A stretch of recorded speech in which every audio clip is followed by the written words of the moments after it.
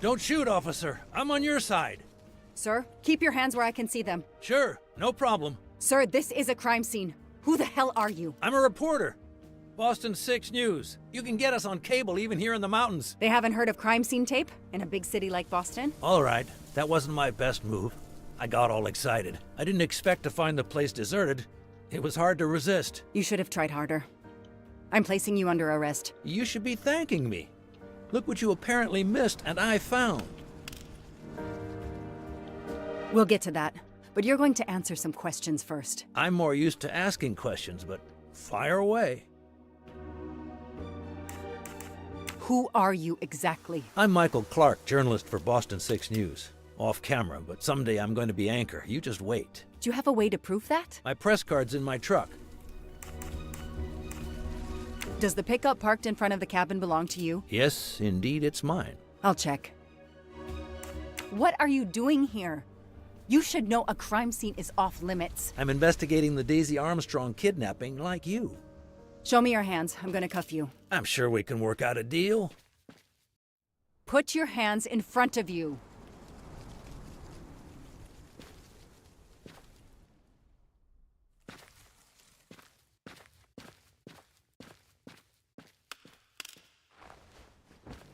Aren't you gonna read me my rights? You have the right to remain silent. I really wish you'd exercise that one.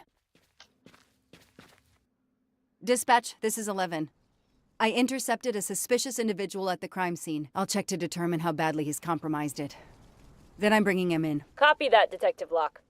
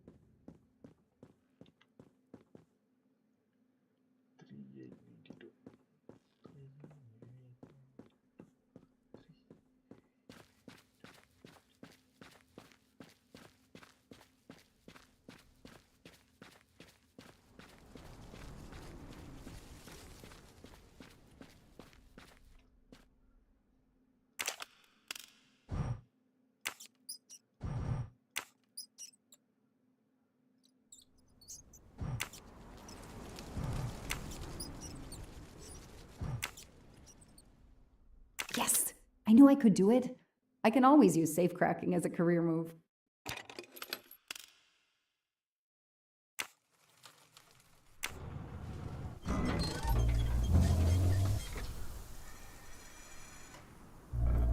There. Now let's see what secrets you're hiding.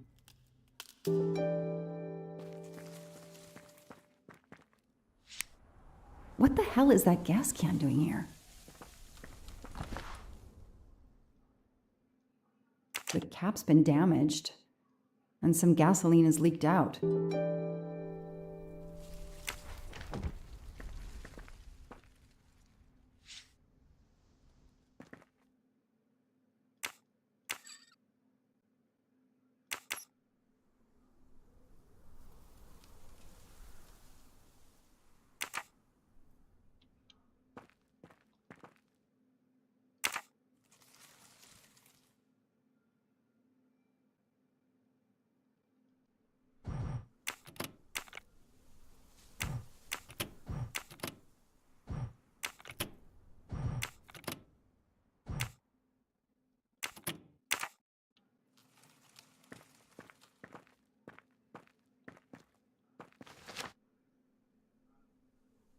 This blueprint.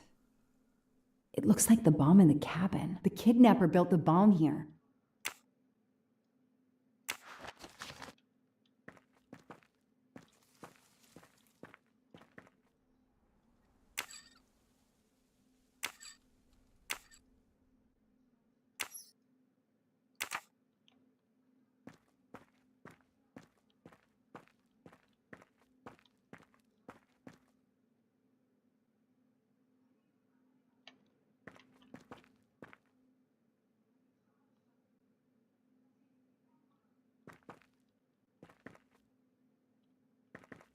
Now what?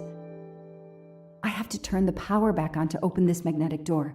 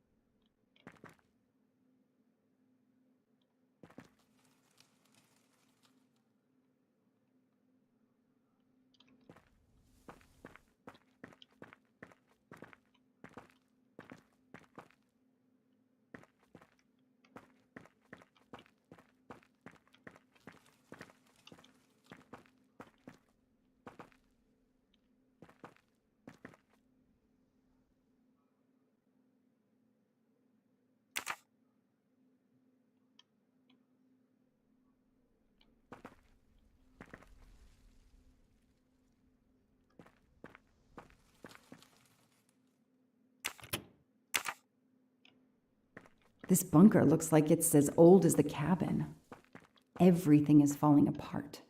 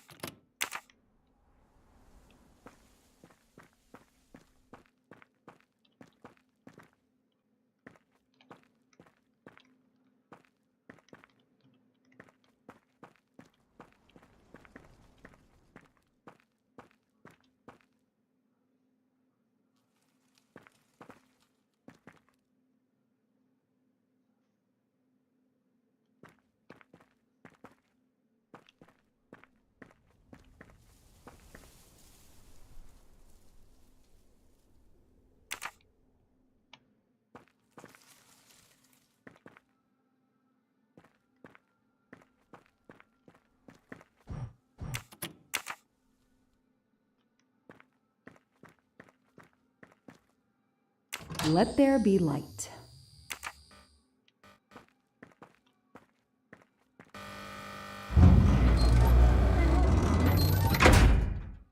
Perfect, it works.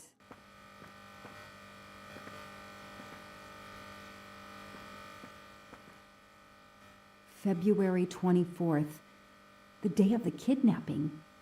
They knew about the party and everything.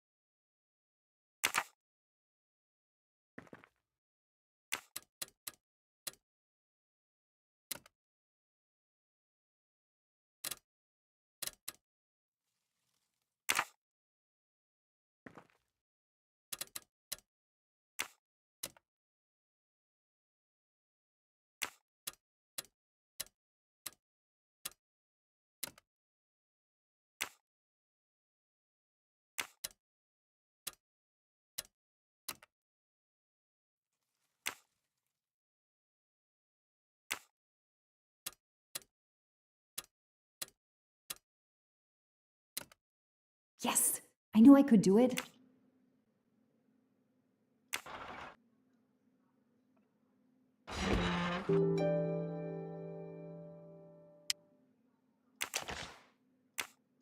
An expensive-looking pen with the initials JM? What's its story?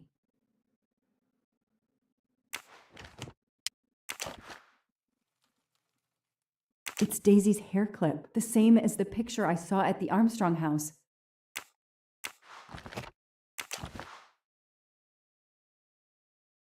That looks like a hair caught in the band around the money. Forensics will tell me for sure, but that doesn't look like Daisy's color.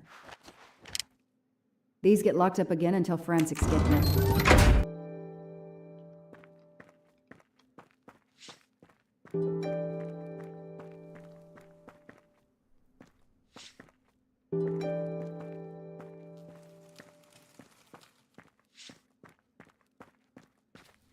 I'll secure the bunker for forensics. Progress at last.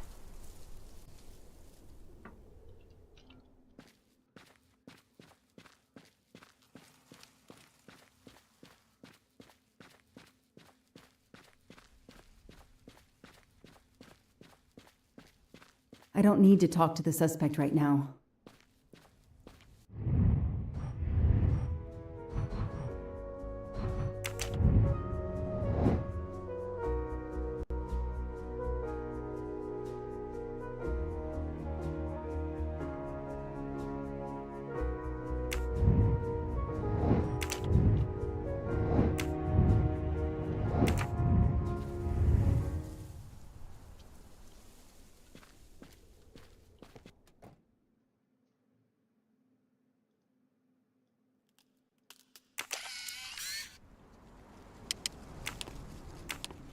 Candid photos of the entire Armstrong family. A reporter just doing his job. Or something else?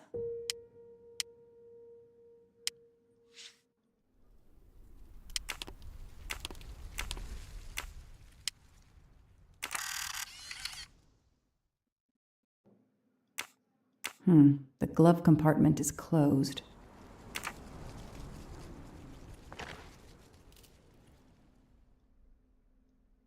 Clark's press card, and the phone number of the newspaper is on it. Ah, good. I can give them a call.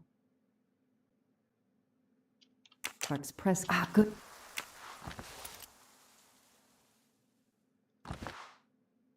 Telephoto lens. Not so surprising for a journalist. Telephoto lens.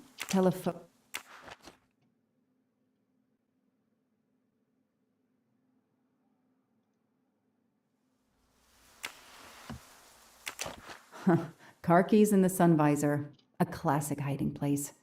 At least on TV.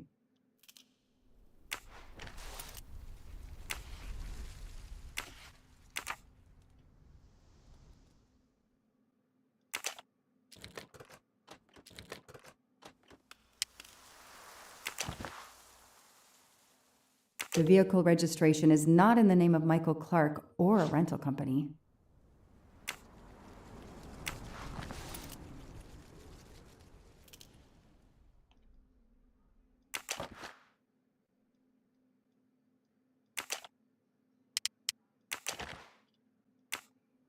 Clark's driver's license seems to be in order.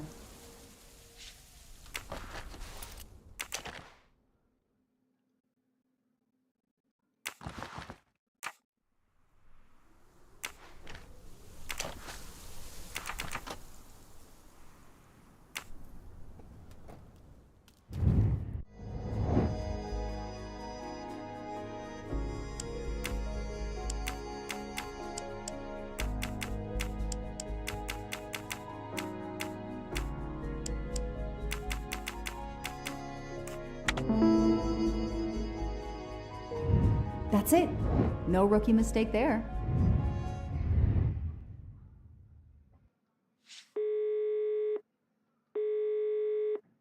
Hi, I'm Detective Joanna Locke, Berkshire Police. I'd like to speak to an editor, please. One moment, please. Hello, Detective Locke? This is Abby Wilson. I'm a senior editor.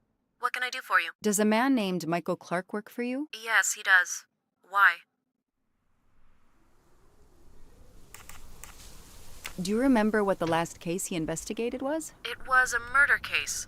The victim was a millionaire named James Miller. He was called the Frozen Fish King of Gloucester, Massachusetts. His body turned up in one of his nets. Or, rather, most of it did.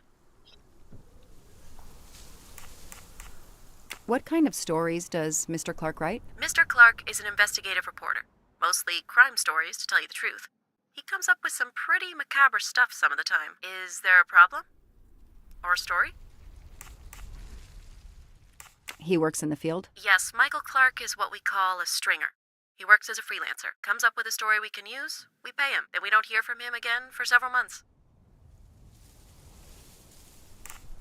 When was the last time you heard from him? Oh, it's been at least 7 or 8 months. That's not unusual.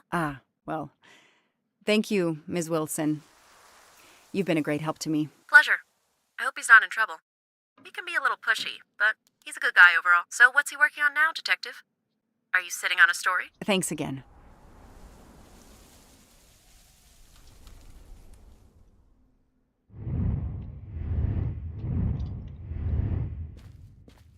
I don't need to talk to the suspect right now.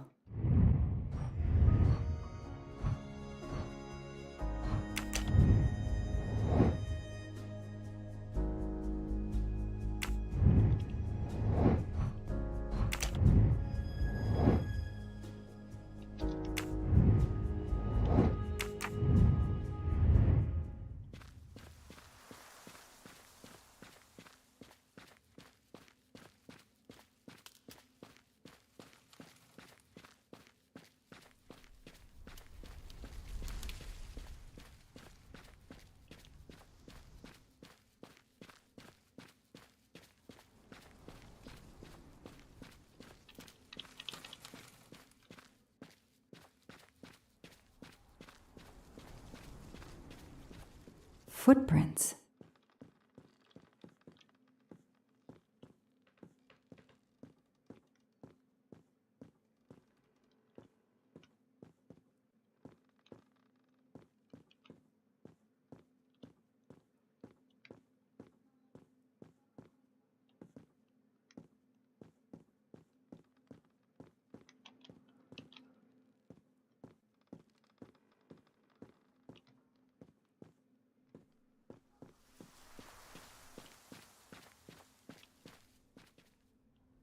The gas can I found in the bunker would match this outline perfectly. Okay, time for forensics to attack that bunker. And Clark? He's too sure of himself. I need to get him into an interrogation room and find out what really makes him tick.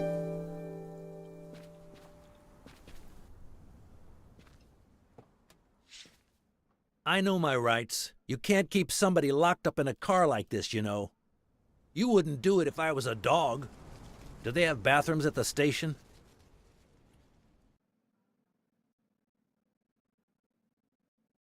I have the right to make a phone call, Detective whatever your name is. That phone is an outside line. Hello, boss. It's Michael Clark. I'm still on the Armstrong kidnap, but there's a small problem. I got caught being someplace I shouldn't be. I'm at the police station. No, I'm not under arrest. Just questioning. Fire me. Why? The station's integrity? You're kidding me, right? If you think I've screwed up that badly, then fire me. Got that? Fire me. Yes, do it. That didn't go well. I think I got my point across. What happens now? Go ahead. Then we'll have a chat.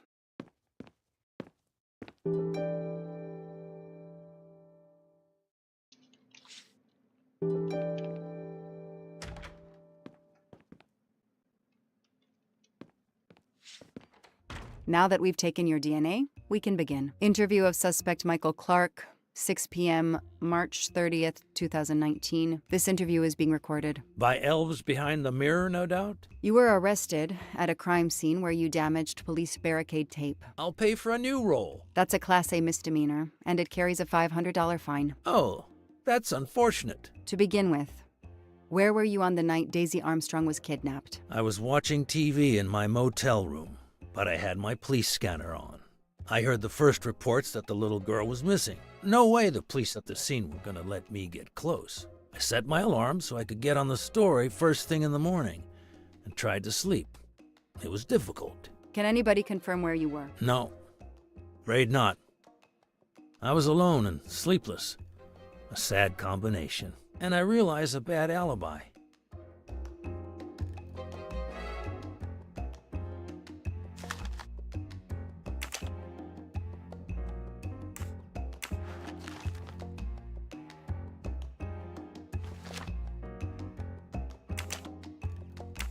Let's start with why you went to the cabin. If the police were interested in it, I was interested in it.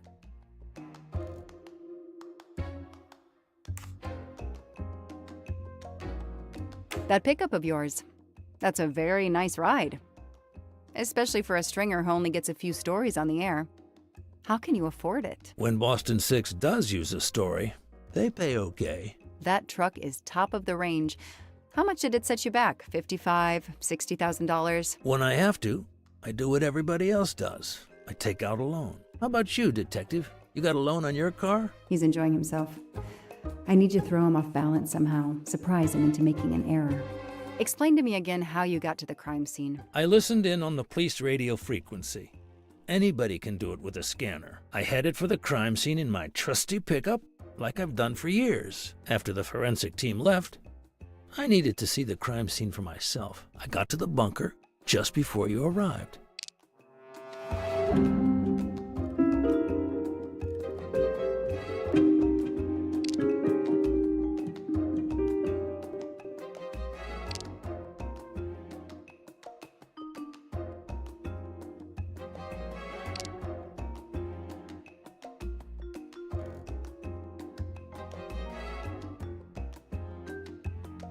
It won't be easy to prove he's lying. Find some evidence.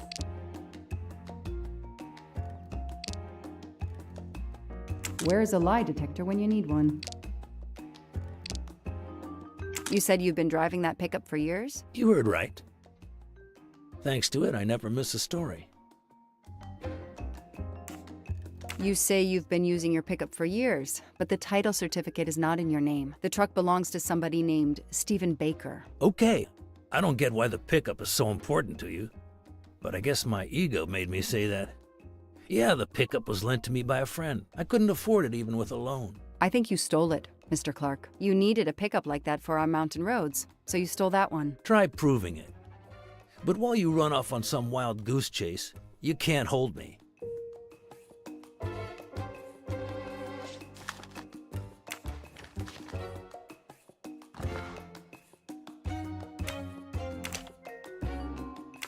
You say you're a journalist, a stringer for Channel 6 News in Boston. I sell my stuff to lots of media outlets.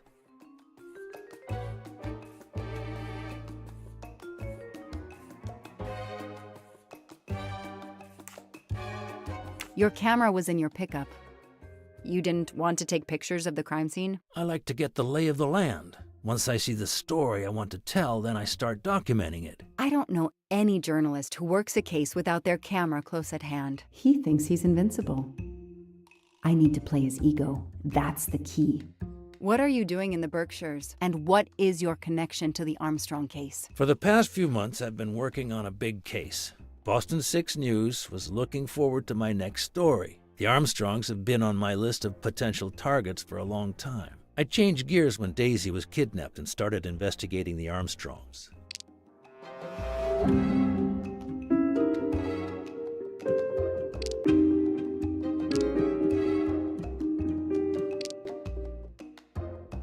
So you just stumbled on a major kidnapping story during your stay in the Berkshires? Yeah, I was researching PCBs in the river for crying out loud. Then, wow, the Armstrongs. That's not a Science Sunday report. That's a lead. Sometimes you just get lucky. Your camera in the pickup. There were photos of Daisy from before she was kidnapped. The Armstrongs are a famous family like the Kennedys or Hollywood couples. Gossip sites love them. People want to see how they live. I started out just stealing candid shots. Paparazzi live on getting that one exclusive shot. Steamy, intimate, whatever. Then when the kidnapping happened, I realized I was here first. What an opportunity. And I jumped at it. You have an answer for everything. You're not very good at this, are you? How long have you been on the job? Long enough to put you away for life, if you killed that little girl.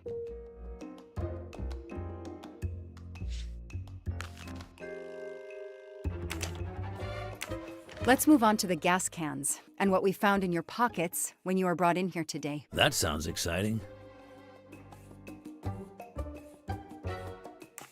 How did you know there was a bunker at the end of the property? How did your forensic team miss it? They were concentrated on the cabin. It was pitch black out there. Small-town cops with small-town minds. I'm sorry, that was unkind. You know, I'm a bit like you. My job is to find something a news program's viewers want to see. You do it for justice. I do it for money. I just have more flair than you. I know you're lying, Mr. Clark. I followed your footprints from the cabin, and they led directly to the bunker. It was very well hidden. You had to know it was there. Think whatever you want, Detective. I know that Clark is lying. I need to reconstruct the whole sequence of events in order to understand what happened.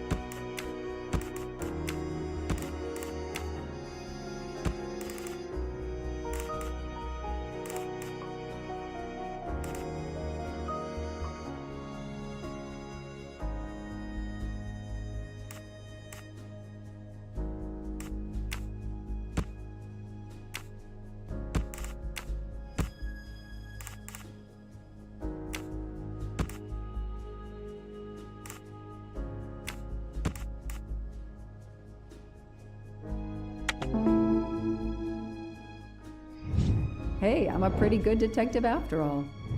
I'll tell you what really happened. You waited until forensics left and arrived in your probably stolen pickup. You grabbed a can of gasoline from your truck. You then went into the cabin to check if Daisy had been found. You then went straight to the bunker to see if it had been discovered, planning to set it on fire and destroy all the evidence inside. Before you could start the fire, you heard me arrive. So you hastily left your gas can and closed the hatch. You didn't think I could open the bunker. If I hadn't found you, I expect you would have burned down the cabin too. I'm not gonna make fun of you, Detective, or how you handled my interrogation. You're obviously very new at this.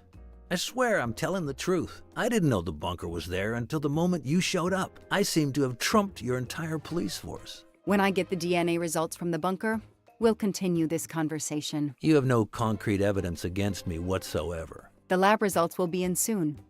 You won't get away with this. See that call? That's your arrest warrant and a one-way ticket to prison. I'll be right back.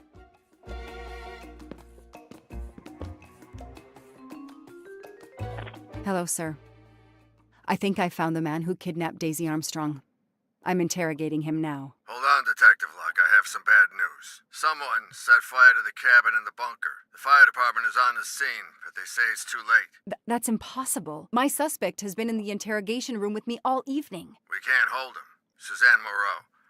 Her fingerprints are on the wine bottle found in the cabin. We also found an unknown person's fingerprints, but they don't match your suspects. Sir, with all due respect, I'm convinced Michael Clark is involved. Detective, I'm cutting you some slack already, but we cannot hold your suspect simply because you're convinced he's guilty. We have evidence that Suzanne was working with an accomplice, Noah Garrity. I order you to release the reporter and arrest this Moreau. Let me just check my last lead. The DNA analysis of the hair found in the bunker safe. The results just came in. I know how hard this is. Okay. Get the DNA results. Detective Locke, I will give you 1 hour maximum. Then you close the file and arrest Suzanne Moreau. Thank you, sir.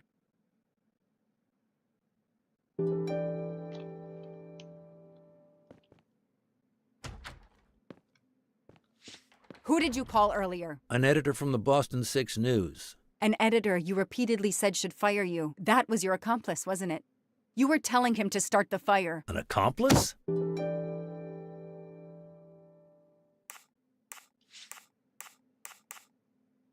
I know it was Noah you called. I'm saying nothing more without the presence of my lawyer. Stay right where you are. I'm not done with you yet. Wow. Do I hear grounds for a lawsuit? Some poor, innocent woman is being accused instead of you. You set her up, didn't you? You have to let me go, Detective. All I need is one more phone call to the lab. I know it's you, and I'm going to prove it. Hello, this is Joanna Locke. I need the results of the DNA test I asked you for. Hi, Detective. Sorry, we only have the DNA sequence. We haven't had time to compare it with the suspects yet. It'll take 7 more hours. I'm sorry, but you are not the only one on the waiting list. Send your analysis to my computer in the office. I'll do the comparison myself. I need authorization. I have a murderer who is going to walk free unless I get those results now. Fine, we'll send it to you right away, but I'll have to log this. It's my last chance.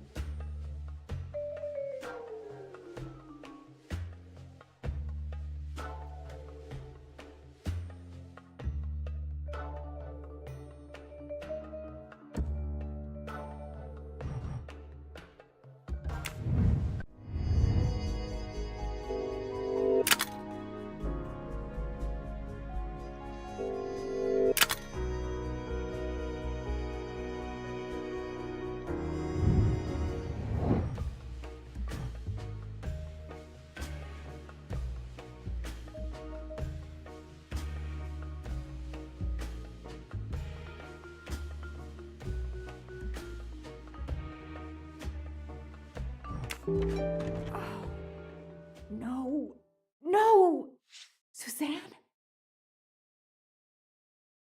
I don't understand. I was sure it would be Clark's hair. I'll have to let him go. Case files. A lot of them for our tiny town. This is all a game to him, and he doesn't expect to lose.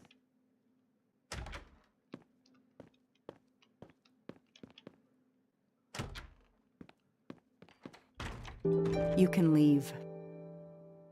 Sorry it didn't work out for you, Detective. Maybe you should consider a career change. We are not done. Oh, but we are, my dear. We are done. I had no choice but to return to the Armstrong house to arrest Suzanne Moreau.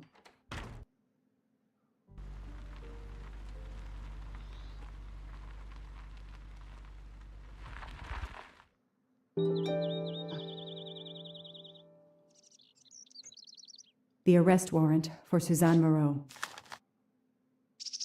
Suzanne was set up by Clark and Noah. They are the kidnappers, but I'm not giving up. When Suzanne comes up for trial, I will fight for her defense. But for now, the district attorney is in charge. If I want to stay a detective, he always has the last word.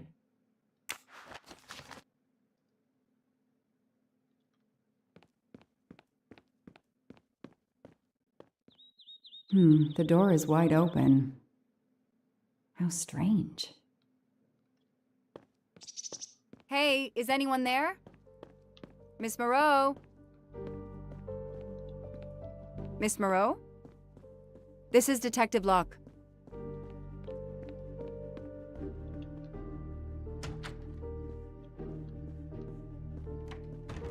Miss Moreau, can you hear me? It's me, Detective Locke. You must get up now. Miss Moreau? Miss Moreau, can you hear me? Suzanne Moreau is dead. There are no traces of blows or injuries on her body. She doesn't seem to have defended herself from anyone.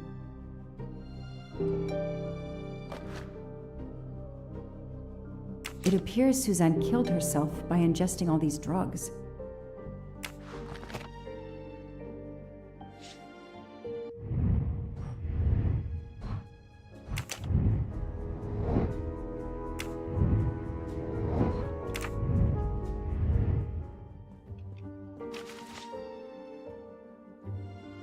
Suzanne was telling the truth about her mother.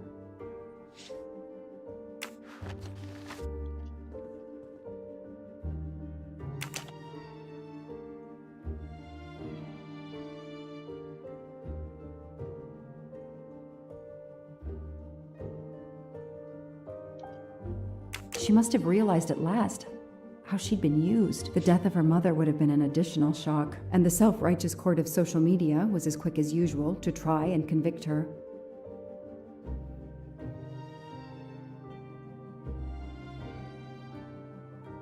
She must have realized at last the death and the...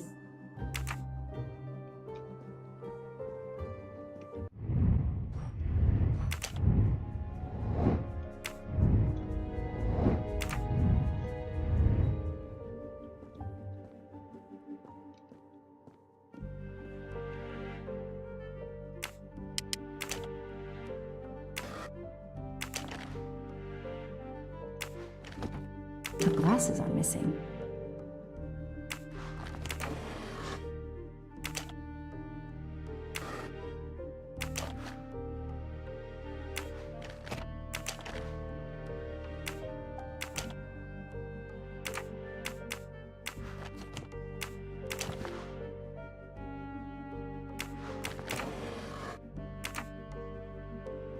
I called the district attorney to inform him.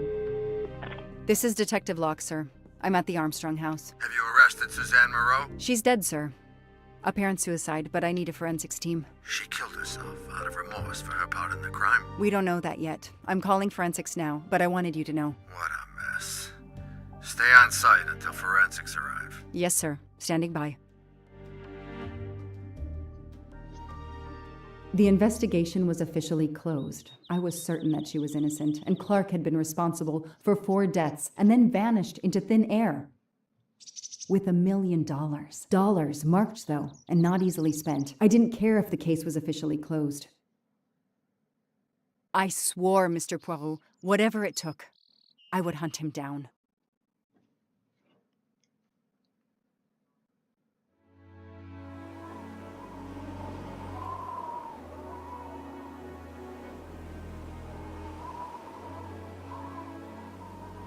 I waited for the forensics team, then went into the station to write my report. I was officially off the case. Thank you, mademoiselle. That obviously cannot be the completion of your story. If I might ask a question? Of course.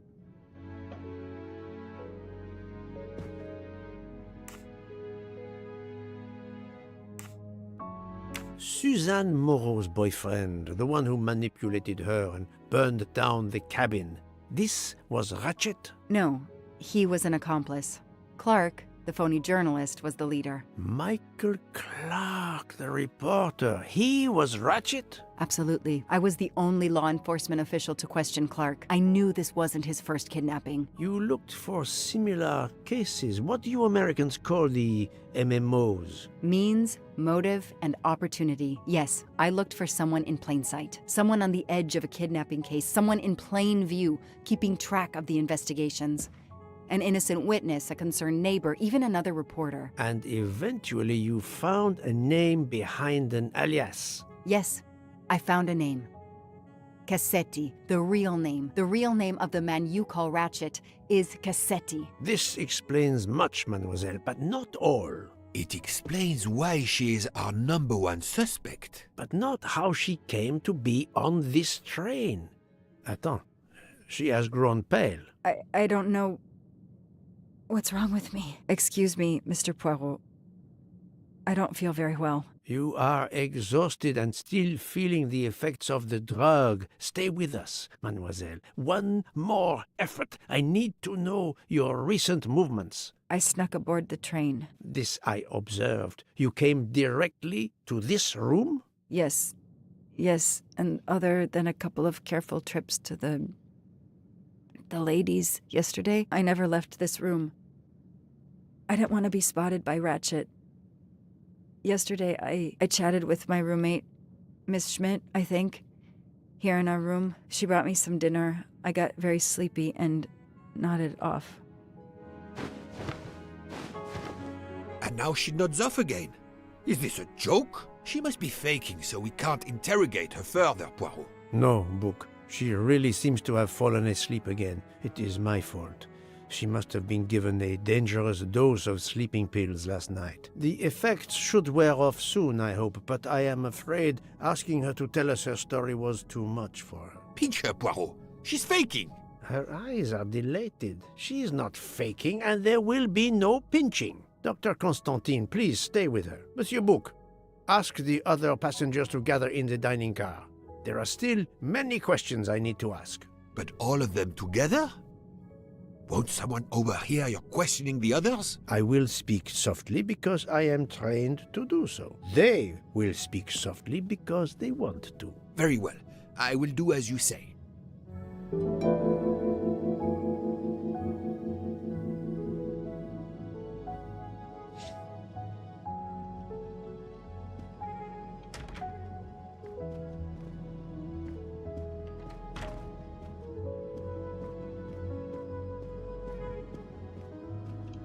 I hope your investigation is going well, Mr. Poirot.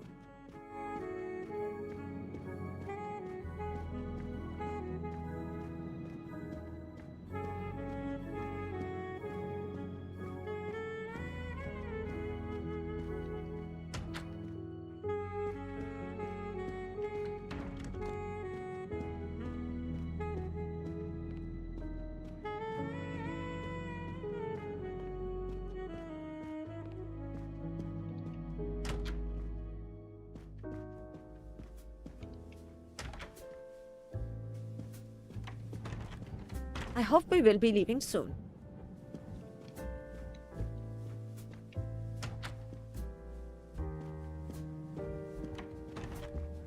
I should go and interview the passengers in the restaurant car.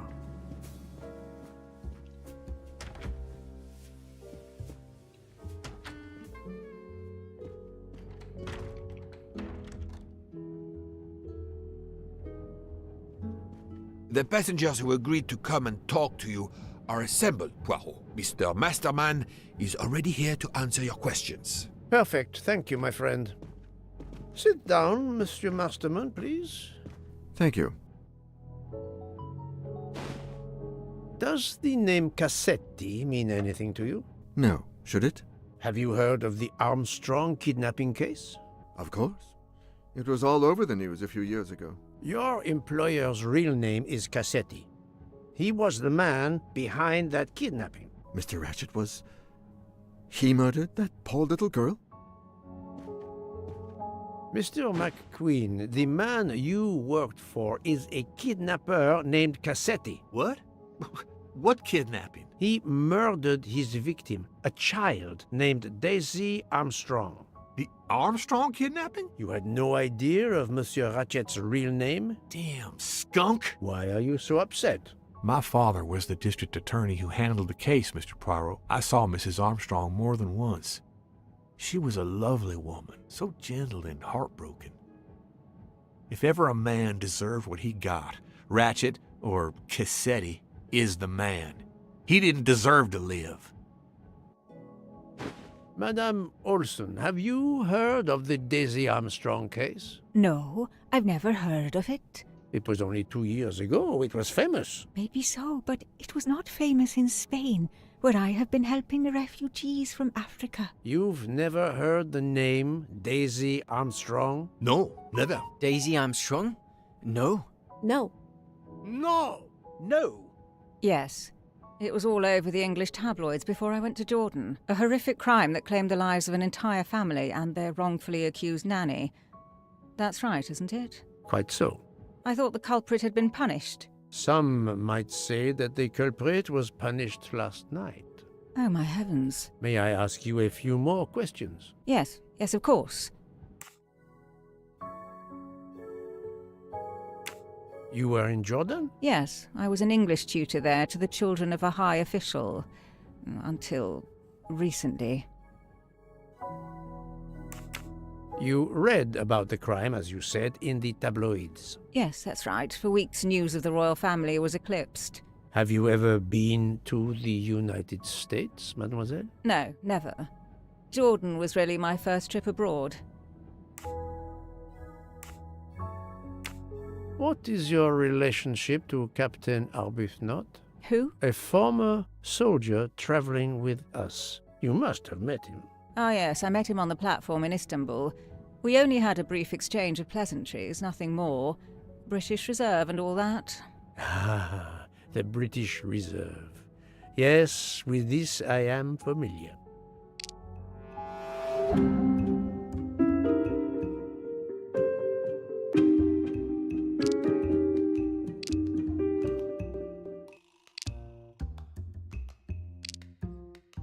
She may be telling the truth, but I cannot be certain. That does not prove she's lying.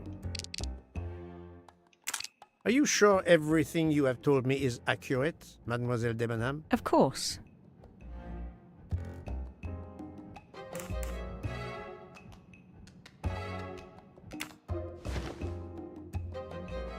Mademoiselle, I know that you met Captain Arbuthnot at the Tocatlion Hotel. You were spying on me. I am very attentive to my surroundings. It helps in my profession. Well, it's your word against mine. I had occasion to be of some assistance in recovering Captain Arbuthnot's train ticket. While searching his room, I also discovered one of your earrings. Whatever your relationship may be to the good captain, I doubt it has anything to do with British Reserve. You will not tell me your secret, mademoiselle? I can't. I don't know what you mean. Poirot, Miss Debenham's got nothing to do with this business. Nothing. Do you hear?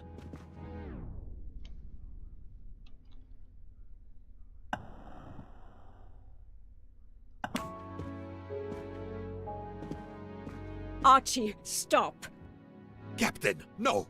This behavior is unworthy of an officer and a gentleman. Leave her alone! Have you no honor? Archie, we should go. Captain Arbuthnot, I am certain you are a brave soldier, but you are a poor actor. The truth is that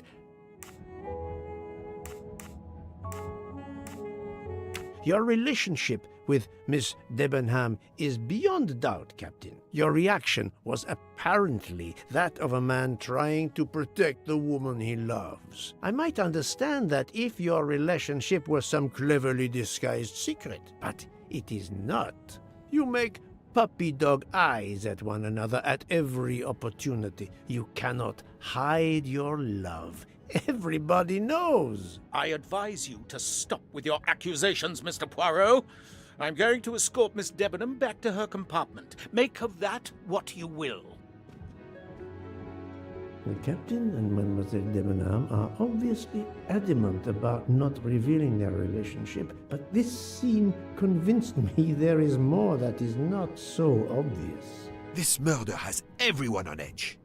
In my 25-year career, I have never seen such madness aboard the Orient Express. I understand, my friend. The more we learn, the more perplexing this train ride becomes. But we have other clues to pursue. What do you have in mind? The broken watch on Monsieur Ratchet's wrist, for example, and the handkerchief found near the body. Who does that belong to? This little drama we have just witnessed has not put you off the scent. Far from it, my friend. Will you return to your watch over Mademoiselle Locke? Yes, I will. Dr. Constantine can probably use a break. Good. Au revoir, Poirot.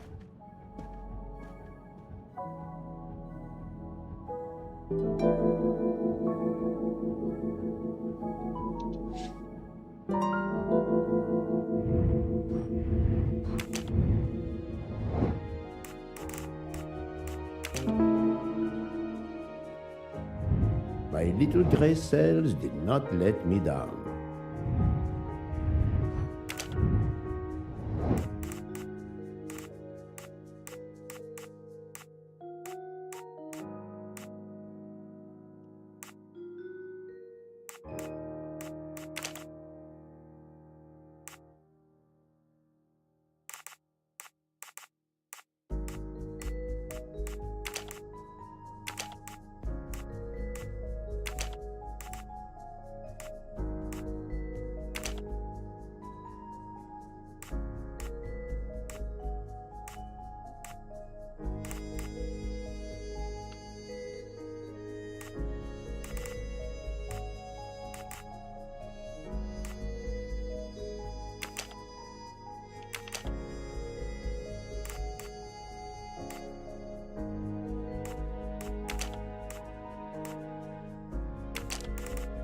Think, Poirot. That is not a good answer.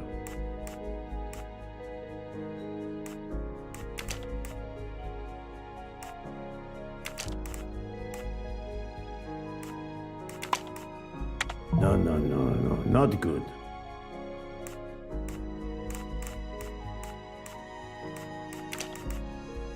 Think, Poirot. That is not a good answer.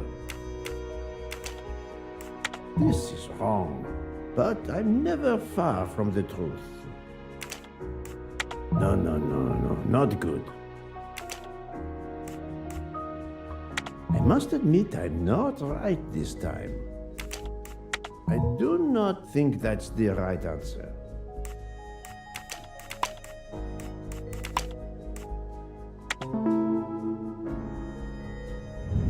Et voilà.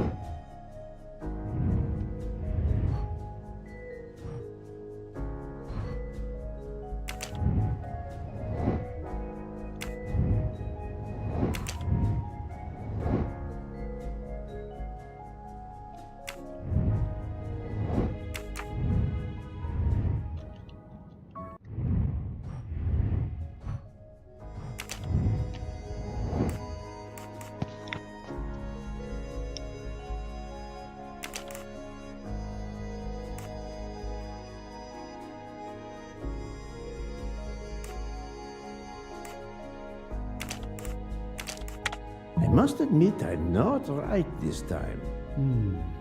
Let me consider all the possibilities.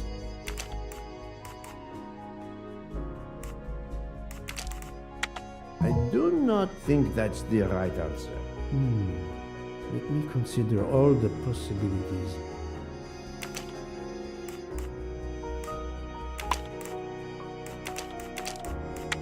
No, not good. Let me consider all the possibilities. Yes, there are only 3 possible hypotheses. The watch has been tampered with, or it is out of adjustment, or it indicates the time of the murder. I shall explore these last 2 possibilities before reaching any conclusions. If the watch is out of adjustment, it may be broken. There may also be another reason related directly to Ratchet.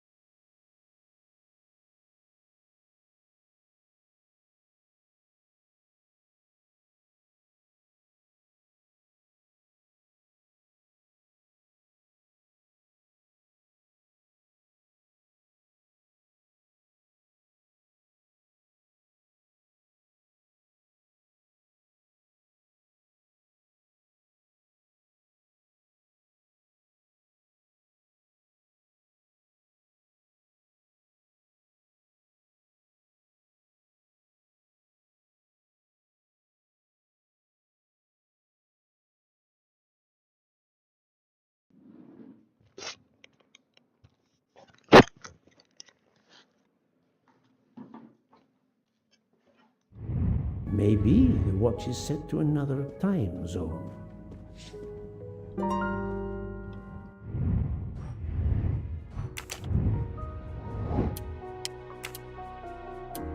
The watch was not defective because the second hand is still moving.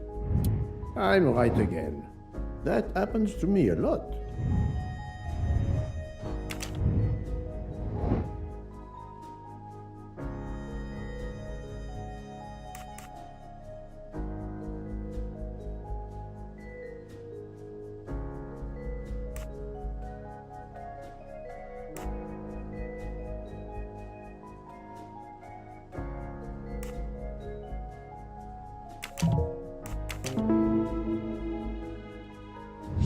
My little gray cells did not let me down.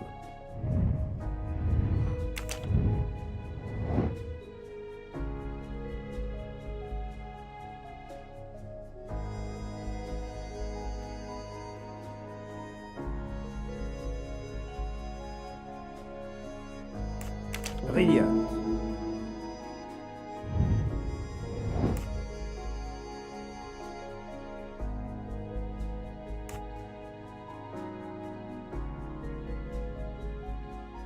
Good job. If this theory is correct, then the murder took place at 12:15 a.m. I must interrogate all the passengers to see if any of them have an alibi for this hour.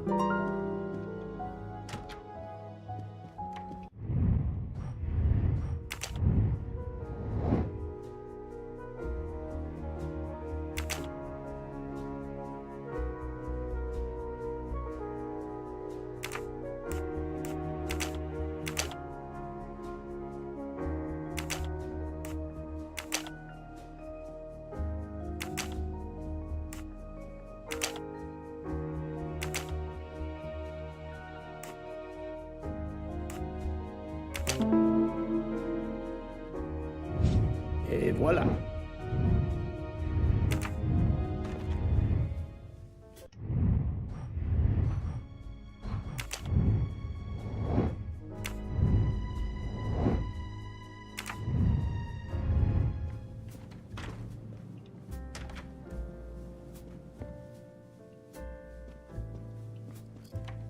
Monsieur Foscarelli, I would like to ask you a few questions, if you allow me. Ah, Signore Poirot, is it? I was wondering when you'd get around to me. Unfortunately, you find me on a mission of mercy. Hello, Monsieur Poirot. Sorry, we have a small problem. The orange juicer has broken down and I can't fix it. Mr. Foscarelli has kindly offered to help me. It isn't a car engine, but I am doing my best. Even with the two of us, we can't manage. Let me guess. You call upon Poirot to help. I'd be happy to answer your questions when we finished.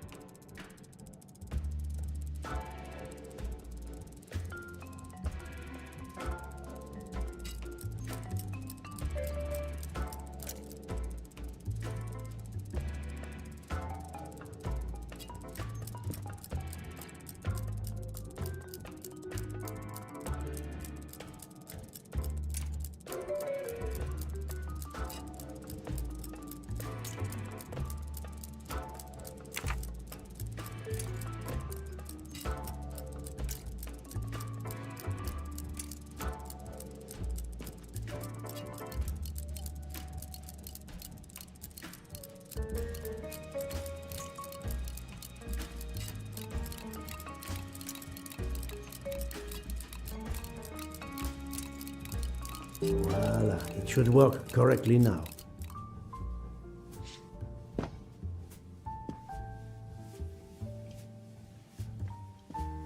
Thank you so much, Monsieur Poirot. I can... Bravo! I should stick to automobiles. Well, now we can talk calmly. Monsieur Foscarelli, is it? Antonio Foscarelli, delighted, Monsieur Poirot. You have, of course, heard about Ratchet's murder last night. Oh, naturally. It is all anyone is talking about. Have you ever been to the United States? Yes, it has been a primary market for our cars for the last 10 years. You remember the Armstrong case? Armstrong? The name, yes? It was a little girl. A baby, was it not? Yes, a very tragic affair. Did you know that Cassetti, the kidnapper, was actually Ratchet? Oh, no. Then he deserved to die. I mean, wouldn't you agree?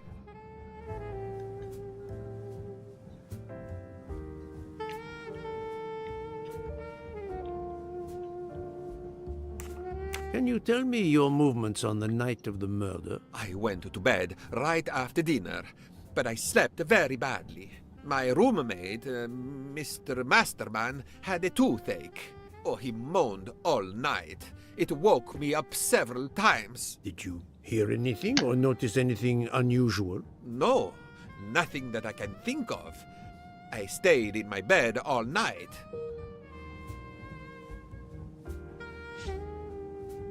Well,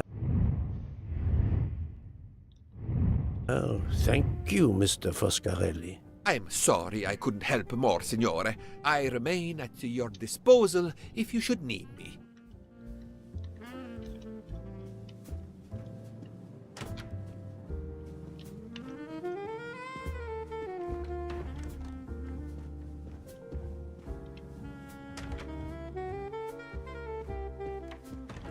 Enchanté, mademoiselle.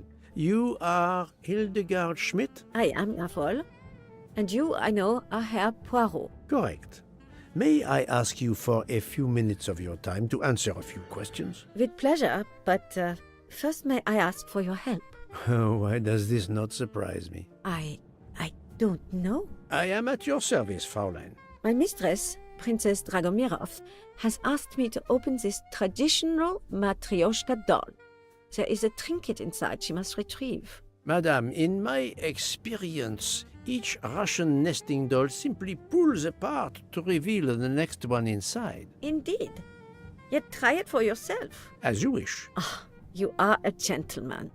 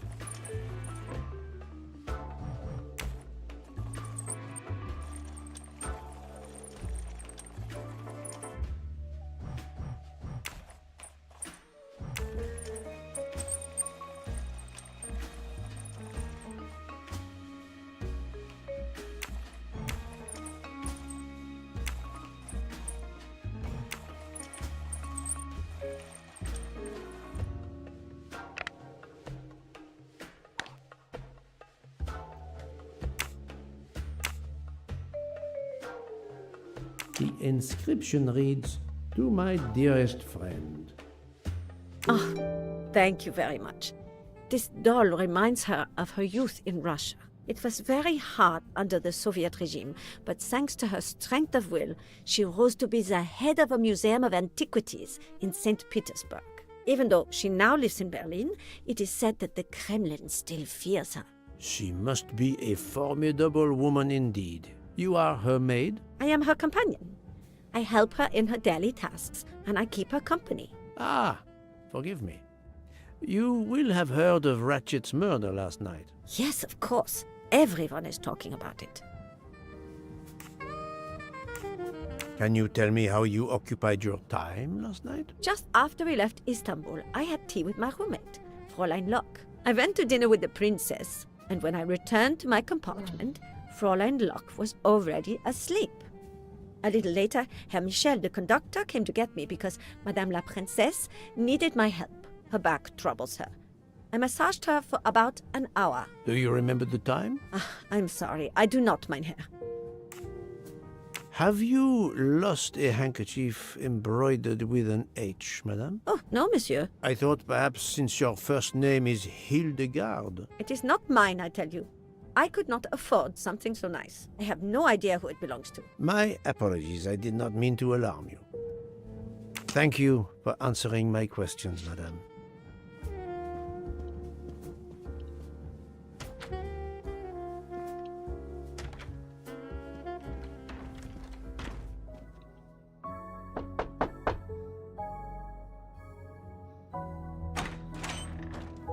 Monsieur, I am Hercule. I know who you are, Monsieur Poirot. What do you want? Answers to a simple question or two. All right, but quickly.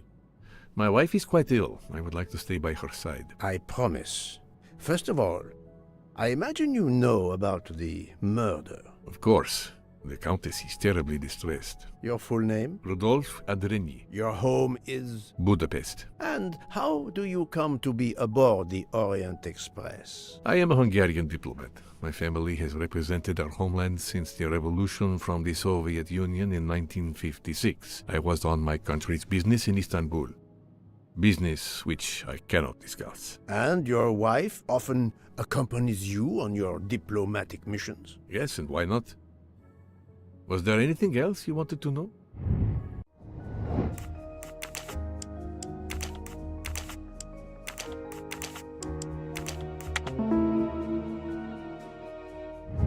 I'm right again. That happens to me a lot. Have you ever been to the United States? I was posted to the Hungarian embassy in Washington for a year. You knew perhaps the Armstrong family. Armstrong? Armstrong. It is difficult to recall. One meets so many people. Can you tell me how you spent last night? I was in our compartment with my wife. She went to bed early. I played a video game on my phone. Around 11 o'clock in the evening, my wife woke up and couldn't get back to sleep. She took a sleeping pill. As for me, I went to bed soon after that and slept straight through until morning. It was the kidnapping of a child, a very sad affair. The culprit was the man on this train who called himself Ratchet, the one who was murdered last night. Indeed. It sounds like justice finally caught up with him. Thank you for your time. Now, I'd like to speak to your wife, if you don't mind. It's impossible. As I told you, my wife is very ill. Thank you, and good luck with the investigation. Eh bien, the good Count does not appear to want me to talk to his wife.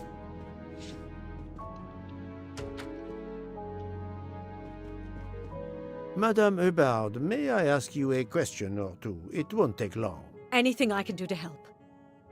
Have you misplaced a handkerchief recently? No, I don't think so. Why? We found a handkerchief embroidered with the letter H, so I thought it might have been yours. I'm sorry, but it's not. It may belong to Miss Schmidt, Princess Dragomirov's lady's maid. I believe her first name is Hildegard. It is a possibility. Anyone could be lying, of course. I thank you, madame.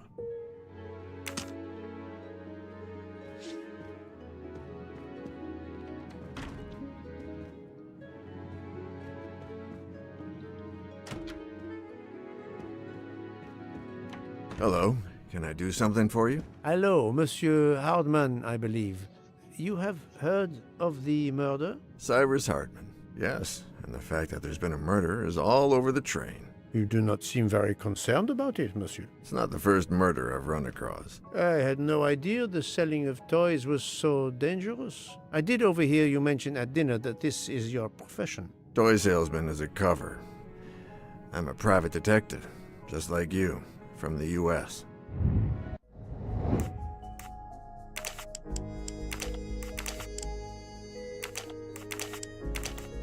No, not good. I must admit I'm not right this time. That was easy. I did not expect to find another detective on this train. I just finished a job in Istanbul when I received an email from Ratchet. He hired me to protect him. Something you failed to do. I'm not happy about that. He'd received some threatening letters. I was supposed to watch his back, and yeah, something I failed to do. But he seemed to think he was in more danger when he left the train. He was traveling to Paris? I assume so, but I'm not entirely sure. Can anyone on this train confirm your identity? Yeah, that McQueen kid. Ratchet's secretary.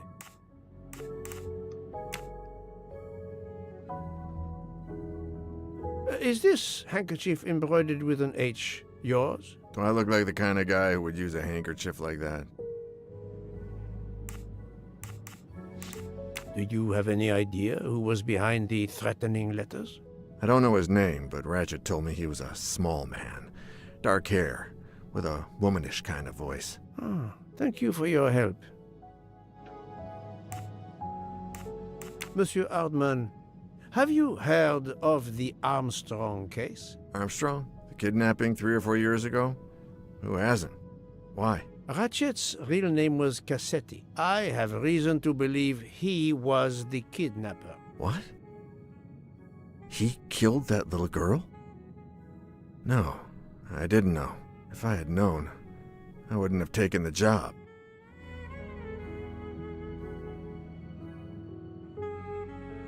Were you on duty last night? You bet. I kept my door open a crack and I watched all night. No one entered that car who didn't belong there. Did you see anything in particular? The conductor, Michel, he was there most of the time too, except for 15 minutes or so after we left Vinkovsky. He must have answered a call from Ratchet's room, then he was absent again for a while around 1 a.m. After that, he didn't move until 5.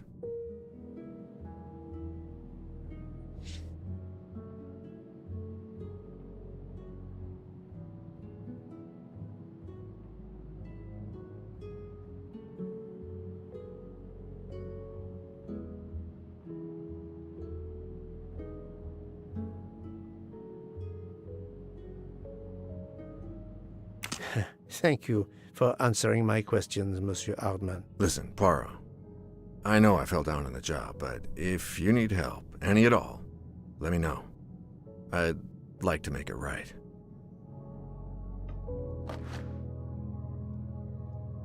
Ah, it has been a while since I have seen one of those.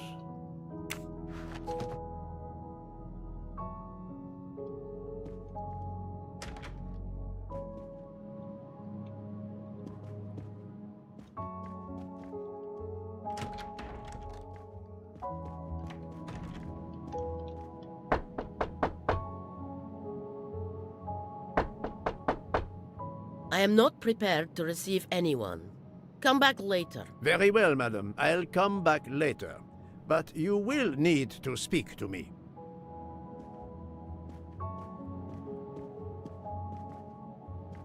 So, my friend, have you finished your investigation? No, but I have managed to solve a few mysteries. Okay. I stay here to watch this young lady.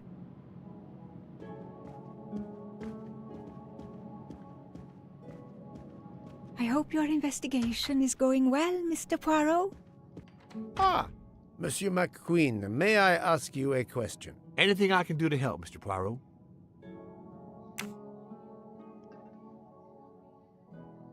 This handkerchief embroidered with an H. Is it yours? No, I don't use cloth handkerchiefs. Thank you. I won't bother you anymore.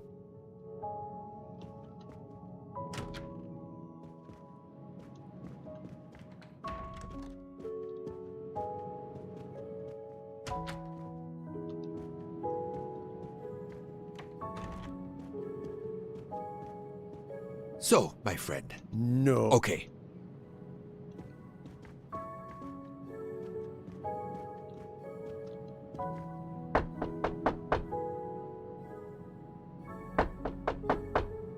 I am not prepared. Very well, madam. I'll...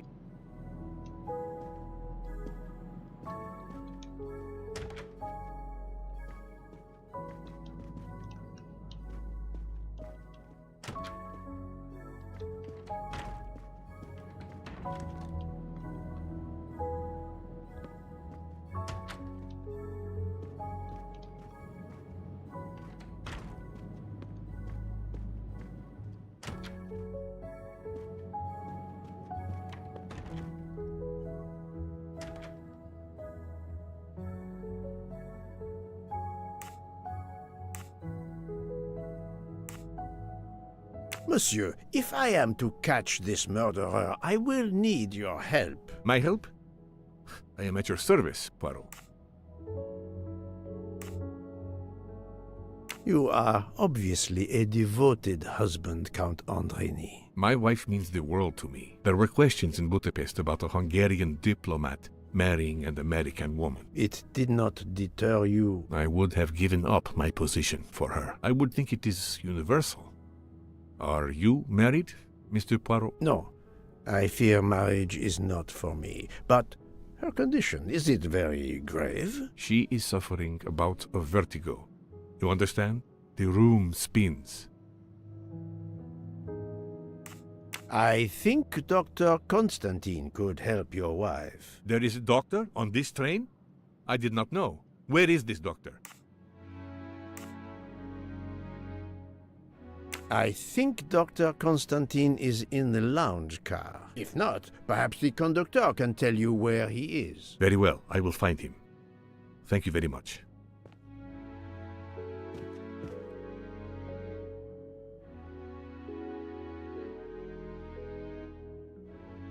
Forgive me for intruding, madame. I am Hercule Poirot. I know who you are, Mr. Poirot. I overheard you send my husband on a wild goose chase. Your husband cares for you greatly, madame.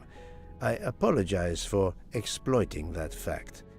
But the situation is urgent, and I need to ask you a few questions. Apology accepted. I realize you must speak to everyone. This horrendous murder. It's very upsetting. That is a beautiful music box. Please don't touch the music box. It's a fragile family heirloom. Your accent, is it American? Boston, perhaps? You have a good ear, Mr. Poirot. Yes. Born and raised in what we call the Back Bay. Are you in the diplomatic service like your husband? No, not officially. I was still in college when I met Rudy 2 years ago. I keep myself busy handling his scheduling, travel, appointments. Ah, what is the saying? Behind every great man there is a great woman. That was the saying. Today one might reverse the sentiment as well, don't you think? Of course, I stand corrected.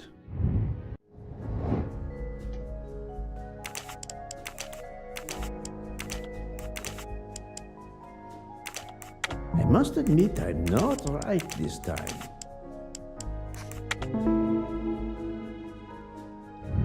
That's the right answer. A handkerchief embroidered with an H was found at the crime scene. By any chance, does your first name begin with an H? No, my first name is Elena, with an E. Can you tell me what you did last night? Well, my husband and I went to dinner. Then we came back here. We went to bed around 10 o'clock. I tried to sleep, but I couldn't, because of the shaking of the train. I suffer from vertigo. I finally took a sleeping pill, and that did the trick. When did the train's motion prevent you from sleeping? Between midnight and 2 a.m. I know because I must have looked at my watch about 10 times. I see.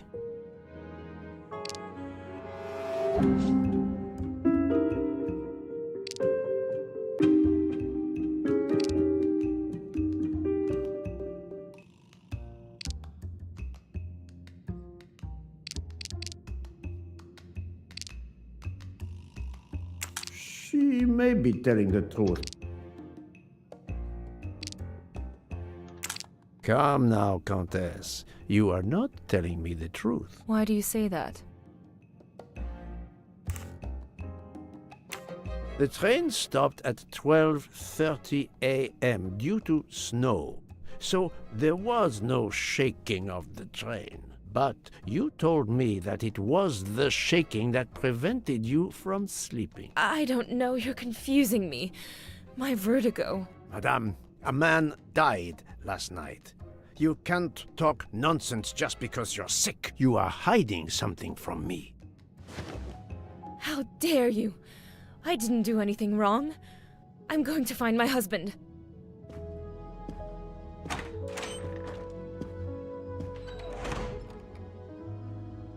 That was unkind, I know, but my strategy worked. I can now inspect this room in peace.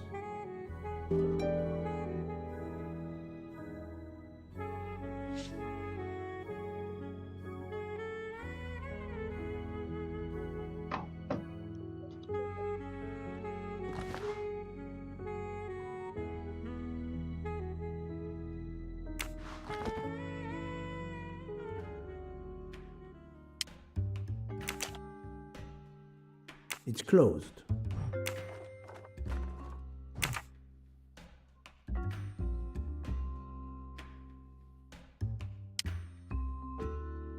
There seems to be something missing here.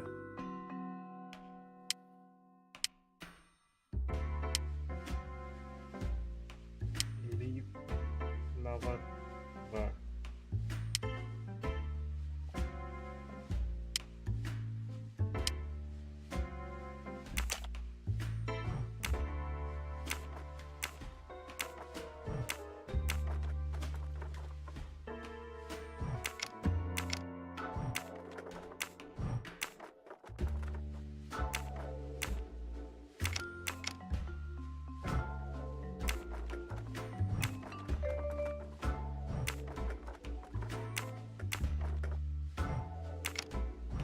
It's closed.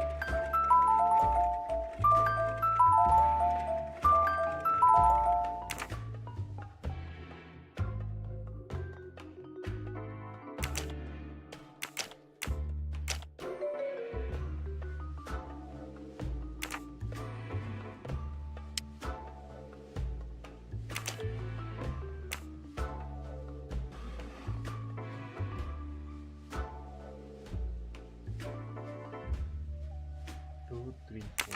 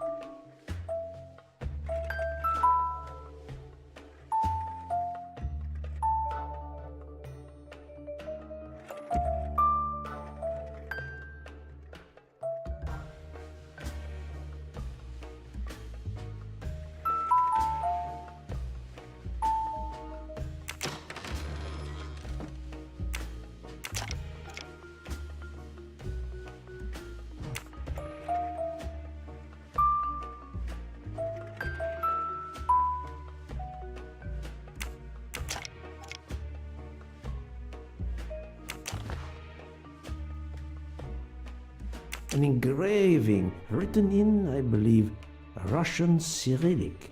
It looks like a first name.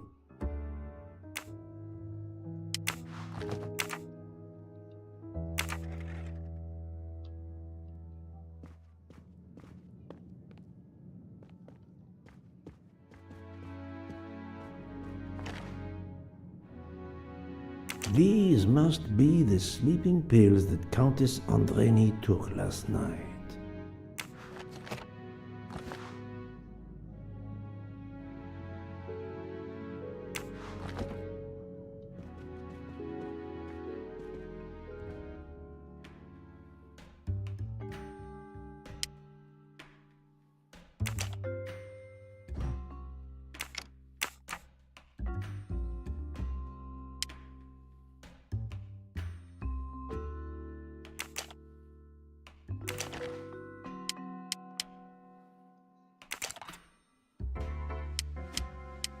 It's Countess Andreni with an older girl. For my beautiful young ladies, Helena and Sonia. Helena with an H. Poirot! Have you no shame? Monsieur, I am afraid shame is not a very helpful emotion for a detective trying to get at the truth. What are you doing in our compartment? I am investigating a murder, Count Andreni. My wife is ill. My apologies, monsieur, but your wife seemed in perfect health when she left the room to find you. I do apologize, but I needed to search your compartment. You will regret this, Poirot. Please, Count. You aren't going to challenge me to a duel, are you? Countess, I'm afraid I took the liberty of inspecting your little music box. How dare you! The message in the medallion was addressed to you and Sonia. Sonia Armstrong, your older sister, the mother of Daisy, the murdered child.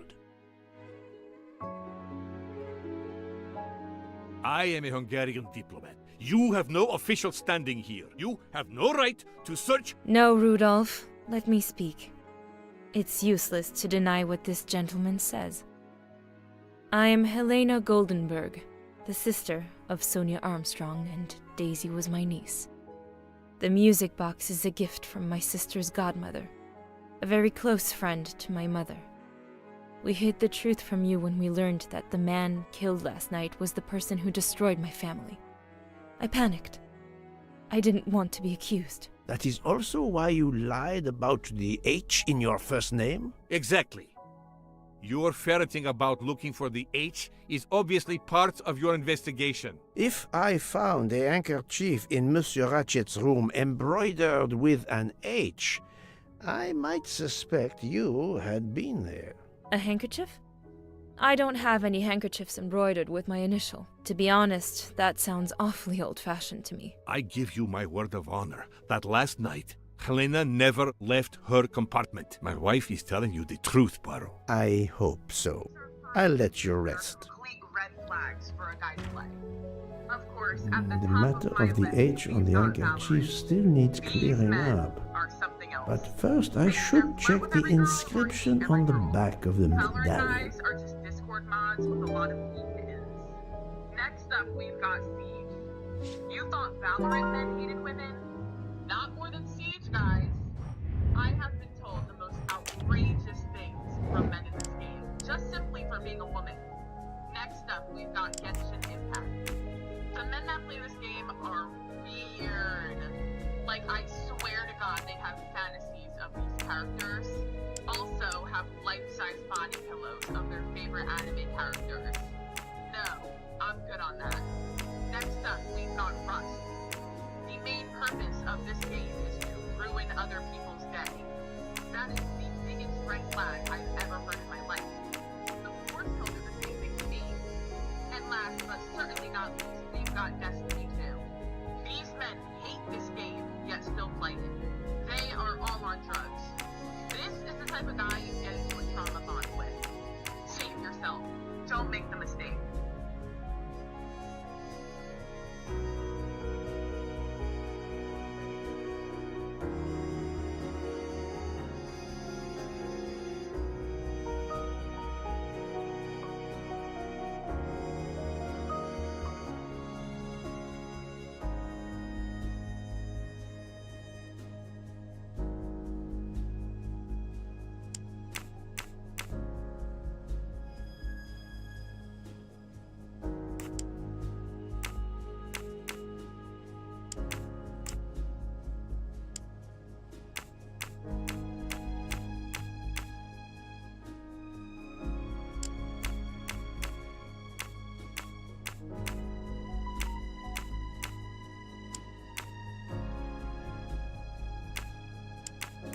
I do not think that's the right answer.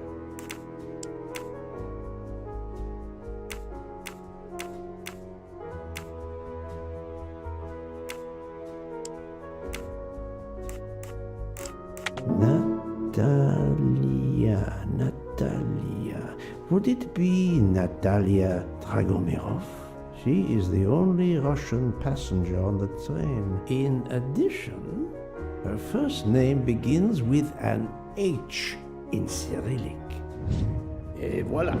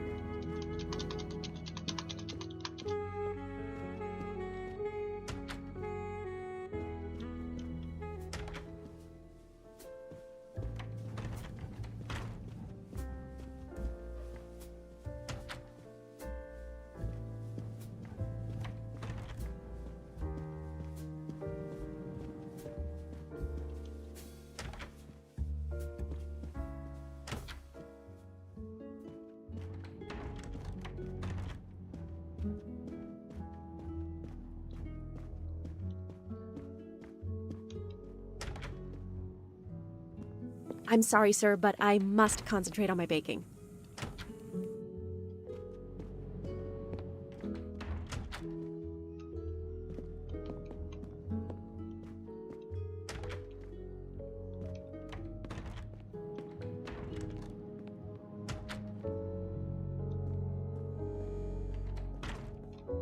Sorry to bother you, Monsieur Mori. I have a question to ask you. Please make it quick. I have a meal to prepare. This handkerchief embroidered with an H, is it yours? No, I've never seen it before. Thank you. That is all I wanted to know. I hope your investigation won't interfere with today's menu.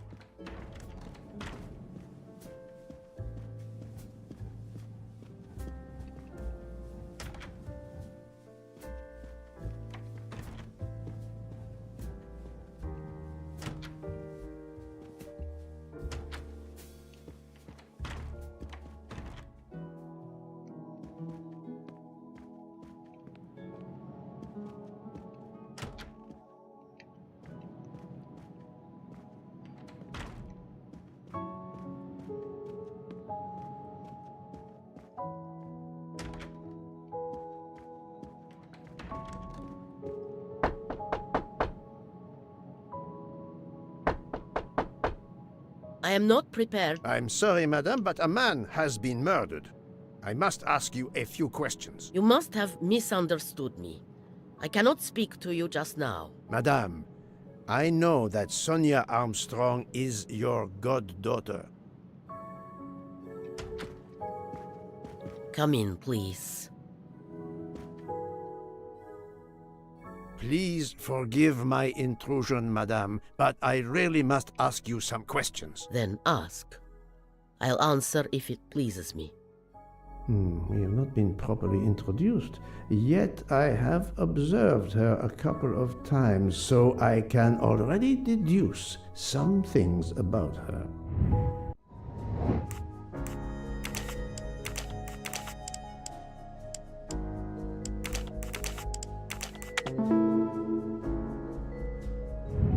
That was easy. I will first ask you about last night. Will you tell me your movements? I went to bed just after dinner. I read until 11, then tried to sleep. Later I woke. What caused you to awaken? I suffer from back pain, a consequence of old age interfering with an active life. I called Schmidt around 12:45 a.m. to give me a massage. She did so until I fell asleep. How long was she with you? A good hour, I would say. I see. The first initial of your first name, Natalia, in the Cyrillic alphabet looks exactly like the letter H in the Latin alphabet. I'm Russian, Monsieur Poirot, and I was the head of a museum of antiquities in St. Petersburg for decades, until I moved to Berlin recently. I'm familiar with Cyrillic. This handkerchief is yours, isn't it? Yes, indeed. I lost it. It was found in Monsieur Ratchet's room. Can you explain to me why Madame Schmidt didn't identify the handkerchief? She must have known it was yours. Possibly to protect me. She is very loyal. Your next question will be, how did my handkerchief come to be lying by a murdered man's body? My reply to that is that I have no idea. That is not an answer, madame. It is all I am able to give you. I must tell you, Princess Dragomirov, I have discovered something astonishing. And that is? You are Sonia Armstrong's godmother. You make that sound like a revelation.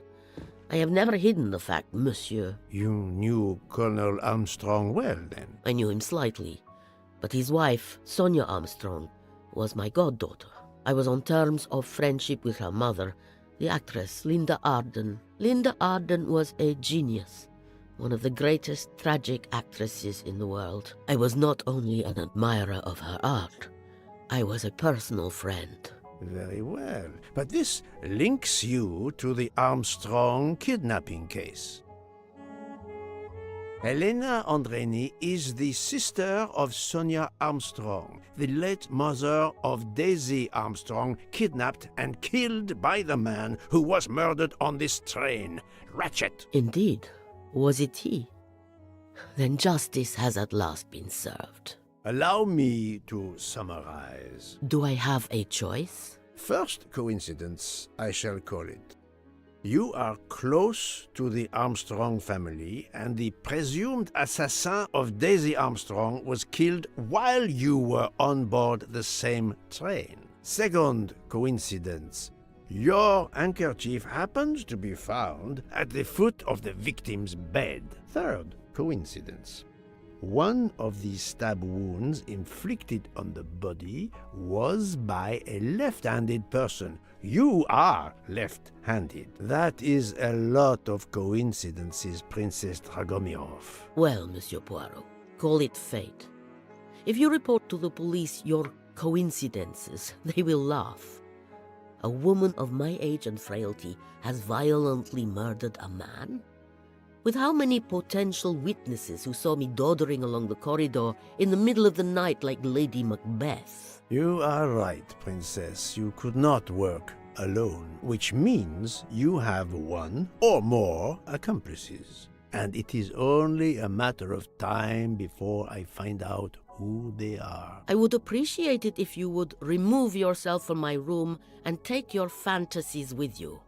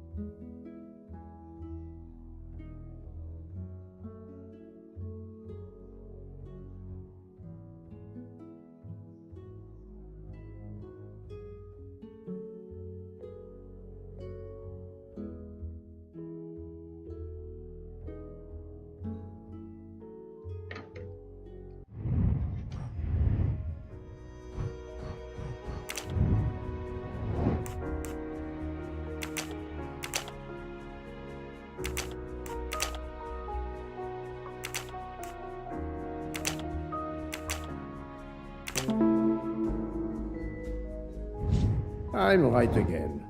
That happens to me a lot.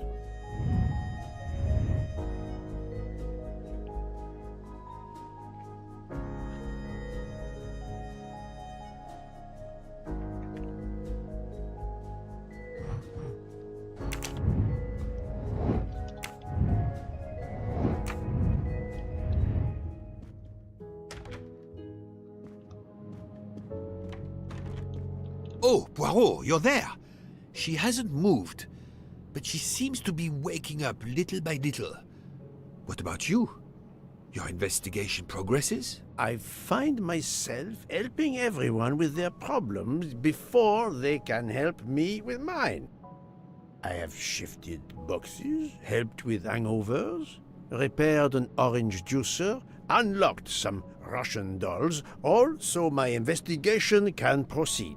Don't forget the dessert recipe. How can I? Truly, the labors of Hercules. My friend, I would rather clean out the Orient stables. Yet, I have managed to solve a few mysteries. Oh, tell me everything. I had 3 theories concerning the broken watch. It could have been tampered with. It could have been out of adjustment before the murder. Or, of course, it could indicate the actual time of the murder. The only hypothesis I could rule out was that the watch was out of adjustment. For the others, they are impossible to verify. So the watch is of little use to the investigation. And I was convinced that it indicated the time of the crime. The embroidered handkerchief belongs to Princess Dragomirov. I also found out that she was Sonia Armstrong's godmother. On the same train with the little girl's murderer? Exactly. Also, Elena Andreni is the younger sister of Sonia Armstrong, Daisy's mother. Another passenger connected to the Armstrong case? Yes, Book. What are the odds, do you think? But I cannot see either woman stabbing Ratchet over and over again in a frenzy. And they apparently have alibis. 2 women involved in the Armstrong case. Let us not forget our patient here. There are 3 women. Look, she seems to be waking up.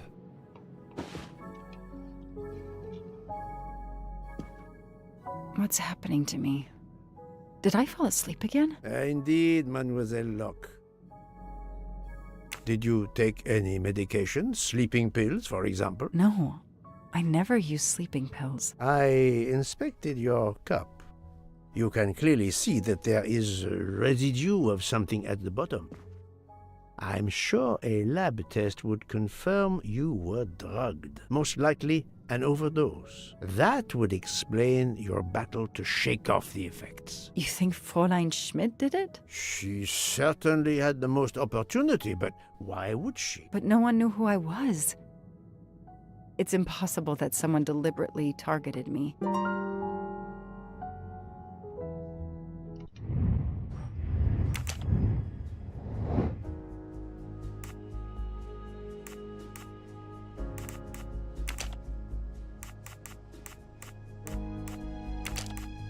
I must admit I'm not right this time. No, not good.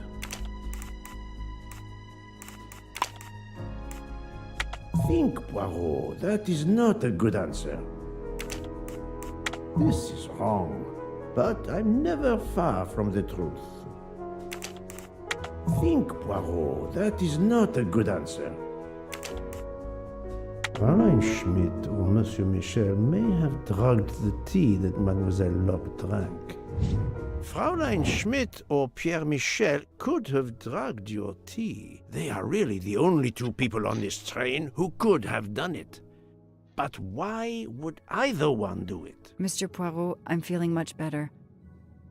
I'd like to bring you up to date to why I ended up on this train. If you are able, I would very much like you to finish your story. Very well then. After the Daisy Armstrong case was officially closed, I put out a standing request to the police departments in the Boston area for anything on Michael Clark. But he didn't turn up on their radar. I even set up an anonymous tip line for news about Clark. That's how I met Braid, a sketchy contact on the dark web, but they found nothing I could use.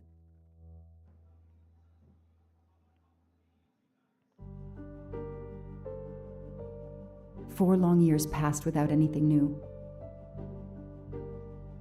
Every day I looked at the evidence board I put up in my apartment bedroom. Then this morning, a police report landed on my desk that changed everything. I paid a visit to the police property room and took home a box full of clues. There was his name. Michael Clark.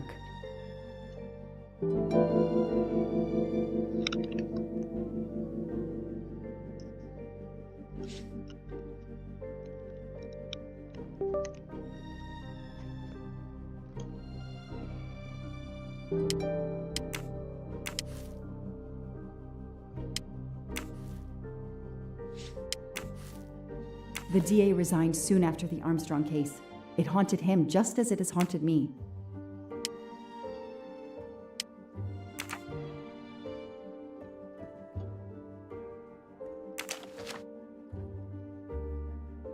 A bill from the power company with, I'm sure, plenty of excuses why my rates keep going up.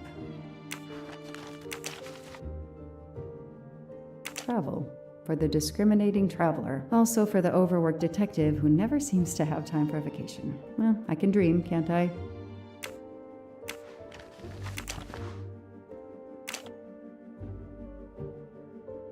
This is Michael Clark? He doesn't look anything like the journalist I interviewed. Michael, you have earned a place on my evidence board.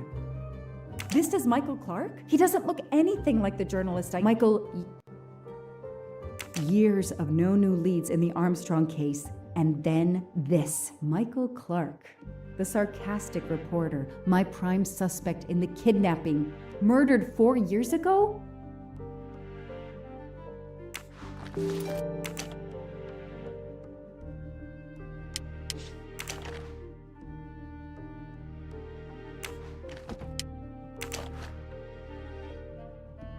So clever.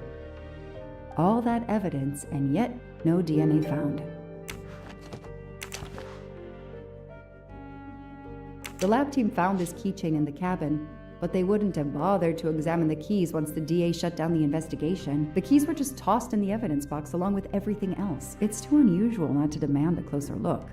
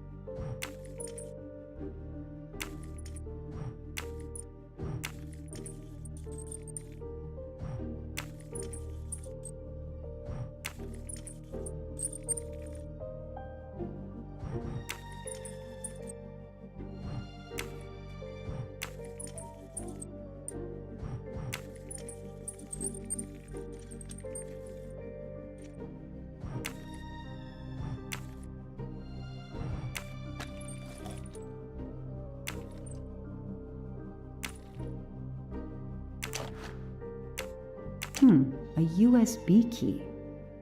Let's plug it into my PC and see what nasty little secret it contains. A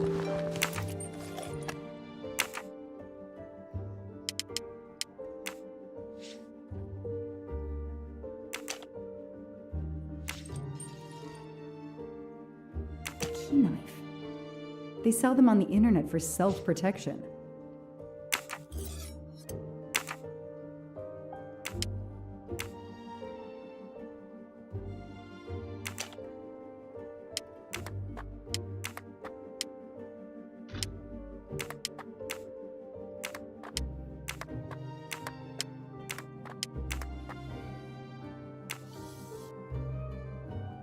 What do they call this? Brass knuckles? Knuckle dusters? Illegal in Massachusetts. Possession alone can lead to serious jail time.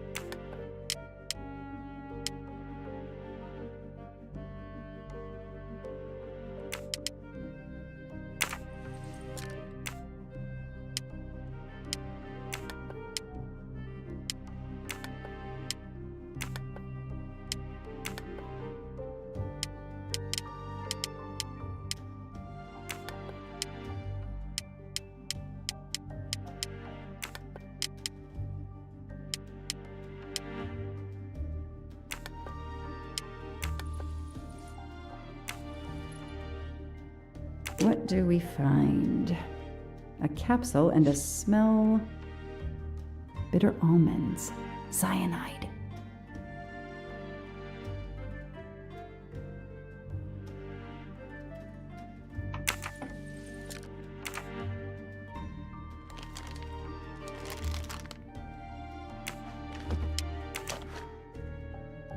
Fluffy. Daisy's plush toy.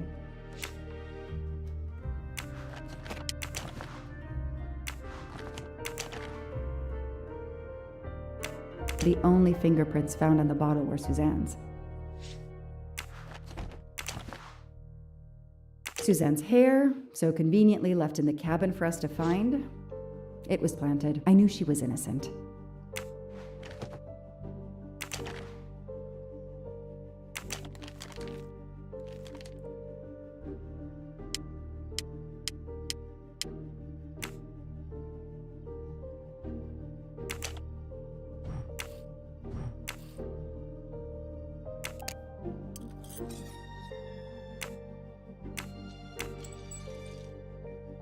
What do we have here? A flashlight. They can also conceal knives, but in this case we have lockpicks.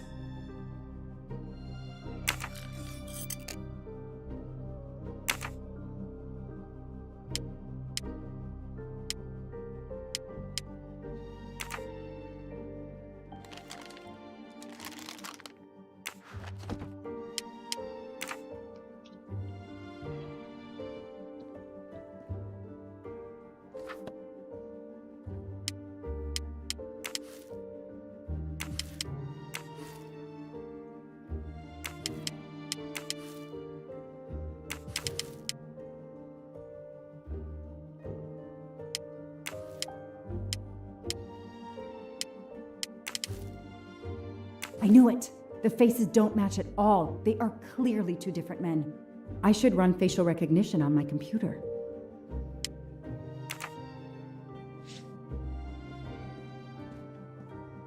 I know I have to stop printing. It's bad for the planet.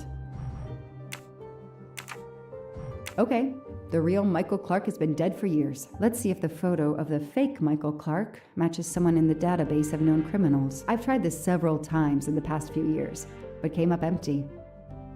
Maybe whoever he really is has finally made a mistake. That could be him, but he looks pretty different. Yes, he seems different at first glance, but still, it's the same person. Nice. No, I did something wrong. All right. I don't need Mr. Poirot to tell me I'm wrong. No, this isn't it. Think! He's changed his appearance a lot. Probably had some plastic surgery on his nose, but there is no doubt it's the same person. Let's see why he was arrested.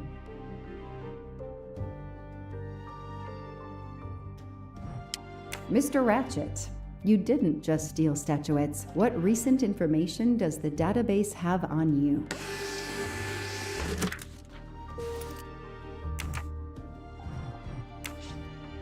Shaved off the metro beard.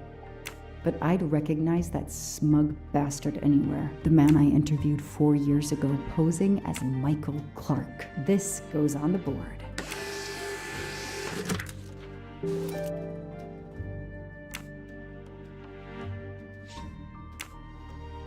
Maybe they needed to show the ransom to someone, to check if the serial numbers were still on record. I'll print them, and on the wall they go.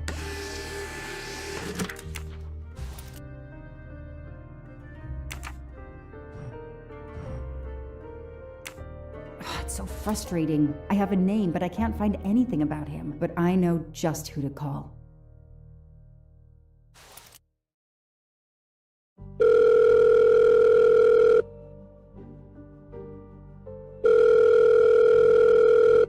Robot Defense League, we are monitoring this call. Hello, Braid. Long time.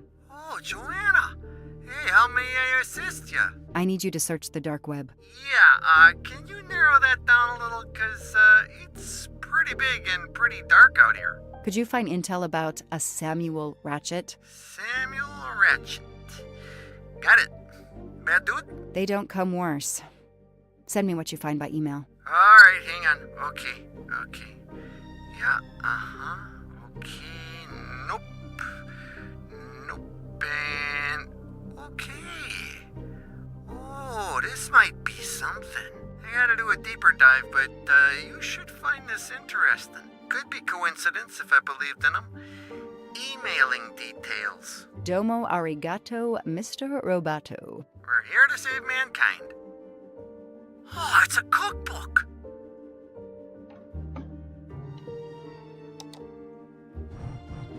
Absolutely nothing on this Cassetti. His driver's license is almost surely a fake. The Orient Express. I'm gonna print these tickets and put them on the board.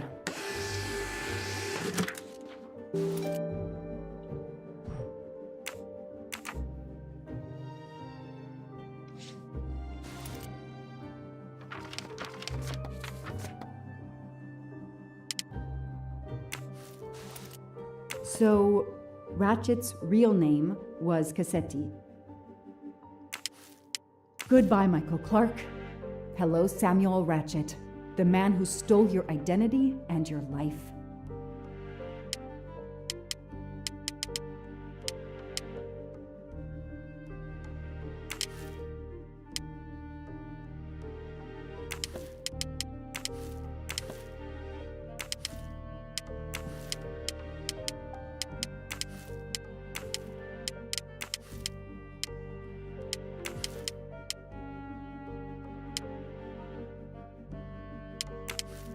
This tattoo is the same on both pictures.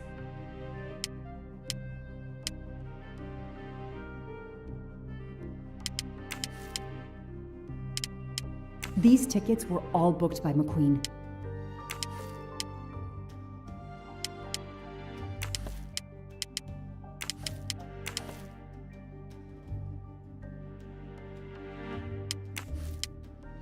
This is Ratchet's ticket.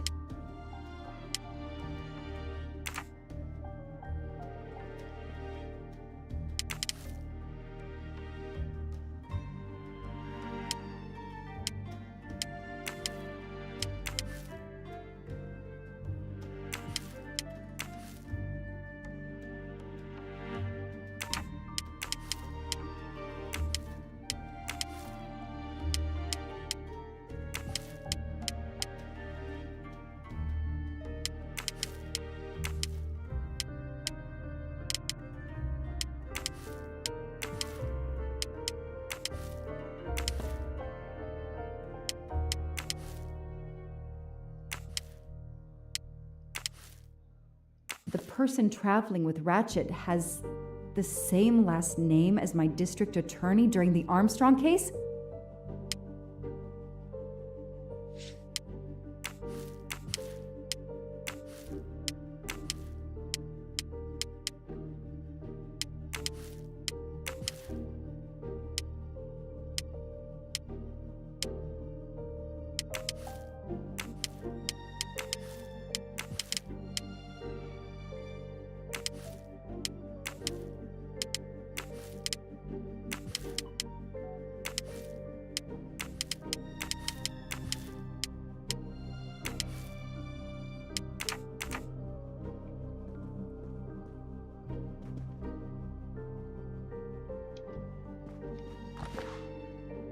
I've read it probably 10 times already.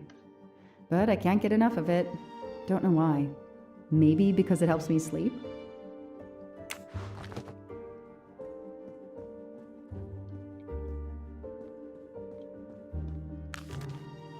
The Orient Express departs from Istanbul next week. Interesting. I'll put it on the board.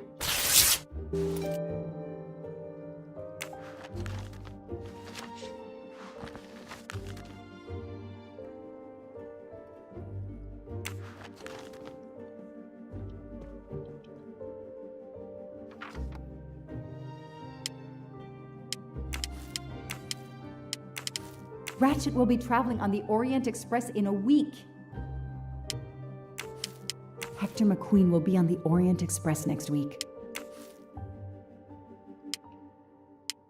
Next week, a certain Edward Masterman will be on the Orient Express.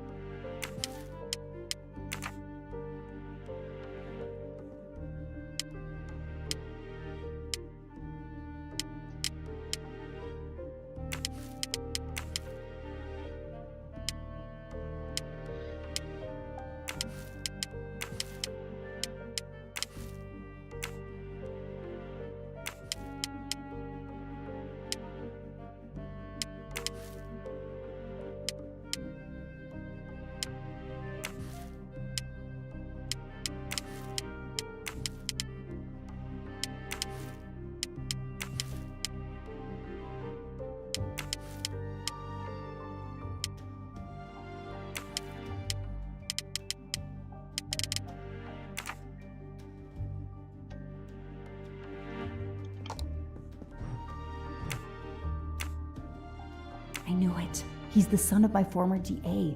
He goes on the evidence board.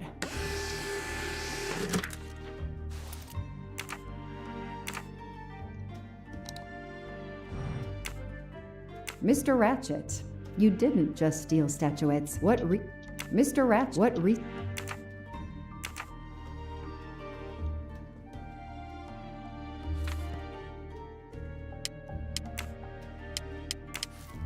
Hector McQueen is the son of District Attorney McQueen. Here's what Hector McQueen looks like. This guy works for Ratchet, and if that's a coincidence, I'll eat my badge.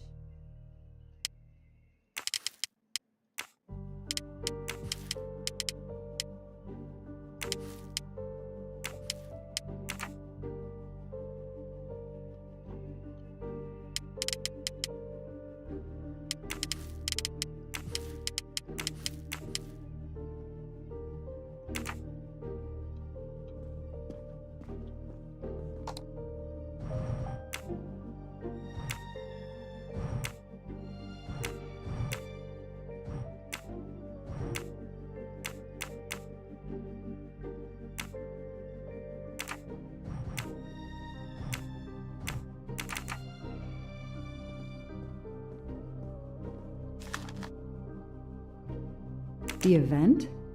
Some old train. But that face, that man.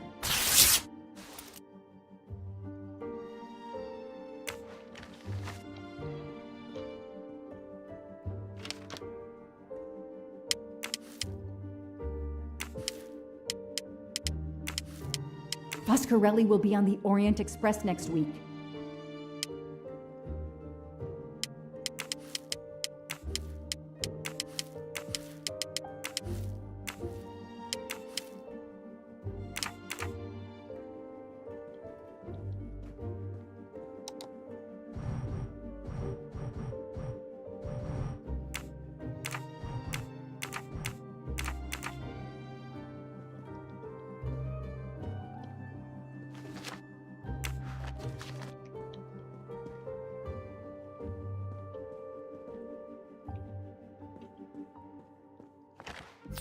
Not really my style, but I'll take it.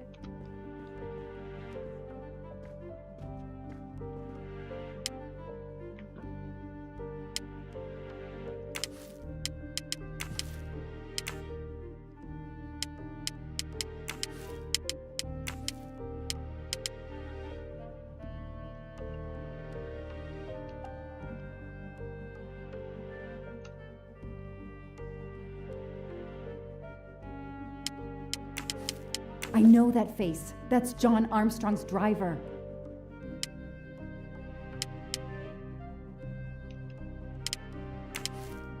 As Ratchet is alive, the dead man can only be Noah.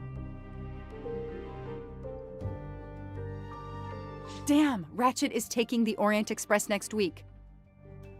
McQueen, the district attorney's son, is too. Foscarelli, the Armstrong chauffeur, is too. It can't be a coincidence. McQueen and Foscarelli must have decided to take revenge and will undoubtedly attack Ratchet on this train. I have to be on the Orient Express to stop them.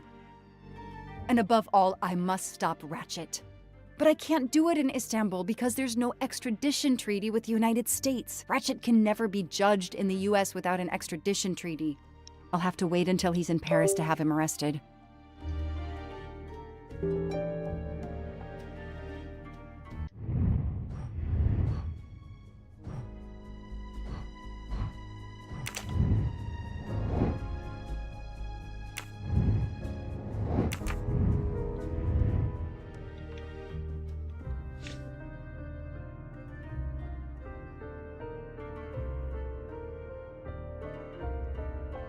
Every compartment is taken for this special anniversary journey.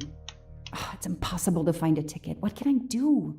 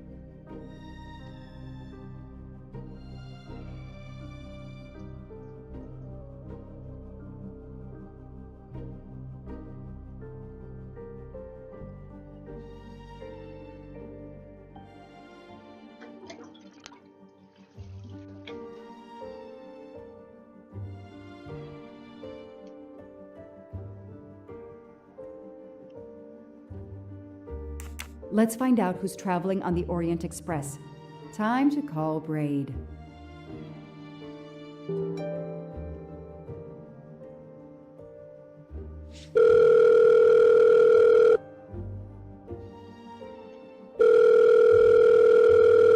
Braid! It's me again. I haven't found anything useful yet. I need one last favor. But it's a big one. Uh-oh. Can you find me the list of passengers of the Orient Express for that anniversary trip? Hold on. Jeez, their IT is surprisingly good. Maybe because of the big event. I found the list, but they sealed my back door as I was starting to capture it. Oh no. Whoa, calm down. I got one name. Female. The name I got before they kicked me off the server was Stacy Johnson. Do you feel like a Stacy Johnson? The question is, how is she going to feel about helping me? That's one you'll have to figure out for yourself. I gotta go back to weaving my magic on the web.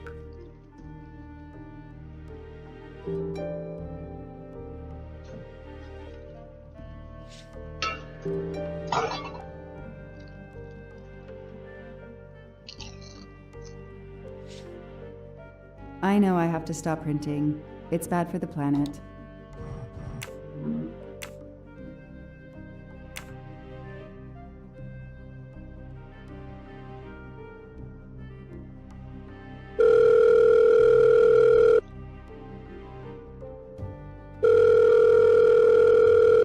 Hello, is this Stacy Johnson? Who's asking? My name is Joanna Locke. I'm a police detective. And I'm just an actress. Now what did I do wrong? Nothing. I need your help. I need to take your place in the Orient Express. Is this a joke? No way. Do you remember the Armstrong kidnapping? Of course I do. That poor little girl. I'm a police officer. I have a new lead that may help me find her killer. Wait, didn't they prove it was the nanny?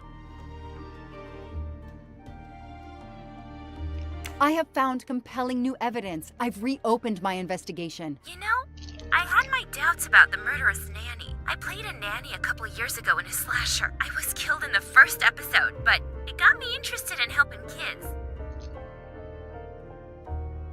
Stacy, please. You say you help kids? Well, I joined a couple of associations who are trying to help underprivileged kids. If this little girl's real killer is still out there somewhere, I'd do anything I could to help. Getting me on that train will help more than you can imagine. So, you want my ticket for the Orient Express? But I booked it months ago. I was so much looking forward to this trip. I'll give you twice what you paid for the ticket. You think I care about the money? You still don't get it, do you? I'm hanging up. Goodbye. Wait. Stacy, I can tell you care about kids. Here's your chance to help put this beast in prison for the rest of his life. Think of the publicity for those causes you care about. Think about the kids. The kids? Yeah. All right. We'll do it for Daisy and the kids who suffer. I'll take care of changing the tickets to your name and send it to you. Get him. Make him pay. I will. Thank you so much.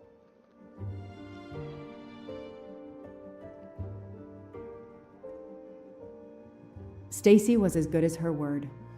I received the ticket. I called my chief to let him know I was taking my vacation time. I had coming. I flew to Istanbul. I was finally going to nail the monster responsible for Daisy Armstrong's death, Michael Clark's death, even his accomplice, and, I suspected, so many others as well. You know the rest.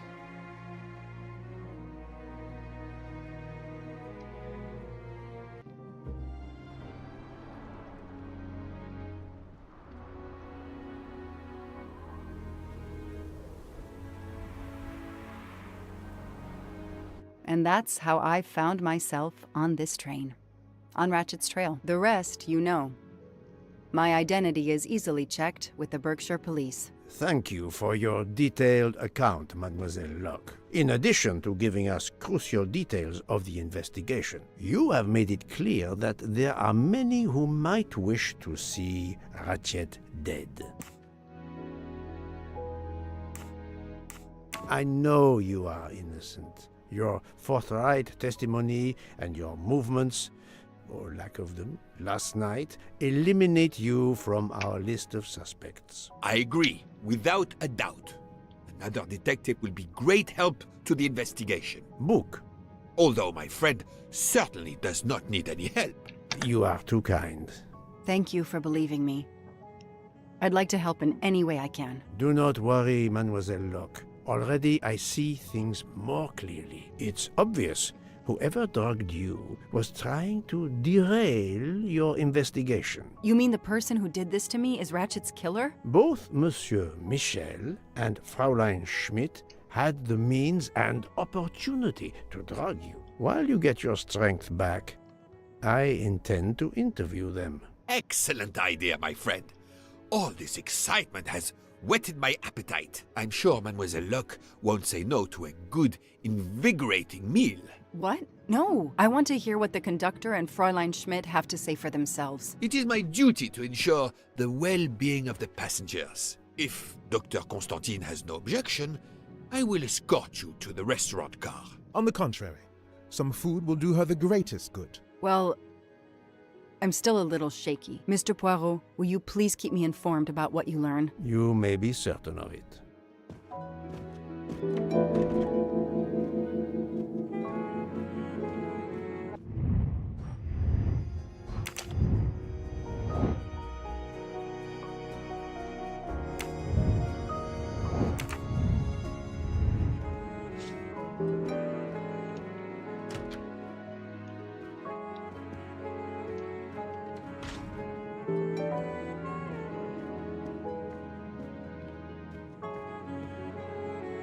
I have nothing to ask them at the moment. I should leave them alone.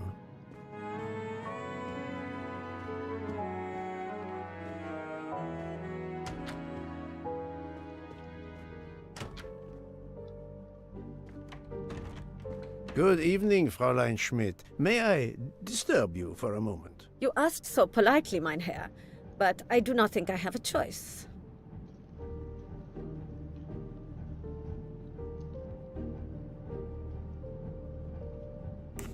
I know you drugged Mademoiselle Locke's tea.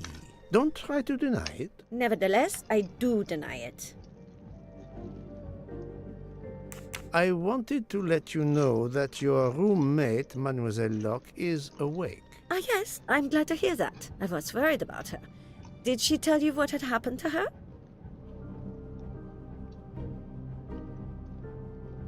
Unfortunately, she doesn't remember much, but we found a residue of a sleeping pill in her cup of tea. Since you two were alone together in your room when she drank it, who else but you could have drugged her? Must I point out I do not make the tea on this train? You should question the conductor or the kitchen staff.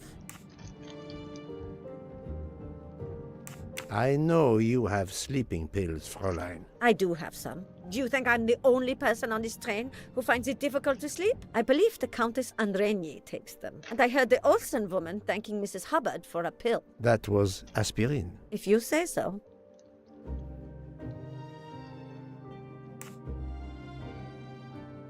Mademoiselle Locke could have died. Whoever drugged her must not feel any empathy for their fellow human beings, given the dose that Mademoiselle Locke ingested.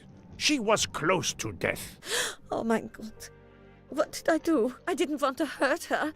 Just have her sleep for a few hours while we had time. We? Time for what? Time for what, Madame Schmidt? You think I feel nothing? Nothing? That poor little girl. Indeed, that poor little girl. Fräulein Schmidt is somehow connected to the Armstrong case.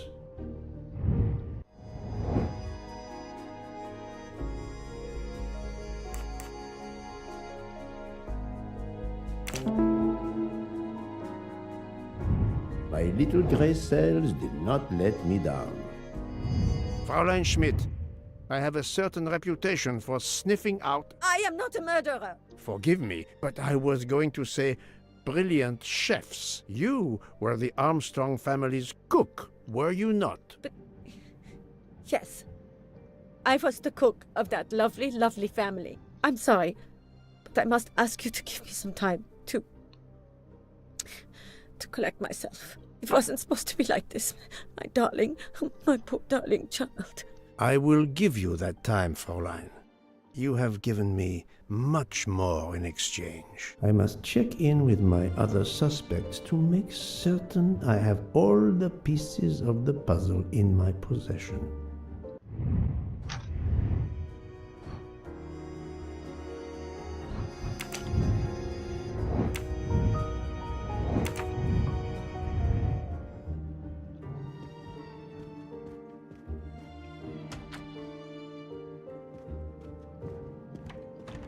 Can I get you something, Monsieur Poirot? Everyone is so tense. An aperitif soon, Monsieur Fauchet, with pleasure, when the matter is resolved.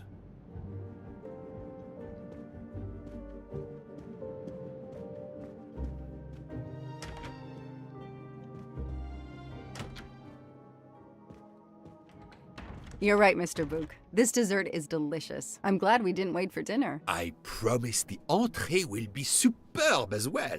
Detective Locke, you are recovering well, I see. Yes. I should be helping with the investigation. Do you know who drugged me? It is early yet for conclusions. When I return, then we shall see. Do not worry, Poirot.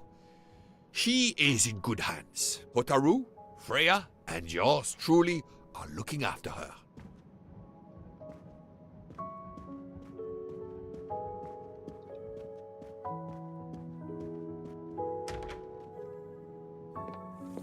Not now! Not now! I have a dinner to prepare. Would you interrupt Michelangelo or Da Vinci?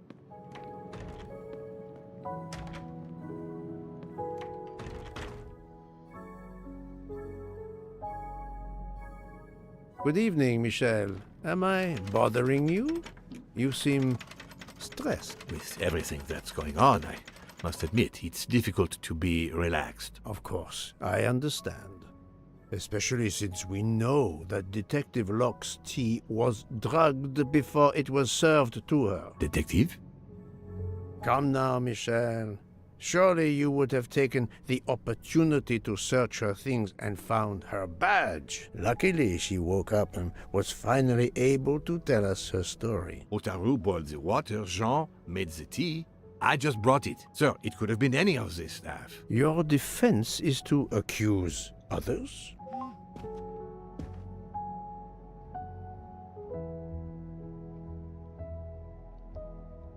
You have a network connection? No, unfortunately.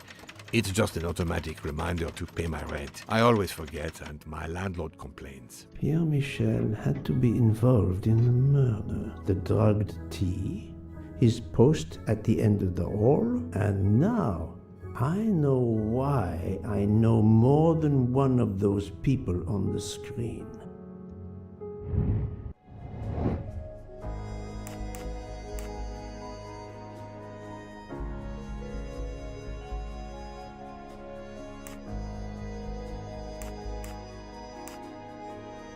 Good.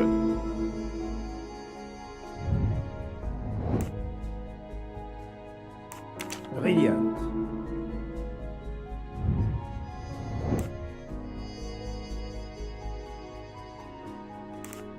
Nice. My little gray cells did not let me down. You are the father of Suzanne Moreau, Daisy Armstrong's nanny. My condolences on the death of your wife. What? But my wife... Enough lies.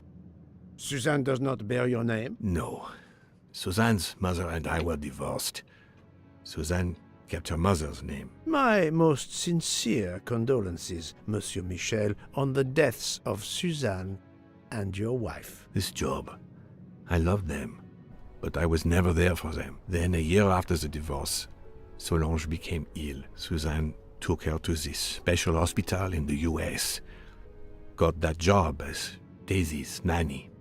I understand your pain, and the reason that led you to drug Detective Locke.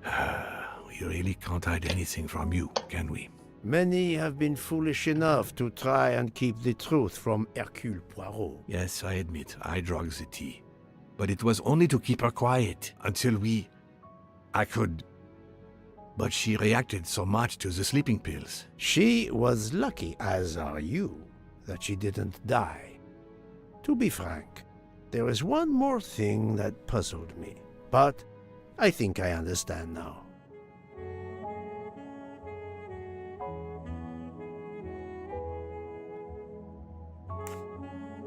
You have a certain fondness for Monsieur Hardman, no? Cyrus is a good friend, and I appreciate him a lot, but it's not that. Cyrus was my daughter's fiancé. I almost consider Cyrus as my own son. Of course, much more is clear now. I have been patient long enough. It is time to go and see what all the commotion is next door.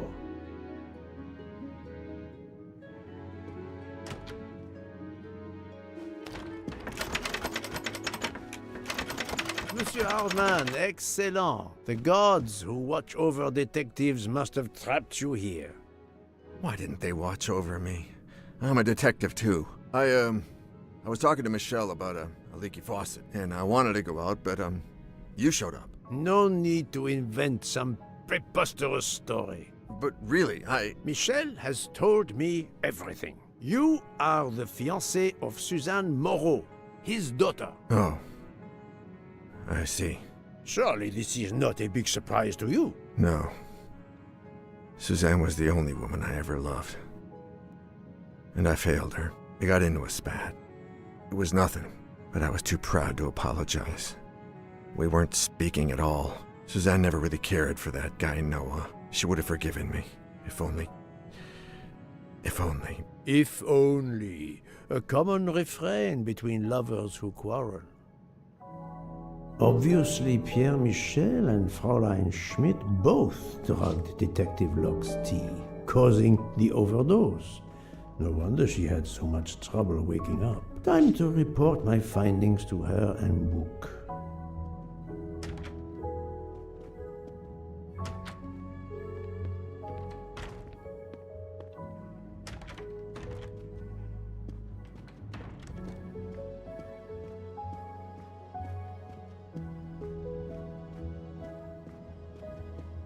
So, my friend, tell me, you have something new?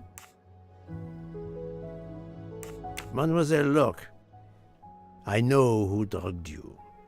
Fräulein Schmidt and our conductor Pierre Michel both admitted putting sleeping pills into your tea. This explains your overdose. They are relieved you are recovering. Michel drugged a passenger? On behalf of the company, I offer my apologies to you, Mademoiselle Locke. Michel will answer for this outrage. Both of them? I was pretty sure about Fräulein Schmidt, but I admit that I did not suspect the conductor. I have uncovered multiple connections with the Armstrong case. Pierre Michel is the father of Suzanne Moreau, little Daisy's nanny, and Monsieur Hardman was Suzanne's fiancé. As for Hildegard Schmidt, she was the cook of the Armstrong family. What a coincidence, don't you think? But it's incredible! What are the odds that so many people linked to that tragic affair ended up on the same train? About the same as you winning the lottery, my friend. I wasn't the officer who interviewed Fräulein Schmidt back then, so she couldn't recognize me here on the train. How could they know who I was? There were other passengers who might have. Or she may have seen you when you visited the Armstrong home. It is now clear to me that some of the clues to this elaborate plot were staged for my benefit.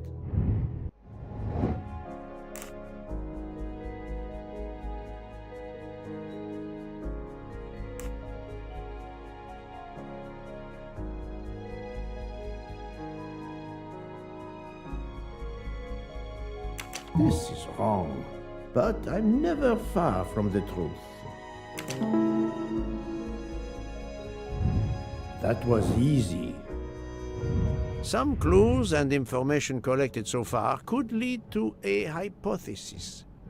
The murderer boarded the train in Vinkovsky, killed Ratchet, and then left the train immediately. How did you come to that possibility? Monsieur Hardman told me about a short man with a high-pitched voice who threatened Ratchet. Imagine for a moment that this man, wearing a wagon-lit conductor's jacket, killed him while Michel was on the platform at Vinkovsky. This murderer then hid the conductor's jacket in Detective Locke's room, then fled before the train left. Why choose Detective Locke's room? Why, indeed. Let me re-explain from the beginning.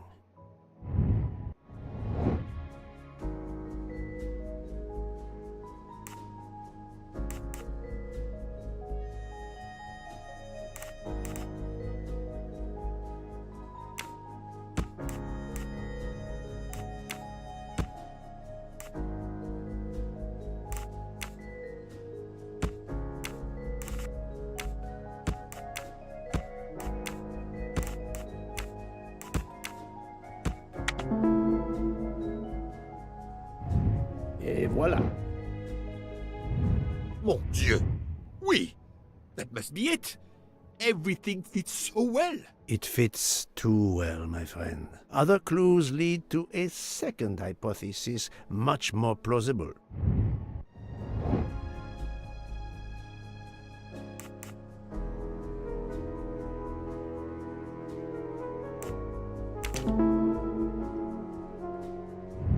That's the right answer.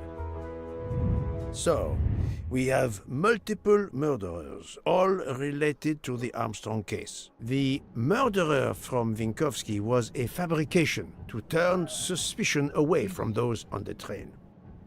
They expected the investigation to be led by some small-town official who could easily be misled. Mr. Poirot? Detective Locke, forgive me. You are an obvious exception. You tracked Ratchet with the tenacity of a bloodhound. Unfortunately for the killers, they not only had you to deal with, but now they had, and I say this with all modesty, the world's greatest detective, Hercule Poirot, dropped into the midst of their meticulous planning. Multiple murderers? Multiple detectives? Poirot, please take pity on me. Who is linked to this case and who is not? My poor friend, I have gone speeding out of the station without you. I will continue.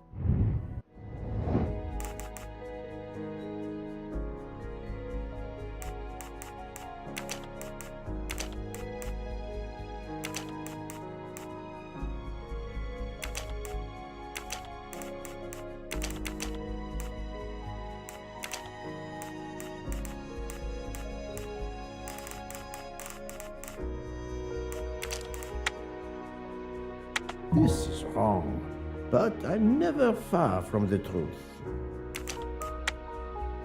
I must admit I'm not right this time.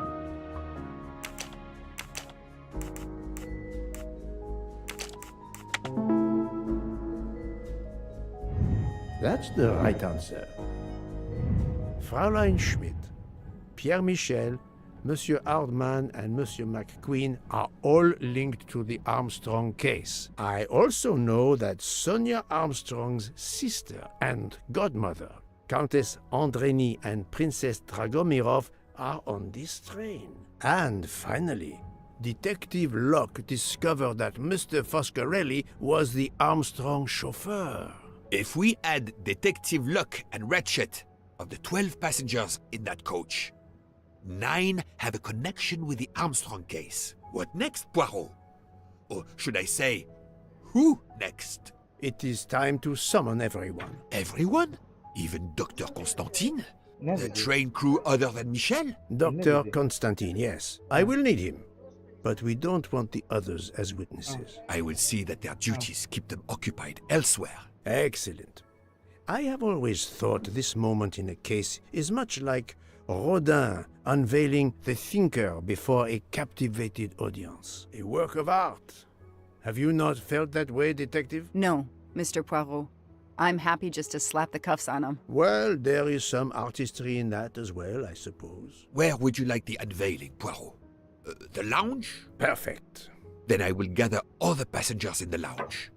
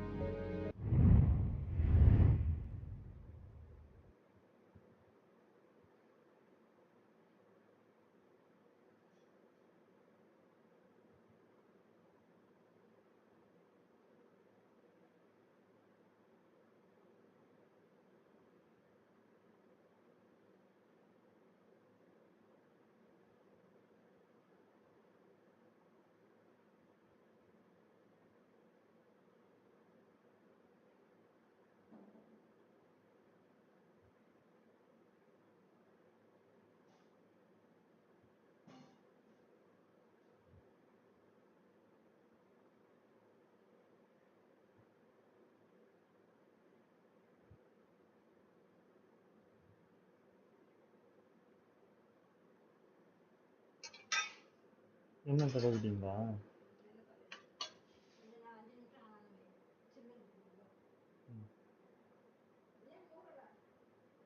என்னத்த? இப்பதான் எடுத்தேன்.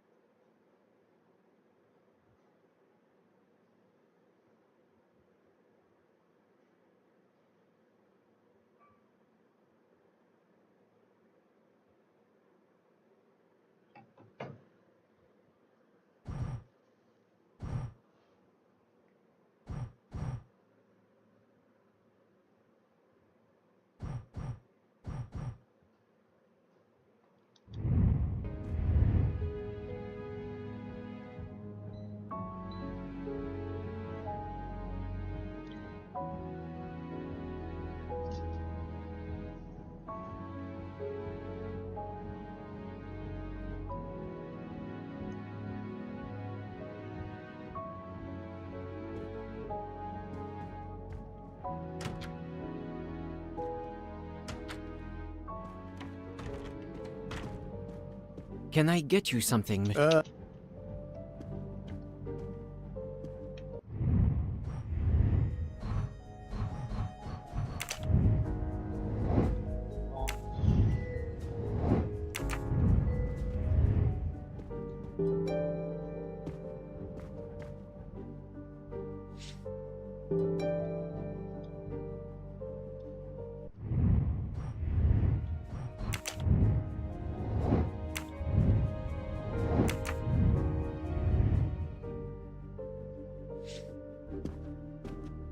Monsieur Book, are the train crew locked in their quarters?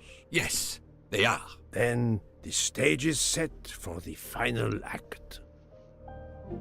Ladies and gentlemen, I have gathered you together to hear my reconstruction of the murder of Samuel Edward Ratchet, also known as Cassetti. There is not one, but two possible solutions of the crime. I shall put them both before you, and I shall ask Monsieur Book and Dr. Constantine here to judge which solution is the correct one. Two solutions? Mr. Poirot, I am hardly qualified. Nevertheless, your assistance is required.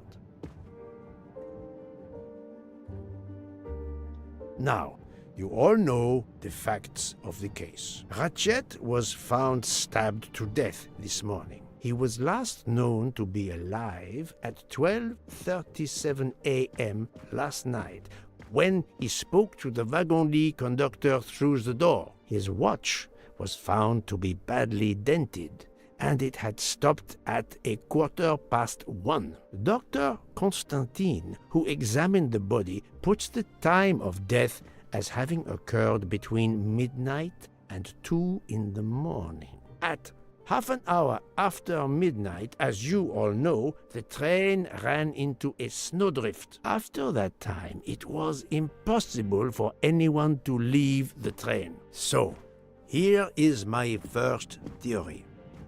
The enemy, as Ratchet expected, joined the train at Vinkovsky by the door left open by Captain Arbuthnot and Monsieur McQueen, who had just descended to the platform. He was equipped with a wagon-lit jacket, which he wore over his ordinary clothes, and a pass key which enabled him to gain access to Ratchet's compartment in spite of the doors being locked. Ratchet was under the influence of a sleeping draught. This man stabbed him with great ferocity, 12 wounds in all. He left the compartment through the communicating door to Madame Hubbard's compartment. Yes, that's so. Scared me half out of my wits. The murderer thrust the dagger he had used into Mrs. Hubbard's handbag in passing. Without knowing it, he lost a button of his uniform. Then he slipped out of the compartment and along the corridor. He put the uniform jacket into Detective Locke's suitcase to cast suspicion on her. And a few minutes later, dressed in his ordinary clothes, he left the train just before it started off again, using the same means for egress, the door near the dining car.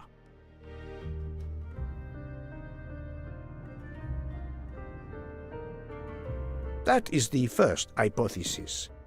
But there's a second. For that, we must examine the motive for the crime. Why was Ratchet killed? The motive is clear. Revenge, of course. Nothing was stolen, and we know that Ratchet had made many enemies. This was a premeditated crime, meticulously planned.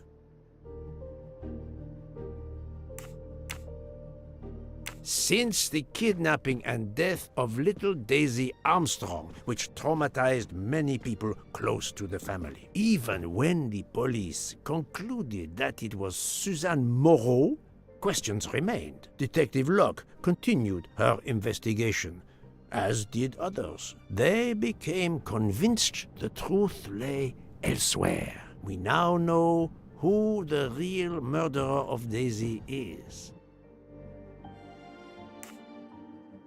It is clear now that Daisy's killer was Ratchet, also known as Cassetti and Michael Clark and how many other names. But of course, many of you have known this for a long time. It is obvious that the 12 stab wounds are not a random number. Dr. Constantine's analysis revealed that some stab wounds appeared to have been caused by a right-handed attacker. Others indicated the knife wielder was left-handed. Some wounds were deep, more than one fatal, yet others were not much more than mere scratches. What can explain these discrepancies? This leads us to an obvious conclusion. They are symbolic.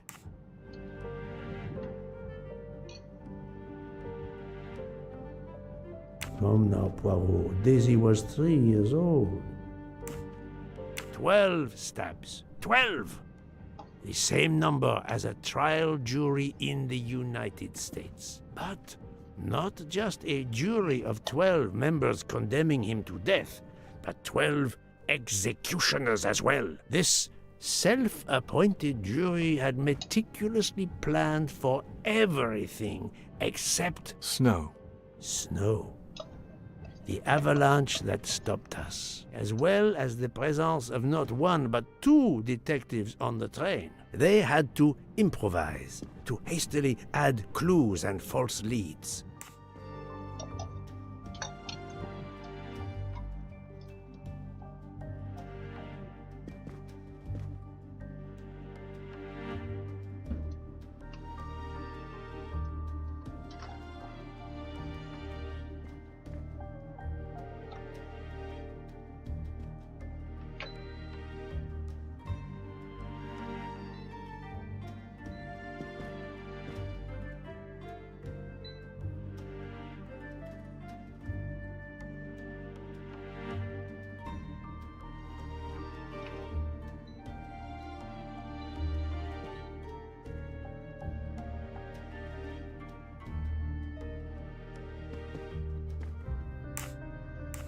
The conductor's jacket, found in Detective Locke's suitcase, was put there only to cast suspicion upon her. The vial of vaping liquid incriminated Captain Arbuthnot. However, he had a solid alibi confirmed by Monsieur McQueen. Impossible then to suspect him. The time on Ratchet's broken watch was deliberately set to conceal the true time of the crime. This woman in a red kimono does not exist. I don't know which of the passengers it was. It does not really matter. It was just a performance, a charade to introduce another possible culprit to muddy the waters. All these false leads were intended for me. But I am Poirot. I understood the truth. We have a train full of suspects. It's time to identify who the real culprits are. Let's start with Detective Locke.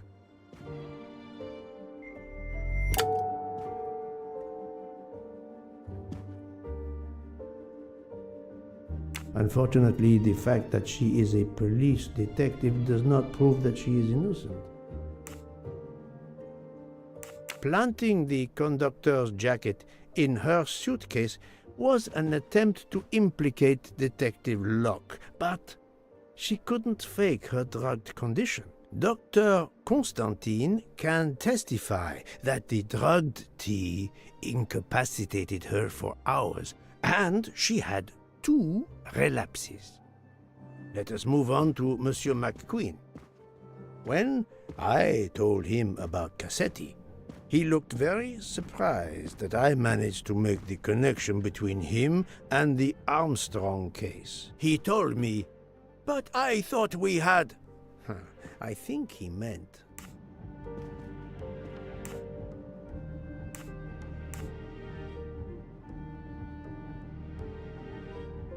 You thought you didn't leave any real clues linking the murder to the Armstrong kidnapping. Moreover, you insisted that Ratchet did not speak French when you knew I had heard a voice calling out in French that was supposed to be Ratchet.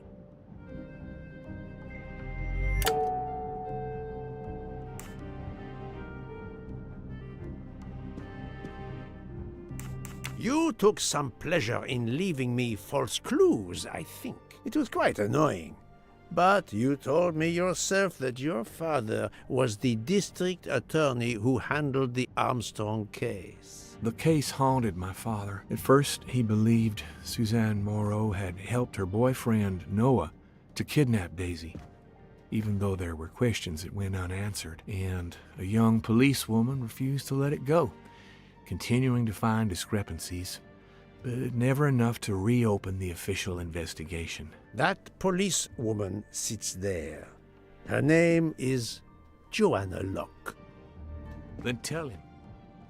Tell him how in the end my father believed you, how he resigned a job that he loved, racked with guilt that he may have let that monster go free. He died young, broken, his faith in justice broken. That's what Ratchet did to him. Thank you for your honesty, Monsieur McQueen. Your father is one more victim of the man who called himself Ratchet.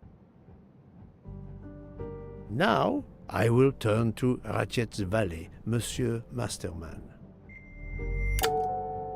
No, Poirot. Remember Ratchet's sleeping pills.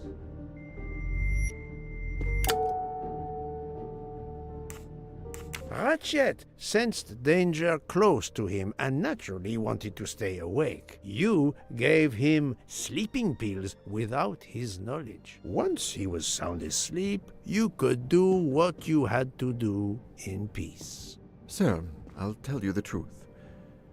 I was Colonel Armstrong's adjutant in the war, sir, and afterwards, I was his valet in New York. I'm afraid I concealed the fact this morning. It was very wrong of me, sir, but I knew how suspicious it would look. Is that all you have to say?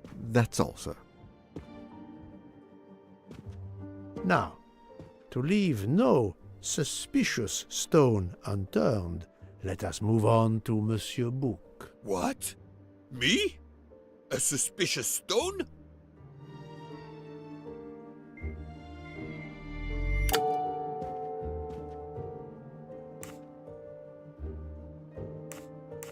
Bouc, my friend, of course you are not guilty. You did everything you could to get me on this train. What madness would cause you to ensure, and I speak with all modesty, that the best detective in the world could be present to witness your crime? But doesn't our friendship count as well? Most assuredly, but a murderer can wear all sorts of masks, including friendship. Let us consider our ever-efficient wagon-lit conductor, Pierre Michel.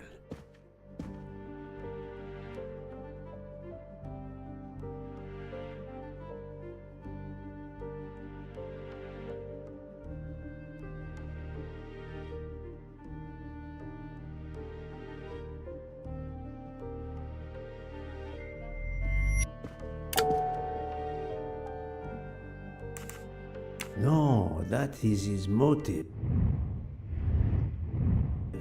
I need real, tangible proof.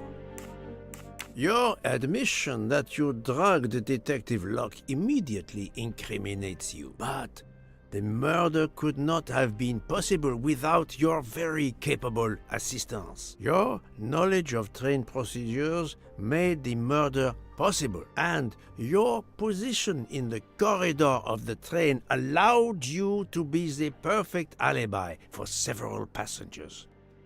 And your motive? Suzanne Moreau, Daisy Armstrong's poor nanny, who was wrongly accused and committed suicide, was your daughter. C'est enfoiré. He got what he deserved. My poor daughter has finally been avenged. My Suzanne. My child. Let's move on now to Monsieur Hardman, one of 3 detectives on this train.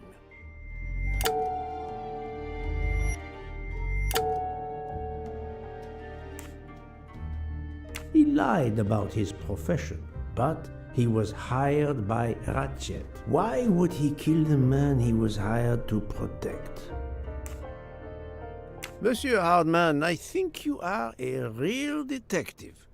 But you were never hired by Ratchet. Your alibi was that you were watching the corridor to protect Ratchet, which, of course, you never did. You protected Pierre Michel. However, we just saw that his alibi doesn't hold up, so neither does yours. I don't know about the conductor. Being Suzanne's fiancé, you had a substantial motive to punish Ratchet. You used your detective skills, just as Detective Locke did, to hunt him down and finally avenge the death of your beloved. That's right, Mr. Poirot. I do have some detective skills. I never doubted it. Now, Fraulein Schmidt, the lady's maid with the soul of a cook.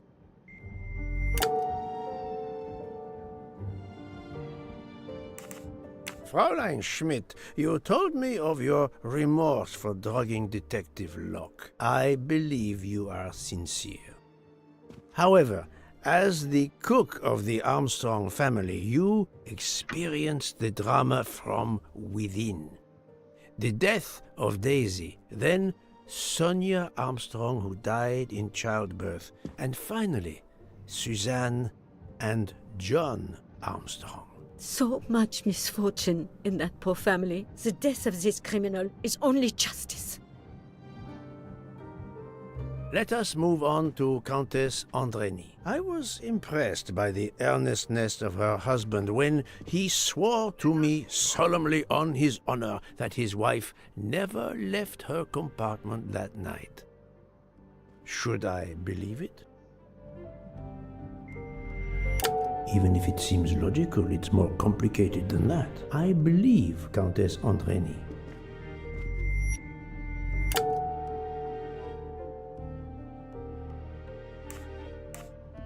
Countess Andreny is young and fit, physically quite capable of stabbing Ratchet. The problem must be somewhere else. On the contrary, this fact gives her a motive for murder. On the contrary, this... Countess Andreny, being Sonia Armstrong's sister, you had every reason in the world to want to avenge her. But you were incapable of stabbing someone, even after what he had done to you and your family. The night of the crime, you simply took a sleeping pill. I appreciate the irony that nearby, Detective Locke was also in a drugged sleep. When you awoke, you thought the nightmare was over. Rudolph? Hush, my love. Hush. Excellent transition. I was coming to you, Count Andreny. No, Poirot, you're dreaming. Wake up.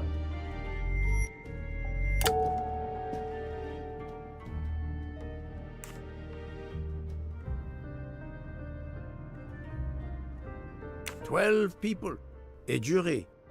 This was very important to all of you. If Countess Andreny did not stab Ratchet, someone had to take her place. And you, Count, the beloved husband. I've seen how fiercely you love and protect your wife." Enough! I would do anything for Helena. Anything. Even that. Yes, even that. Let's move on to Monsieur Foscarelli.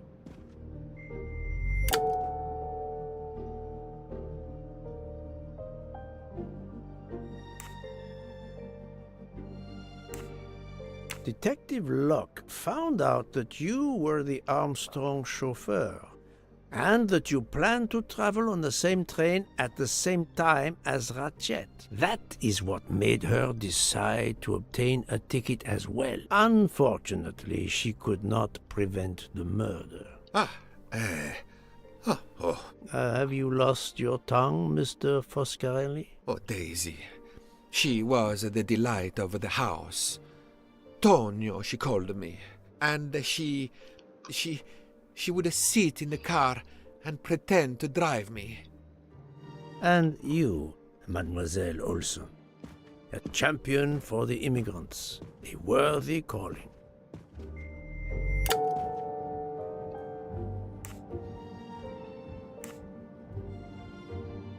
Admittedly, she lied to me about Mademoiselle Debenham's schedule. But one lie does not convict her. Mademoiselle Olson, you supported Madame Hubbard's story about her connecting door latch, a story that I later demonstrated to be impossible. So, you deliberately lied to me, and you also lied about Mademoiselle Debenham's whereabouts. Enough! I can't take this anymore. I know what you want from me, Mr. Poirot. Very well. Here it is. She was my little Daisy, my angel, so patient. When I patched a scrape or took her temperature, that was my job. But she was so much more to me. She was a shining light in an ever-darkening world. I've tried to honor her by caring for children who have lost everything. Thank you, Mademoiselle Olson. You too shed light on your part in this mystery.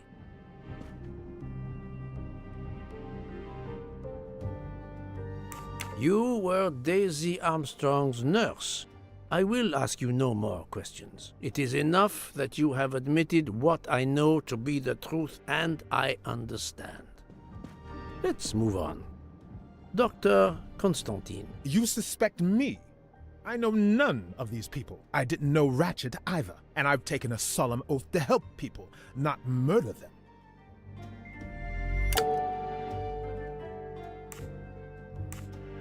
You are one of the few people in this room not to have any connection with the Armstrong case. Moreover, your alibi is confirmed by Monsieur Bouc, whom I would trust with my life. That is very kindly said, my friend. We now come to Mademoiselle Debenham and Captain Arbuthnot, whose relationship was not in doubt from the moment I inspected your room at the hotel. You have a bloody nerve. Indeed, I do. We're getting married. Congratulations. But I would rather talk about your relationship to John Armstrong.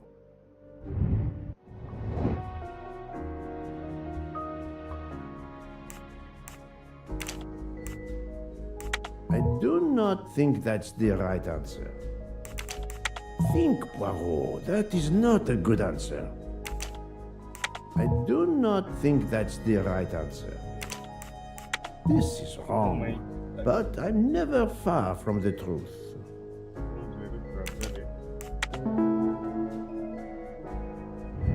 My little gray cells did not let me down. Captain Arbuthnot, you served in the army with John Armstrong. What I don't understand is why a man your age is still a captain. One might expect you to be a colonel as well. Ever fought in a war, Poirot? It was war that first brought me to England. Then you know what it's like. There's a shattering sound, and death, and mistakes, acting on intelligence that proved to be wrong. I sent a patrol to their death. Good men, brave men, wasted. John testified on my behalf at a court-martial. I'm not a colonel. I don't deserve to be, you bloody fool. But I'm also not in prison. John remained my best friend until... There, you have my story. 10, 20 minutes. Understand now? Archie, calm down, please. You're right, Mary. What you see in me, I don't understand. Oh, Archie, I see in you what John saw. Miss Debenham, I'm sorry. My turn, is it? I'm afraid so. And you have caused me quite a puzzlement. Your connection with the Armstrong family was not obvious. Then I remembered the job you currently hold.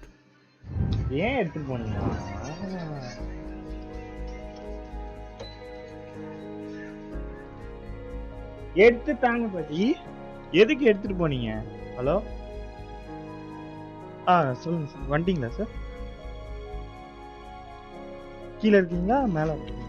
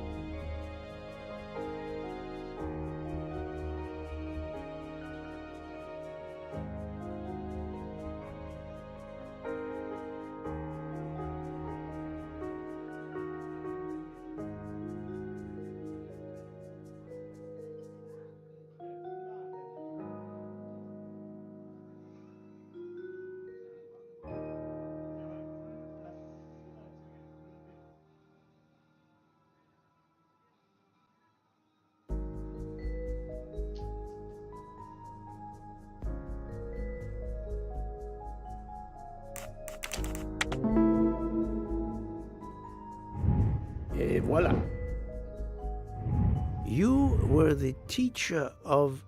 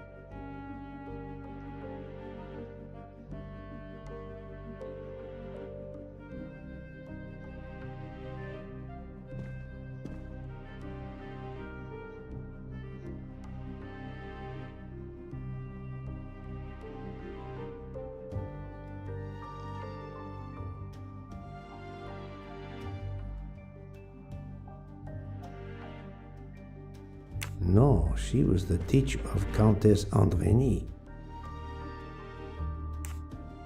You were the teacher of Helena Andrény, whose maiden name was Helena Goldenberg before she married Count Andrény. Yes, absolutely. Why lie to you? She was an excellent student. Captain Arbuthnot.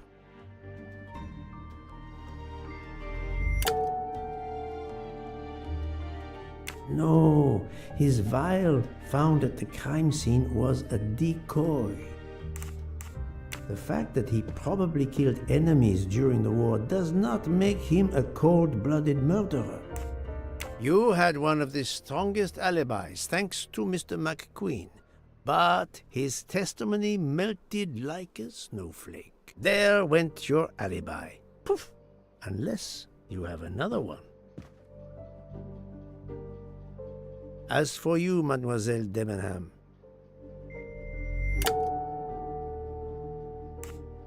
Mademoiselle Olsen was the only one who could confirm your alibi. I think you know where you stand. Very good, Mr. Poirot. Are you satisfied? I will be soon. Now I must turn to Sonia Armstrong's godmother, Princess Dragomirov.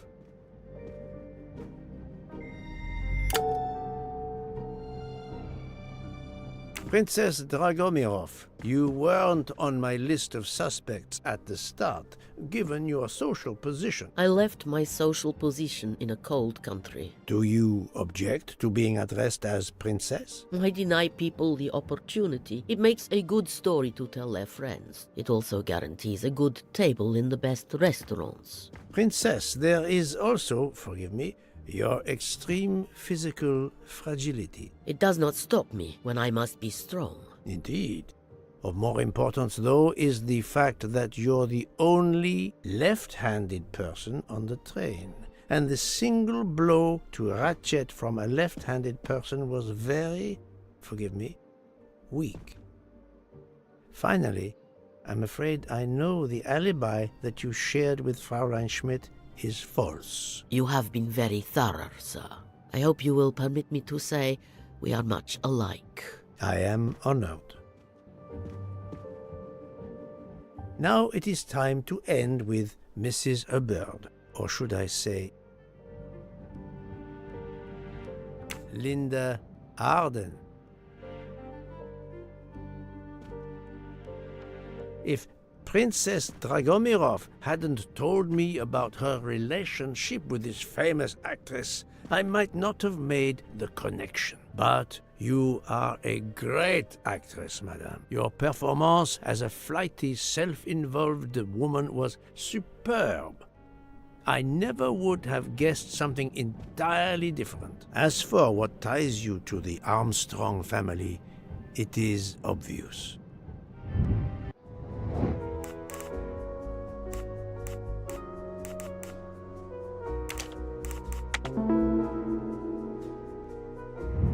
That's the right answer. Mrs. Hubbard, you are the mother of Sonia Armstrong and Mrs. Andrény.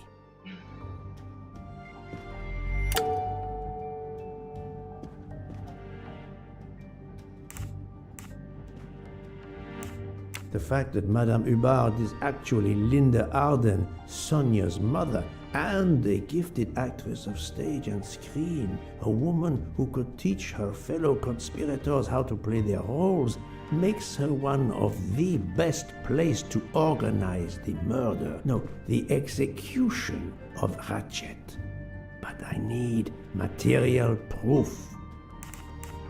Madame Hubbard, you really are a remarkable actress. You put so much effort into your character and into staging the murder. I saw it as a perfect mosaic, each person playing his or her allotted part. So carefully arranged that if suspicion should fall on any one person, the evidence of one or more of the others would clear the accused person and confuse the issue. Everything was meticulously planned. But you hadn't expected that Detective Locke and I would be on this train, and the avalanche would block it on the night of the murder. You had to improvise. But again, improvisation would be another of your skills as an actress. So you came up with the story that the latch on the door that communicated with Ratchet's compartment was hidden by the handbag. I always fancied myself in comedy parts. That slip about the sponge bag was silly. Shows you should always rehearse properly. You know all about it, Mr. Poirot. You're a very wonderful man, but even you can't quite imagine what it was like. That awful day, I was just crazy with grief.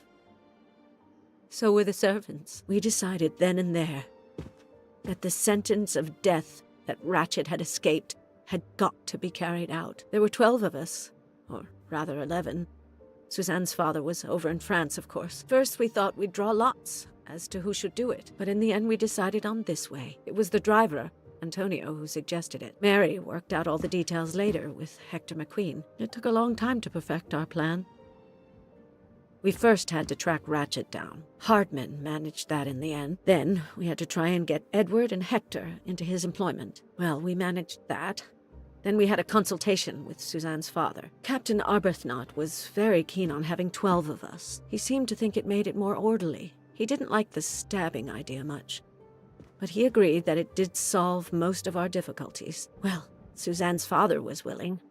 Suzanne had been his only child. We knew from Hector that Ratchet would be coming back from the east sooner or later by the Orient Express. With Pierre Michel actually working on that train, the chance was too good to be missed. My daughter's husband had to know, of course, and he insisted on coming on the train with her. Hector wrangled it so that Ratchet selected the right day for traveling when Michel would be on duty. And then, at the last minute, you came. For the rest of the story, you worked out everything, Mr. Poirot.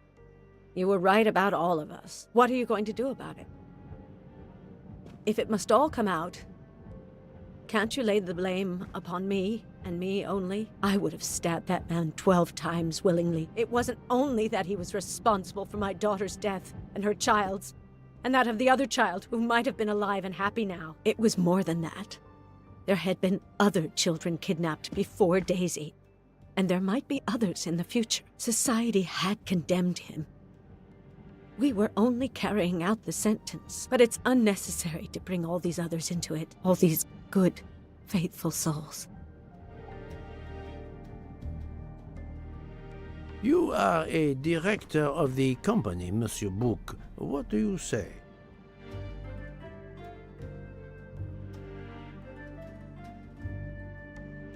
In my opinion, Poirot, the first theory you put forward was the correct one. Decidedly so. I suggest that is the solution we offer to the police. You agree, Doctor? Certainly, I agree. As regards the medical evidence, I think that I made one or two fantastic suggestions. Then, having placed my solution before you, I have the honor to retire from the case.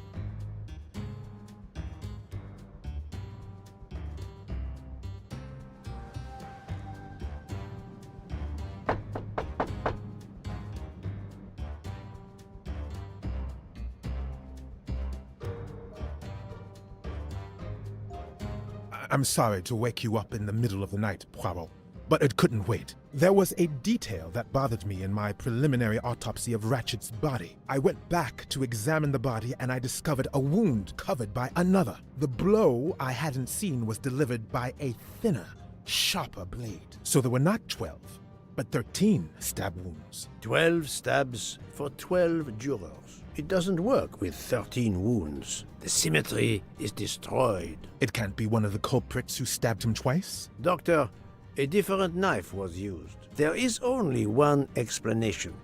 Somehow, some way, there is a 13th murderer on this train. We must tell Book.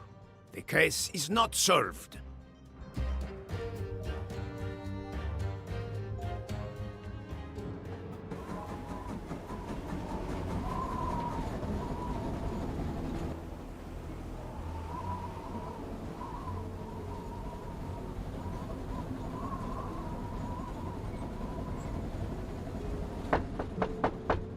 Please, come in. Ah, Book. I see we are moving at last. Yes. The way was finally cleared while we slept. If all goes well, we will arrive in Venice this evening. The train will be there for several hours for refueling and reprovisioning. What do we do with the 13th murderer?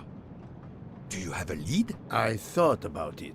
There is one clue that was left aside in my investigation. The diary I found in Ratchet's safe mentioned an appointment in Venice. Someone with the initials A.W. He will never keep the appointment. But there should be enough time. I must try to keep that appointment for him.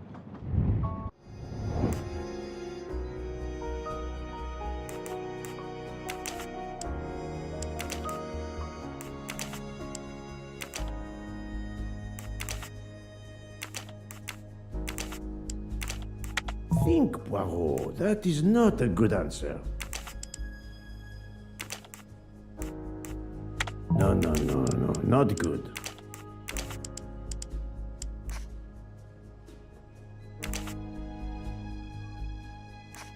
This is wrong. But I do not think that's the right answer.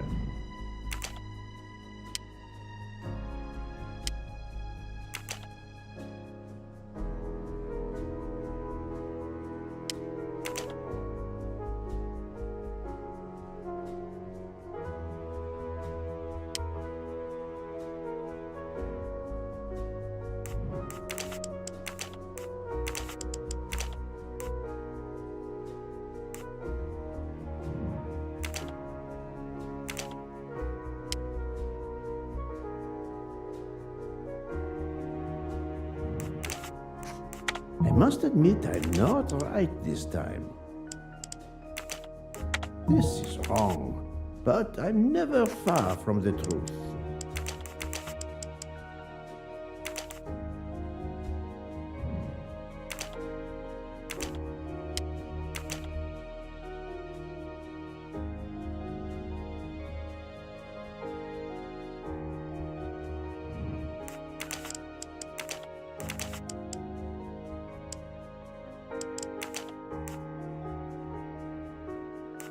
I do not think that's the right answer.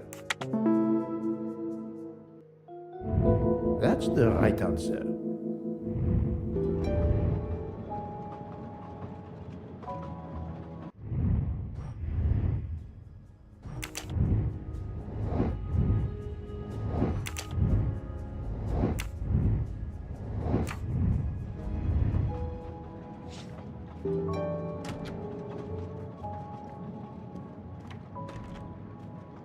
I think we should let Ratchet rest in peace.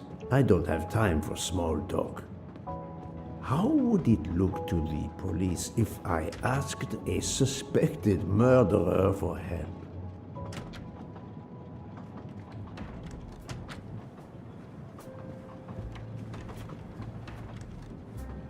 Doctor, a moment.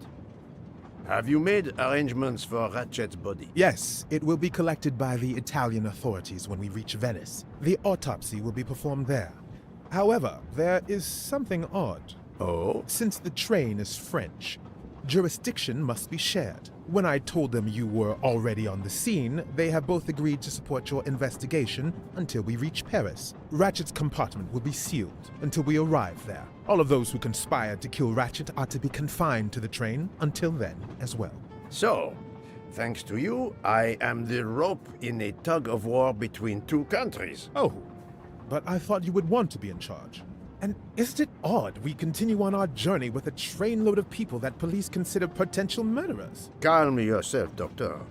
It is not the first time I find myself in the middle. And to be honest, I welcome the chance to see this case through. It is fast becoming one of the most challenging of my career. என்ன தொட்டுக்க? ஓ அப்படியா? அப்ப ஏன் சும்மா அது chicken அதுக்குள்ள போடலையா? நான் அப்ப இதுல போட்டு பாக்குறேன், செஞ்சு பாக்குறேன் வருதான்.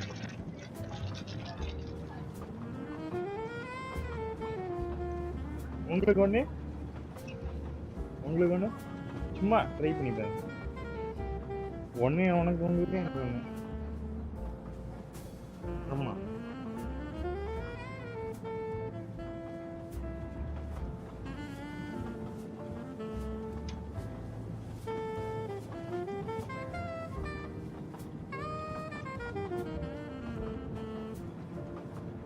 ரொம்ப வறுத்துட்டேன் போல. இந்த மசாலா ரொம்ப வறுத்துட்டேன் போல.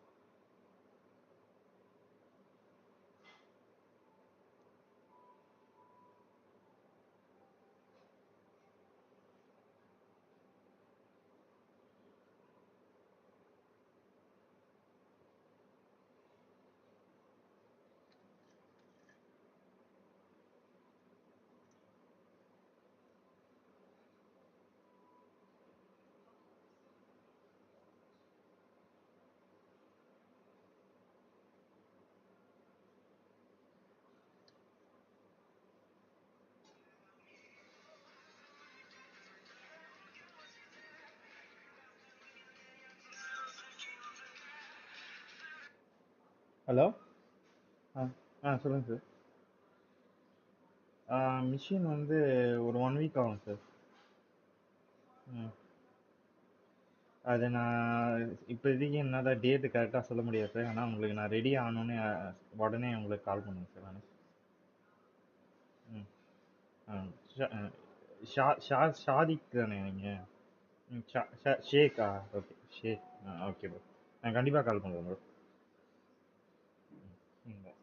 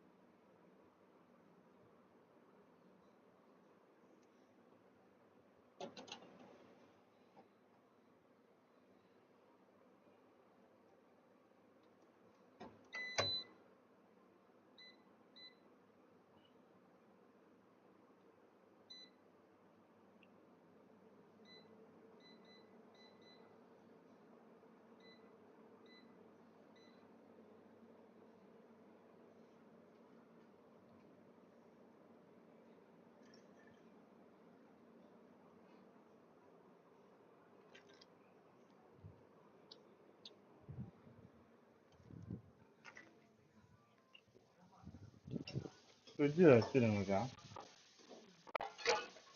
சீஸு ஃப்ரிட்ஜில் வச்சுருங்க.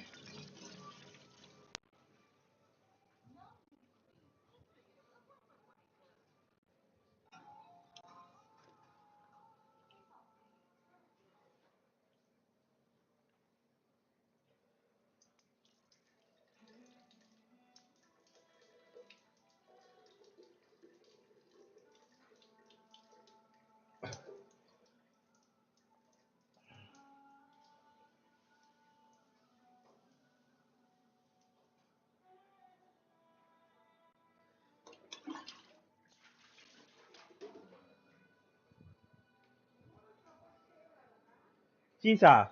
ஆஹா, இந்த சீஸ் அது கிடையாது.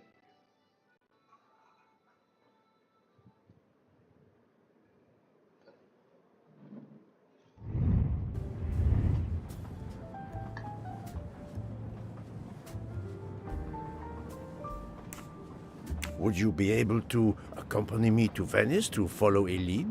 I'm honored you asked me, my friend. I would have loved to help you. But I have to manage the situation here. I must make sure no one gets off the train in Venice and that Ratchet's body is transferred.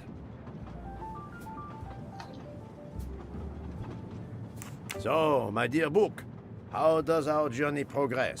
We are well on our way to Venice. All of our passengers are locked in their rooms by order of the authorities.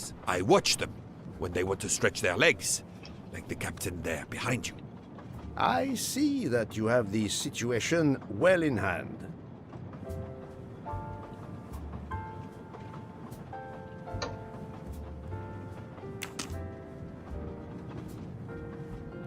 Doctor, a question. Could you assist my investigation in Venice? I can't. I'm afraid. I'm to accompany Ratchet's body when the Italian police take possession of it. I've been asked, commanded really, to help with the autopsy because of my earlier examination.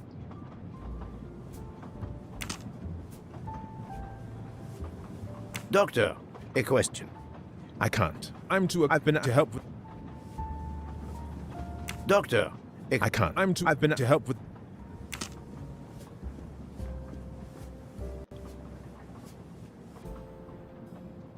I'm not going to ask a murderer to help me catch himself.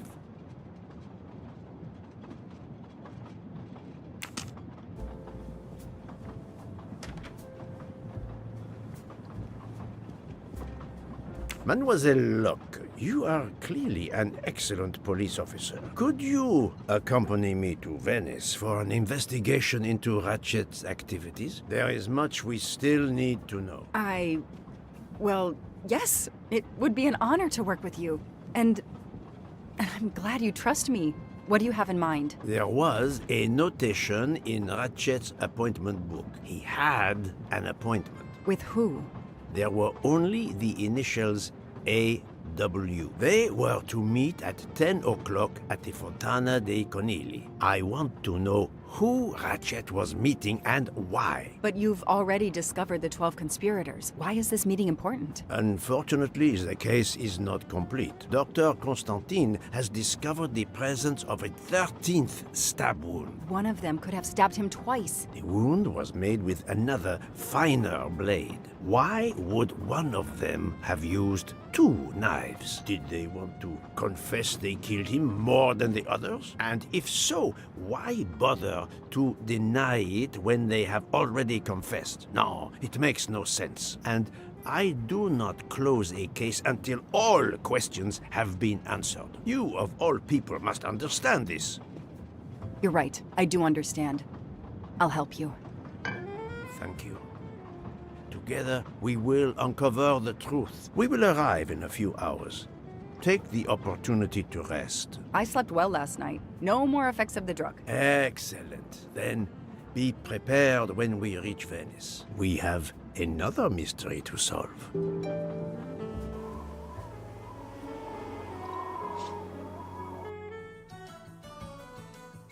This is the third embarking dock, and no gondoliers available at all. With Carnival, you can't find a gondolier to cross that damn canal. They're all booked. The worst thing is that the fountain is just across this canal. We're almost there.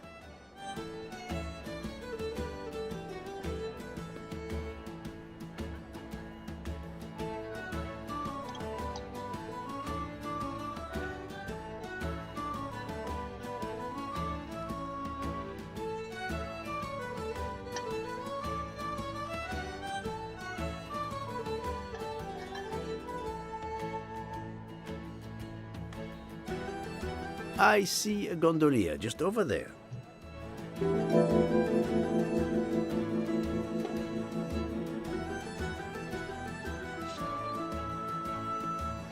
Every carnival, my friends and I mask. And every carnival, we lose one another.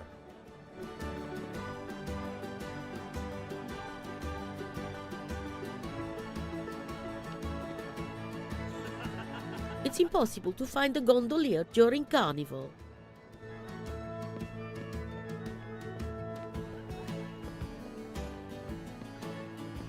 Ancora una volta sono dalla parte spagliata del canale per la festa. Sorry, I don't speak Italian.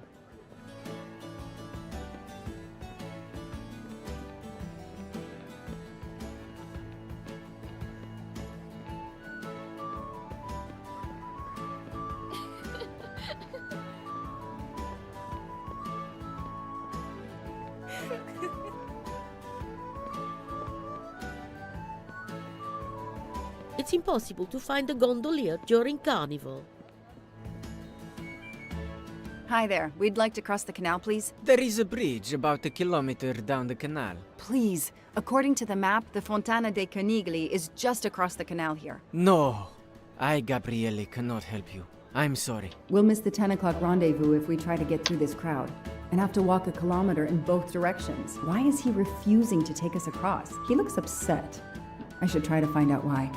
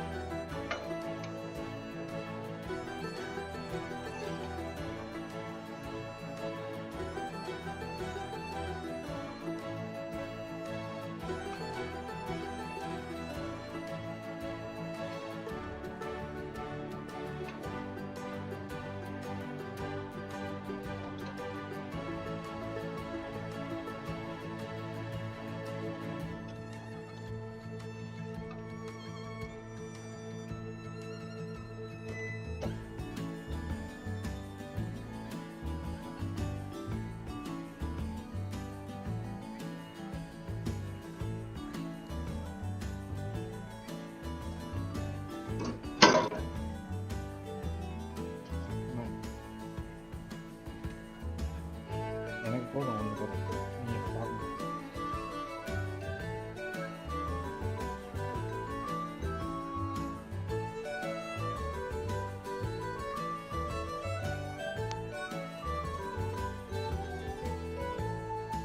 அவன் Google phone பண்ணுறான்.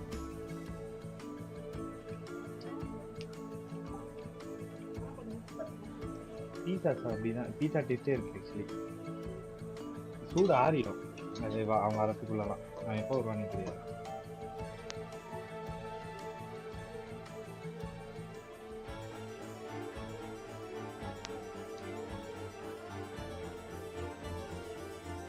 இது sauce பீஸா sauce actually taste கரெக்டாக தான் இருக்குது. உப்பு எனக்குலாம் உங்களுக்கு அதிகமாக இருக்குன்னு தெரியல.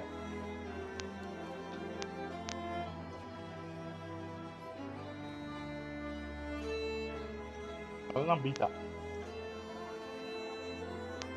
பீஸா சாஸ் தான் போட்டேன். பீஸா 20 ரூபா பீஸா டப் இல்லைன்னா சாஸ் தடவிட்டு மேலே என்ன வேணுமோ போட்டு சீஸ் போட்டால் அவ்வளோதான் பீஸா.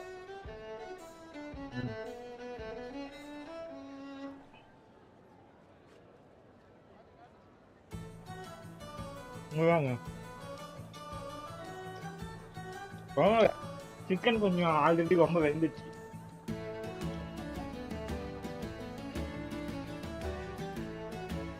நீங்க வேற வேக வச்சீங்களா? அப்படி வேக வச்சீங்களா? அதை என்கிட்ட சொல்லணும்ல வறுக்கிறதுக்கு முன்னாடி. நீங்க ஏன்டா இந்த சிக்கன் வந்து இப்படி தீஞ்சு போயிருக்கேன்னு யோசிக்கிறேன் நானு. ஏன்னா அன்னைக்கு வச்சதுலாம் ஒழுங்கா இப்படி இருக்கு. சொல்லணும்ல என்கிட்ட அது வேக வச்ச சிக்கன்னுட்டு. அது எப்படி தெரியும் எனக்கு வேக வச்ச சிக்கனுக்கு தான்?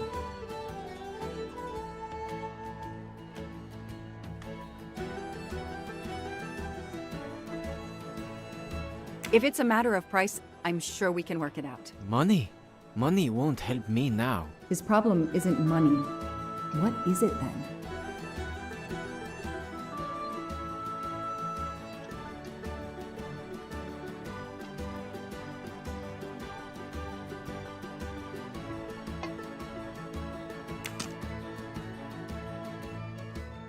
If it's a matter of price, I'm sure we can work it out. Money? Money? His problem...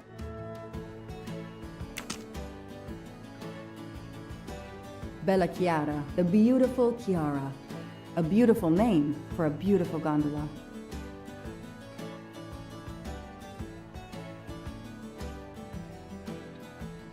Bella Chiara, the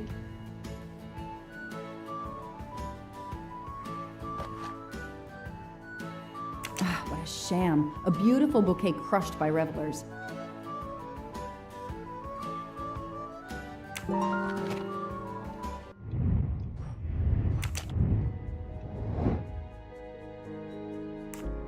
Sweet.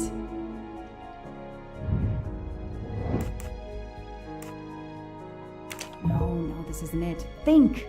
Great. That is a great detective job.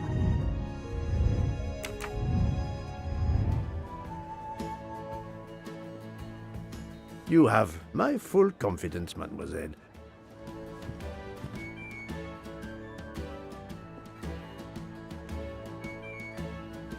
I'm sorry you had a fight with Chiara. What?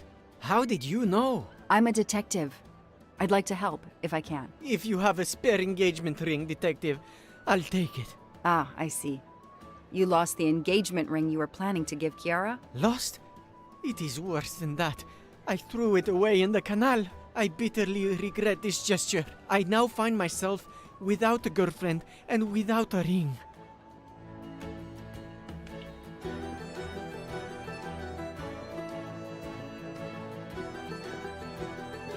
If we find the ring, maybe the gondolier will take us across. You are right. There is not much time. I will help you.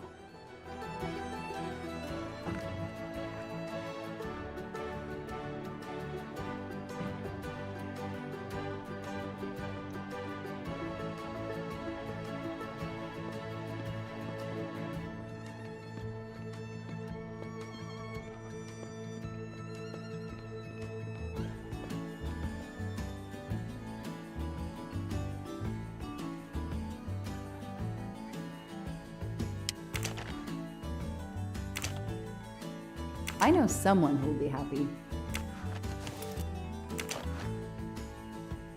I don't need an empty soda can.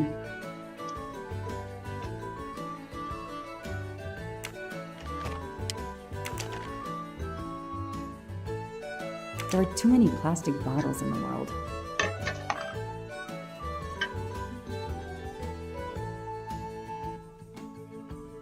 இந்த sauce எக்ஸ்ட்ராவா போட்டுட்டு இருக்கேன், அதனால தான் பிடிக்குது எனக்கு. அந்த side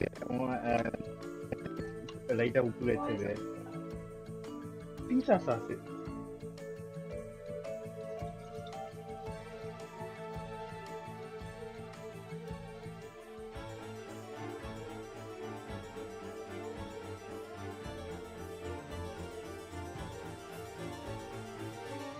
இதோ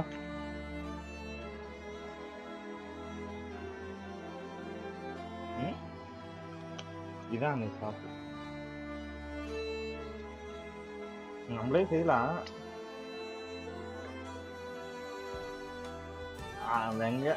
tomato, onion, garlic, sugar, water, soya bean, oil, உப்பு, அவ்வளோதான். அப்புறமா ஸ்பைஸு ஹெர்பு ஸ்பைசி ஹெர்புன்னு போட்டுறானுங்க.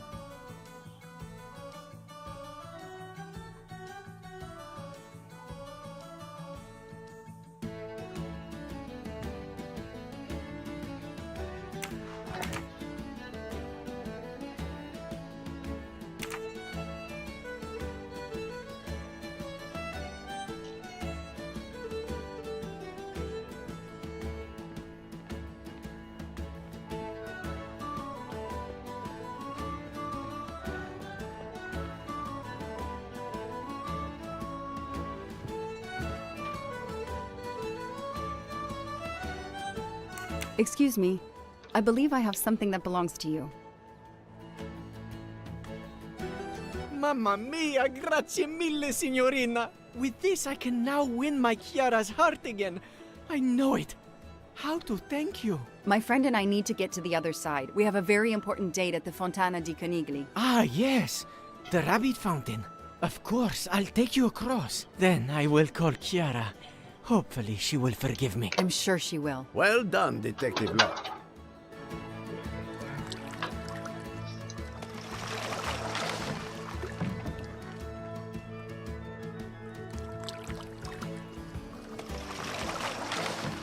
This district of Venice is very charming. You will love it.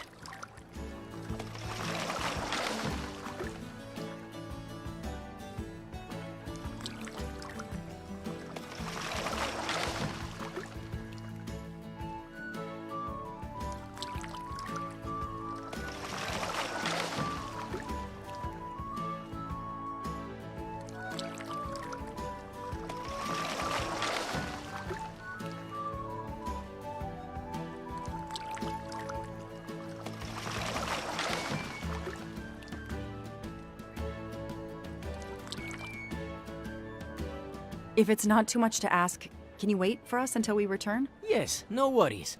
I can call Chiara from here. To find the fountain, walk along the quay on the left, then cross the bridge and you are there. You cannot miss it. Got it. Thank you. Thank you, Signorina. You have made me the happiest gondolier in Venice. Yes, I assure you, I found your ring.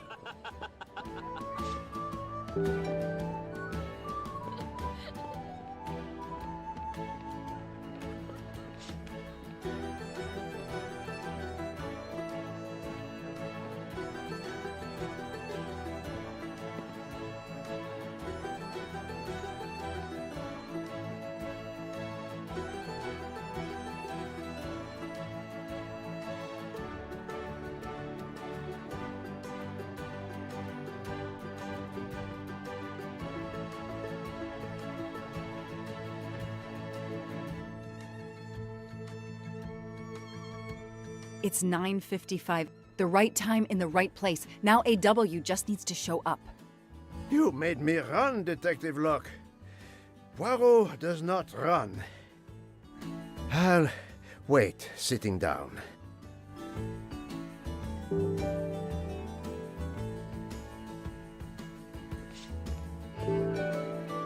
Did you see anyone who could be AW? No, no one. But who knows what those masks and costumes are hiding? Did you see anyone? No.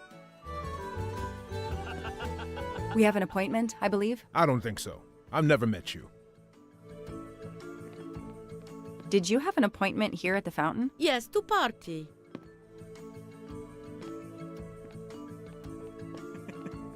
I have an appointment with you, don't I? No, dove la tua mascara?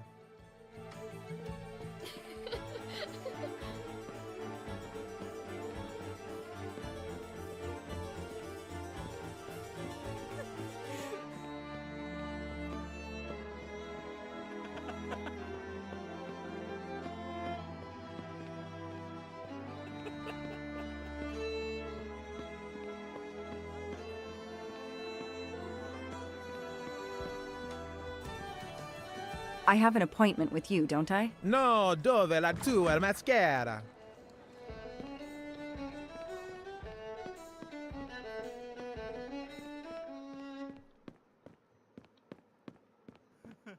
Did you see anyone who... No.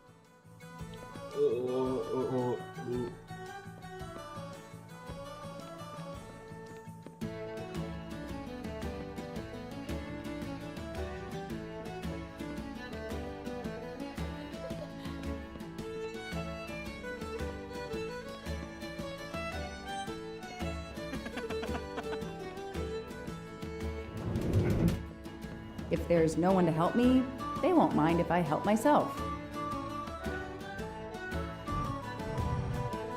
Aziz Wadi.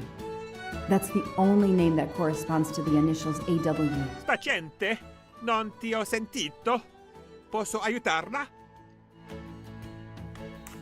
Hello, I'm looking for the Fontana dei Canigli. Do you know where it is? Ah, it's right in front of the hotel. It's easy to recognize because of rabbits. Thank you.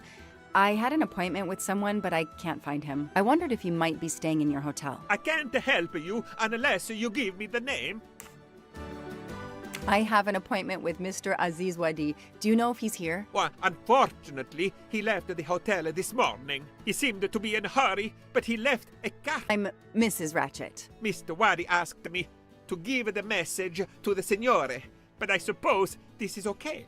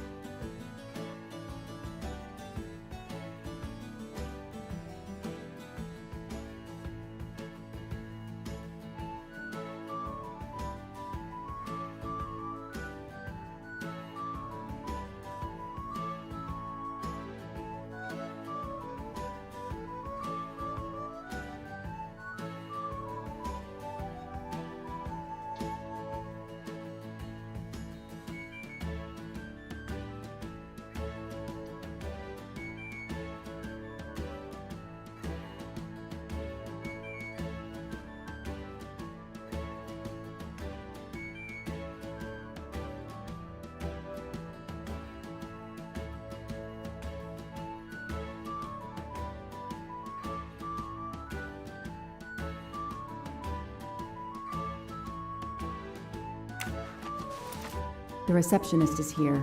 No need to ring the bell. So, mademoiselle, was our mysterious A.W. here? No, but I managed to get his name, Aziz Wadi, and a letter he wrote for Ratchet. It seems to be a kind of riddle rhyme. Let me see. Well, Ratchet and Mr. Wadi must love this book to refer to it so much. Yes, I think we have to search and find the tracks that this person left for Ratchet to find him. I think so. Lead the way, Mademoiselle Locke.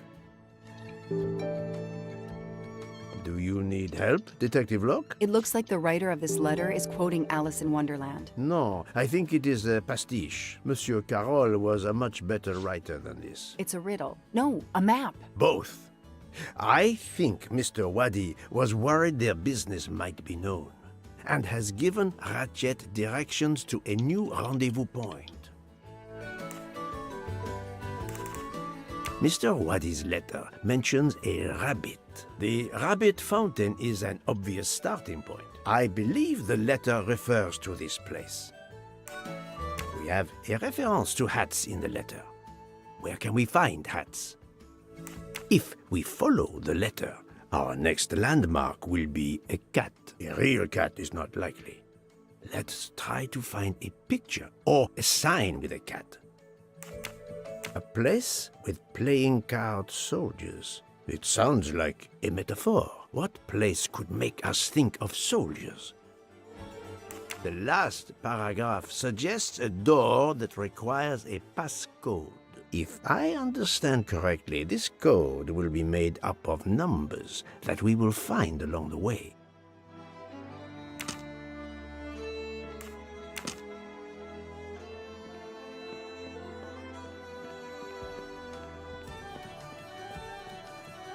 Did you have an appointment here at the Yes, to party.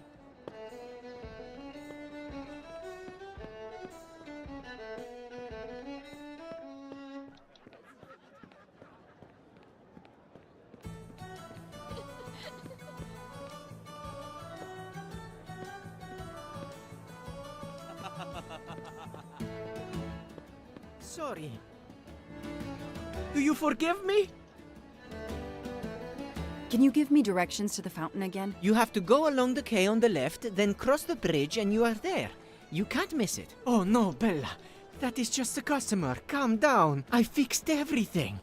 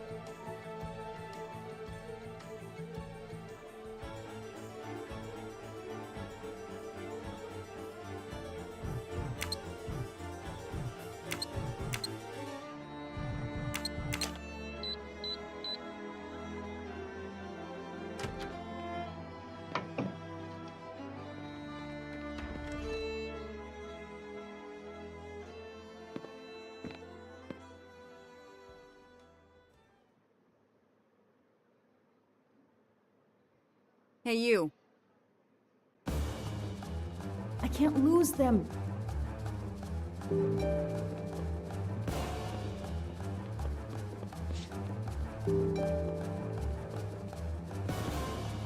No!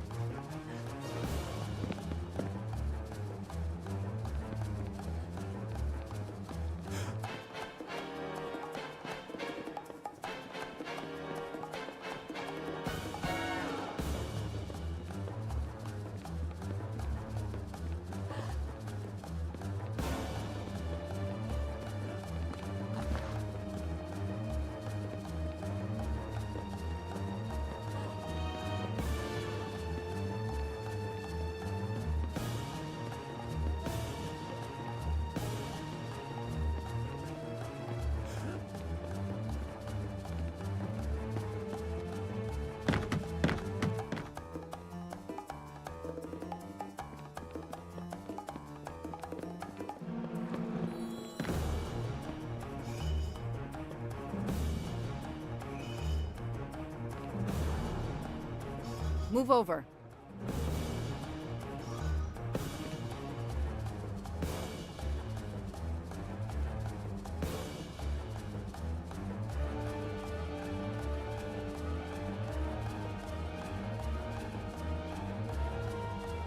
Too many! Too many masks! The murderer could be standing there watching me and laughing.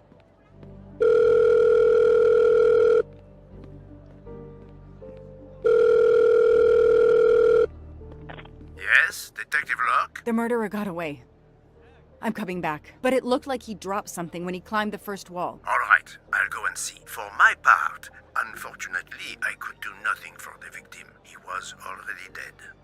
I have already alerted the Italian authorities. I will see what I can find while I wait for them.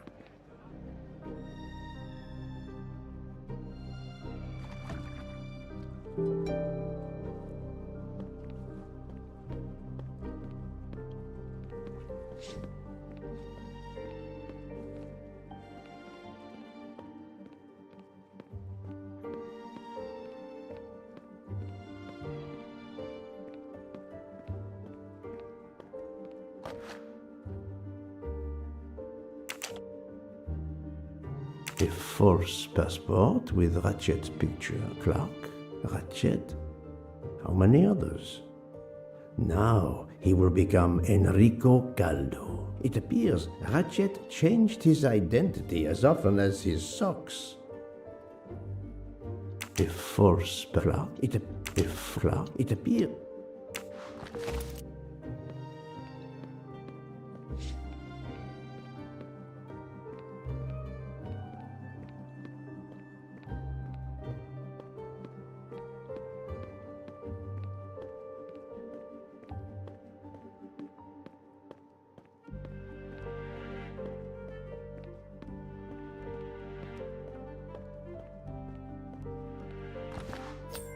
Haha! Golden mustache.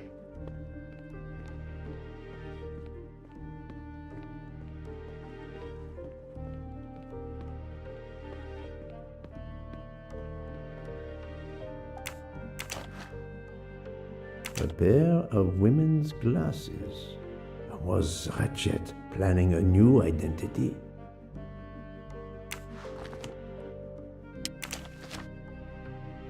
There must be several tens of thousands of dollars in this bag.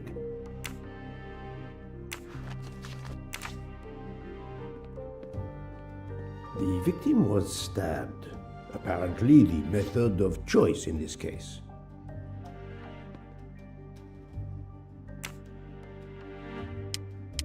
Various clothes in his suitcase. Mr. Waddy was obviously planning to leave this city.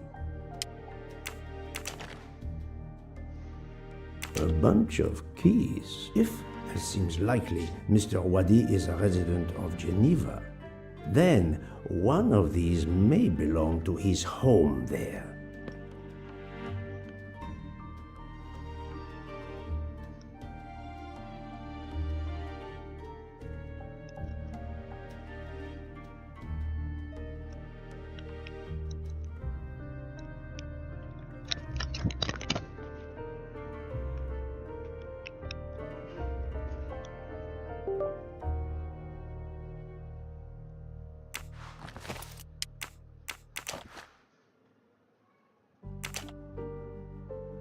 Mr. Waddy's Swiss passport. I'll see if I can find a match on the internet to confirm his identity.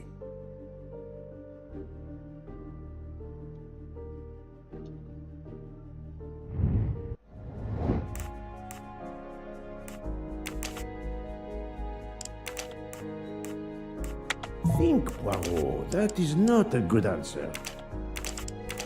I must admit I'm not right this time. No, not good. I must admit I'm not right this... Think, Poirot. That is not a good answer. This is wrong. But I'm never far from the truth. I do not think that's the right answer.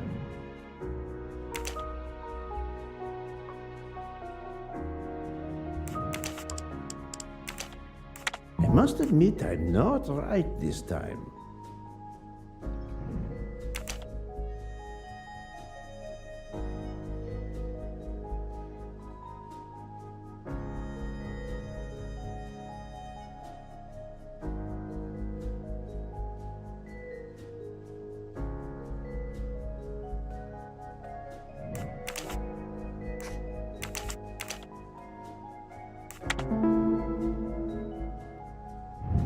That's the right answer.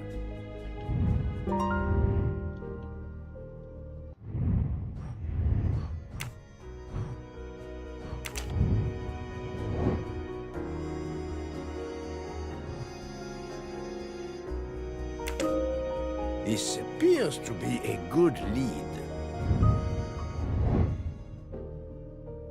I'm sorry I couldn't catch the suspect, Mr. Poirot. There is no need to apologize, mademoiselle. Your efforts were marvelous. I found some information about Mr. Waddy. Did you access the FBI database? Don't worry, my little gray cells were enough. However, the database may confirm the origin of these banknotes. No need. I included them when I continued my investigation. Excellent.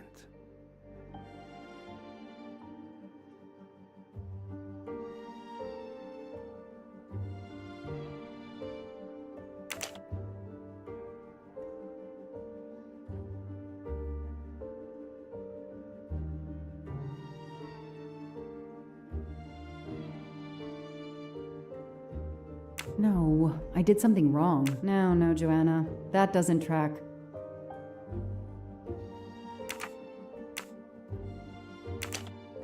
No, this isn't it. Bang, come on, Joanna. That's a rookie mistake.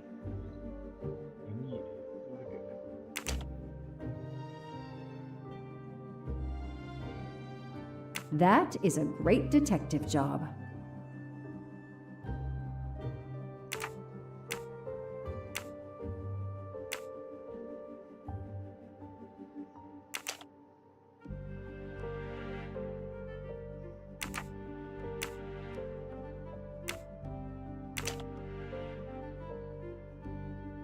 Come on, Joanna. That's a rookie mistake. No, Joanna. That doesn't track.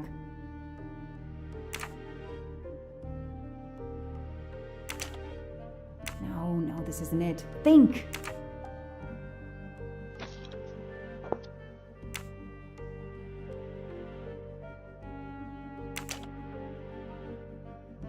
No, I did something wrong.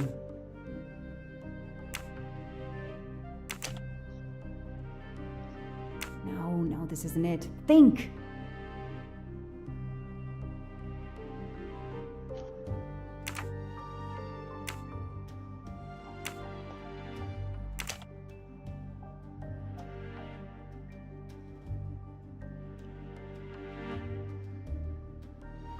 No, I did. Come on, Joanna. That's a rookie mistake.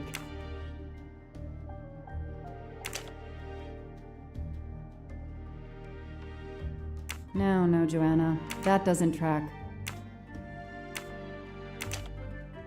I don't need Mr. Poirot to tell me I'm wrong.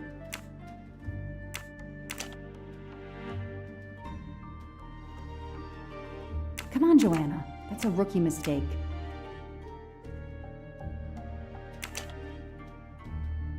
The detective gets it right.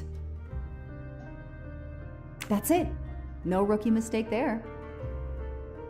Mr. Poirot, it's part of the ransom money from the Armstrong case. You are surprised? I suppose not.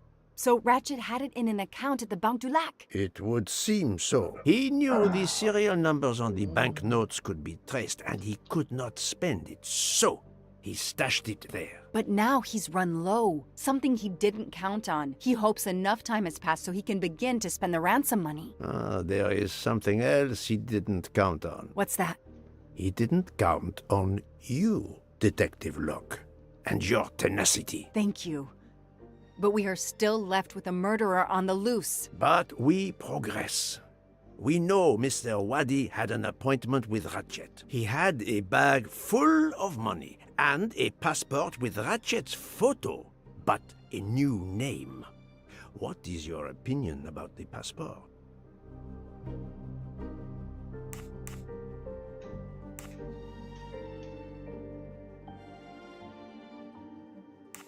I discovered that he was arrested in Armenia for trafficking in stolen art and was supposed to be arraigned in January. Once again, he changed his identity and vanished. You are correct, mademoiselle. He also told me that he was threatened, and that threatening letter we found in his room was real. He had to disappear once again.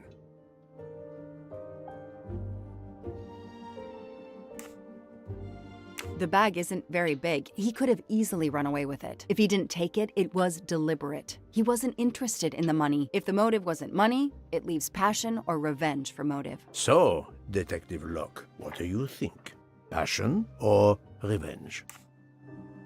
Revenge seems like an obvious motive to me. The murderer carefully followed Wadi from the fountain to the new meeting place despite Wadi's precautions. That is cold and careful. Excellent. We cannot yet know for certain, but that is a sound psychological analysis. We have an idea of the motive. It is the same motive as that of our 12 would-be murderers on the train. But we still must know who was under that mask.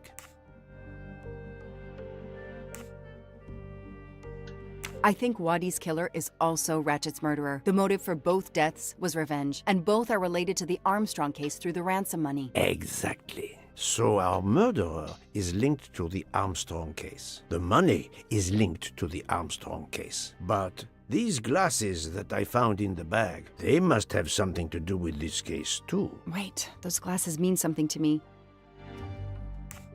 Wait, I know. I've seen these. They belong to Suzanne Moreau, little Daisy's nurse. I remember seeing them in her bedroom, but they were gone the day she died. I remember the press saying that the nurse had committed suicide. I've always believed otherwise, and the glasses are proof that she was killed by Ratchet or his accomplice. He took those glasses. I always had a gut feeling, but now, Mr. Poirot, now I have proof Suzanne was innocent. Yes, you do. But the question I ask myself is this. Why did Ratchet keep these glasses? புரியல என்ன படி நானும் பாட்டியை பீஸா செஞ்சு சாப்பிட்டுவேன்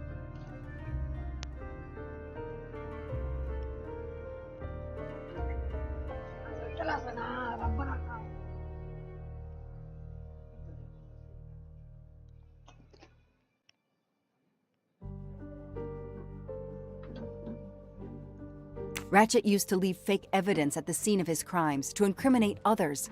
He did the same thing to frame Suzanne. Possibly. But keeping an object belonging to his victim as a souvenir of the murder, that is the behavior of a fetishist. Now that you mention it, in my investigation at the time, I had already found Daisy's hair clip in Ratchet's cabin, and now we find Suzanne's glasses in a bag for Ratchet. 2 objects from 2 victims of Ratchet.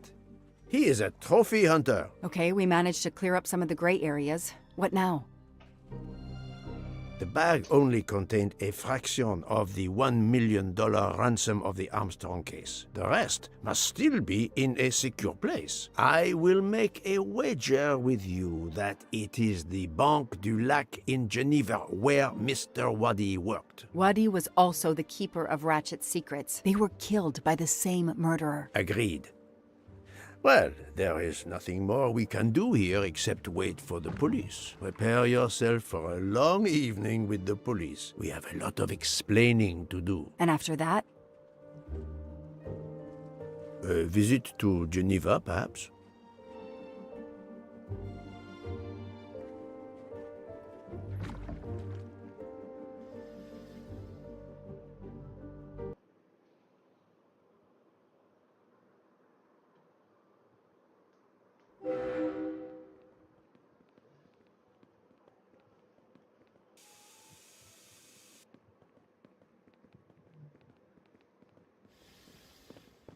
Here you are at last. I was worried about you. We just left the police station. We had to explain to the Italian police that we were not murderers. What? Another murder? I'll tell you when we're underway. Are all passengers and staff aboard? Yes, everyone is here. We were waiting for you. Excellent. Let's not waste any more time. We have to make a longer than usual stop in Lausanne. What? How long? Long enough to do a little banking in Geneva.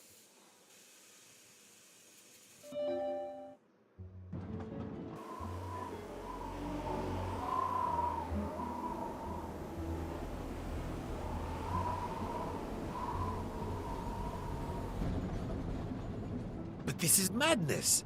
A 13th murderer of Ratchet? Mon ami, he was not well liked. But Monsieur Michel would have seen anyone enter Ratchet's compartment. And there were another 10 people milling about, taking their turn at stabbing him. How could they not notice an uninvited killer?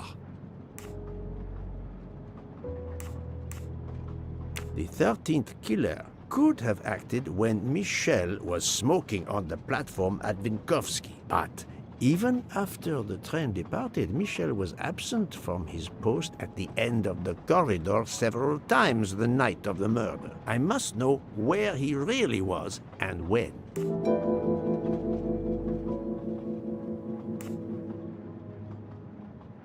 Poirot, stay focused. We have evidence that he is still on the train. Yes, he most certainly returned to the train. How can you be sure? It's obvious. I mean, I hope Mr. Poirot agrees. Please continue, Detective Locke.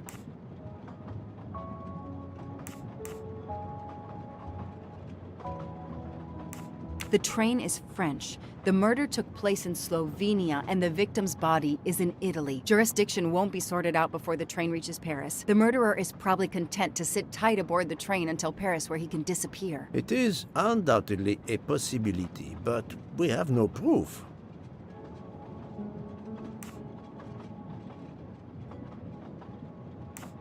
All the passengers and crew are still aboard. If the killer of Mr. Wadi had remained in Venice, we would have noticed right away that someone was missing, and we could have alerted the authorities. I promise you, I made certain everyone was aboard before we embarked. Book, calm yourself. Calm myself? But we're back where we started. There is still another murderer on my train. Wait a moment. Can I change my mind about my verdict? Can we turn everyone over to the police? Everyone? Including ourselves? What? No. No. Oh, it's a nightmare. Let us take it step by step, my friend. We can start by eliminating all of the members of the Ratchet jury.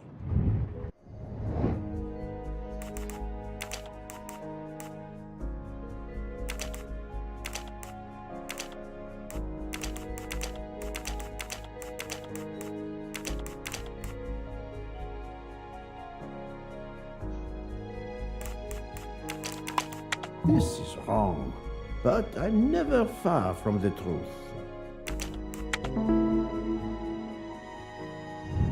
Et voilà.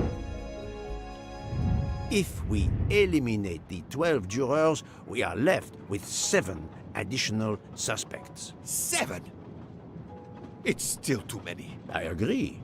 We must reduce our list. Excuse my impatience, Poirot. It's as if my beautiful train is cursed. Can you exonerate any of the 7?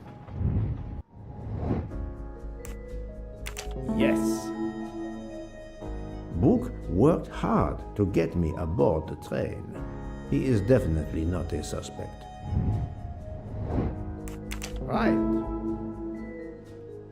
Mademoiselle Locke cannot be a suspect. She pursued Mr. Waddy's murderer. This is wrong, but I'm never far from the truth. It was nice. Dr. Constantine alerted me to the 13th stab wound. He is not a suspect. That was easy. I have 4 suspects left who I must now examine more closely. Miss Nielsen, Monsieur Maury, Monsieur Fauché, and Countess Andrény. One of my employees? Suspicious? All 3 got off the train in Venice to restock supplies. Any one of them might have slipped away without being noticed. I suppose. But what of Countess Andrény? You cleared her yourself. She is cleared of the first murder, but we know little of her movements here in Venice, so we still have 4 suspects to interview. Detective Locke? I can't join you, Poirot. My chief saw something on the news about the case and my involvement. He's demanding an explanation. If I want to keep my badge, I have to call him. Then you must do so by all means. I'm sorry. No need to apologize. I understand. I'll make the call for my compartment. If you're looking for me, I'll be there. I hate to say this, Poirot, but I must. There is, of course, one other suspect with a motive for murder. The ransom money. You mean Detective Locke? Then who did she chase? Who killed Aziz? We both saw the masked murderer standing over the body.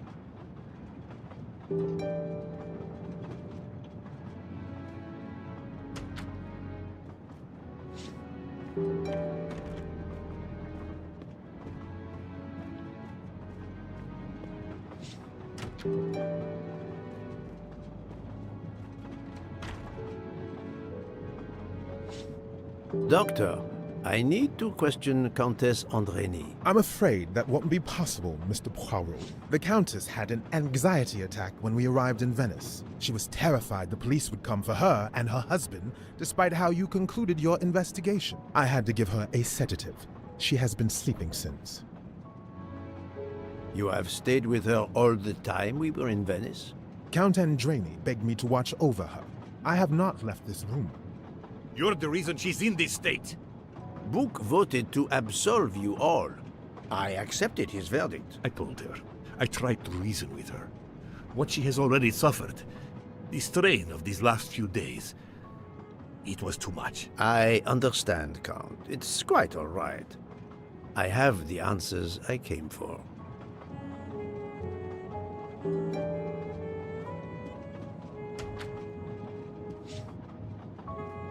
Ah, Michel. I have a few more questions to ask you, if you will allow me. Anything, Monsieur Poirot. We are in your debt.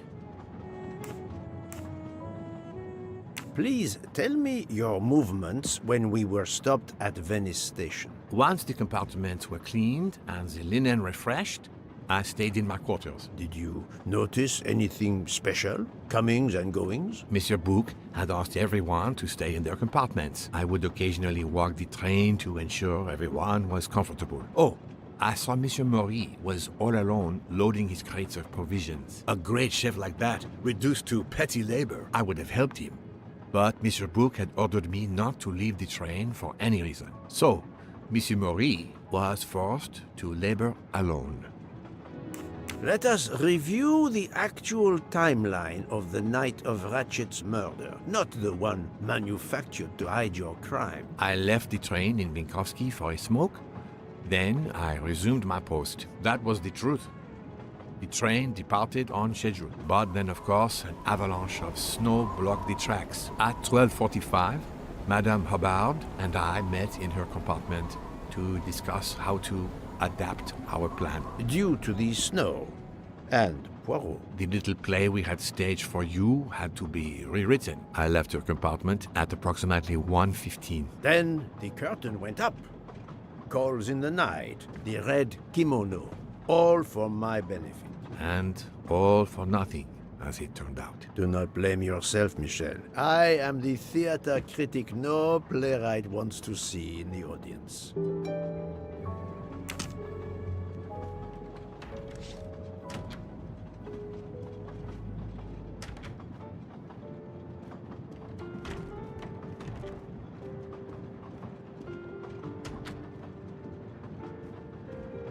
You play well. I didn't mean to interrupt you. Thank you. Many years of piano lessons thanks to my mother. I try to play in a few clubs in Paris when I get the chance, but as you can see, it hasn't made me rich. What can I do for you? Conversation only. Tell me about your time in Venice. I had Monsieur Bouc's permission to see my sister. She lives in Marghera, just outside of Venice. She had a baby a few weeks ago. This was my first chance to meet my new nephew. Monsieur Bouc gave you permission? Yes, you can ask him. Most assuredly, I will. What time did you leave, and when did you return? I left around 9:10 p.m. I was back by 10:45 p.m. When I got back, Hotaru was in a lot of pain. I gave him a back massage.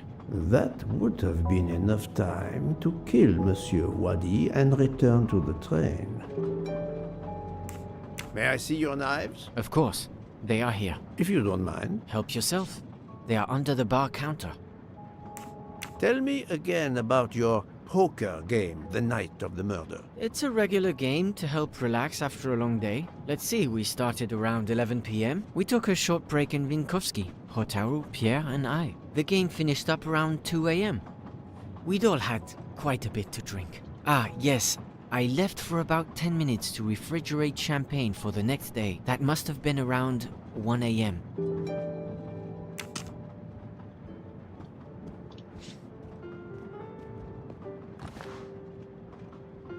None of these come close to the wounds on either body.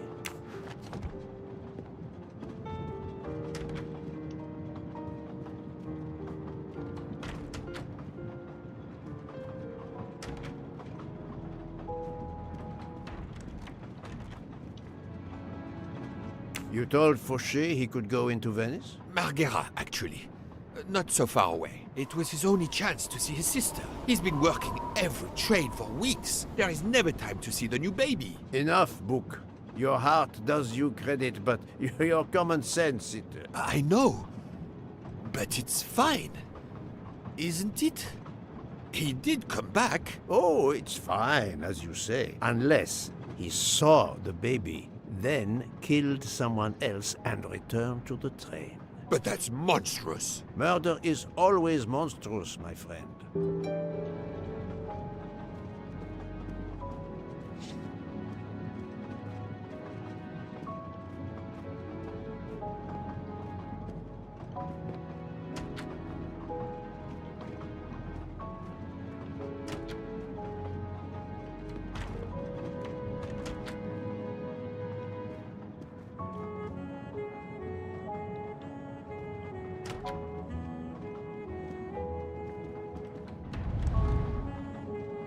The box is secured by some sort of locking mechanism. The design is formed by 3 commas.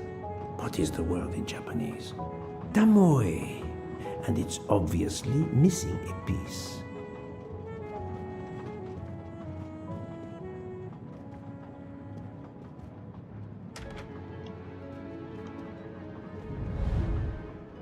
The box is the Tamoe. And it's obviously missing it.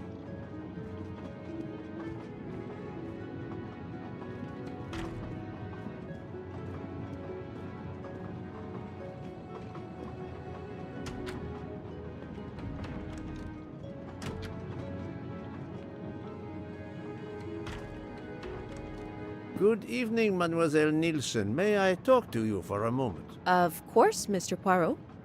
I'm not going to bed right away. Can you tell me your movements while we were stopped in Venice? That'll be easy. I didn't move much at all. Let's see. I helped Hotaru load all of the food crates aboard the train. Hotaru had everything he needed, but I realized they forgot half of my order. I spent over an hour on the phone with the supplier without success. I had to change the dessert menu for tomorrow. Dr. Constantine found a stab wound on Ratchet's body that was caused by a much thinner and sharper blade than the others. Possibly a chef's knife? My thought, precisely. And you'd like to see my knives? If you wouldn't mind. I would gladly show you if I had any, but I don't. I use the regular kitchen knives. You may search if you don't believe me. I see. All the knives the staff use are in the kitchen or in the lounge, except... Except? Hotaru prefers to use his own. Monsieur Mori doesn't use the kitchen knives? Not usually. I know he keeps a set of traditional Japanese knives in a box in his room. He doesn't let anyone else use them. Although now that I think of it, he has been using the kitchen knives lately. Can you tell me exactly about your poker game the night of the murder? We started around 11 p.m.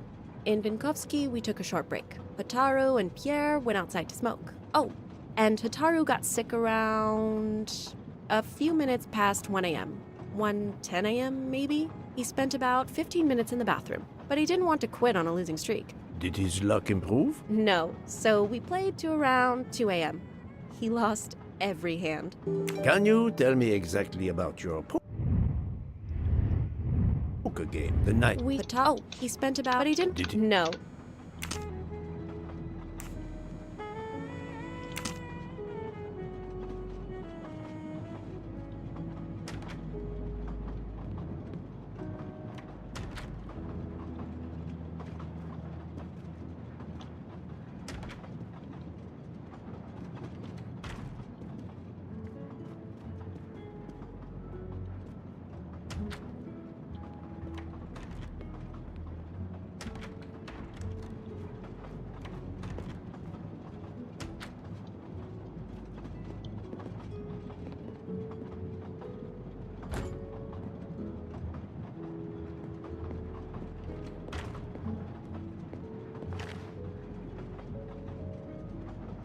Saffron.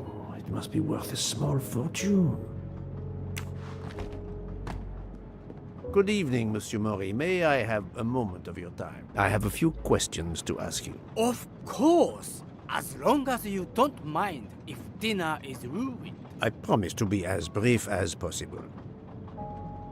What did you do while we were stopped in Venice? With Freya's help, I loaded fresh produce for the next part of our journey. Then, you may not believe this, but my job requires a lot of physical labor. My back suffers. Fortunately, Jean has become quite adept at separating my vertebrae. Email தான். Tell me about your poker game the night of the murder. We started around 11 p.m. When John finished his shift, we played until around 2 a.m.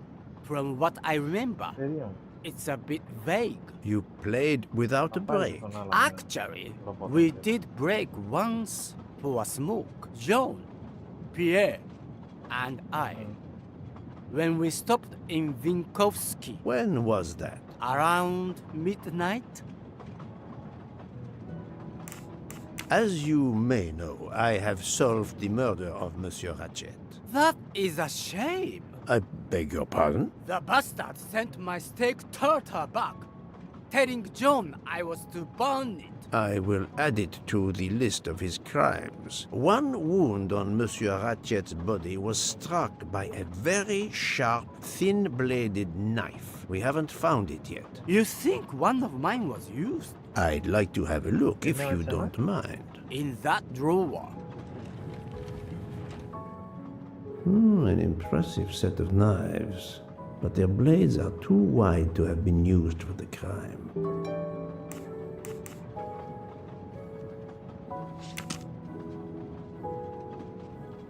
I've talked to everyone, but some elements of the testimonies do not seem to correspond.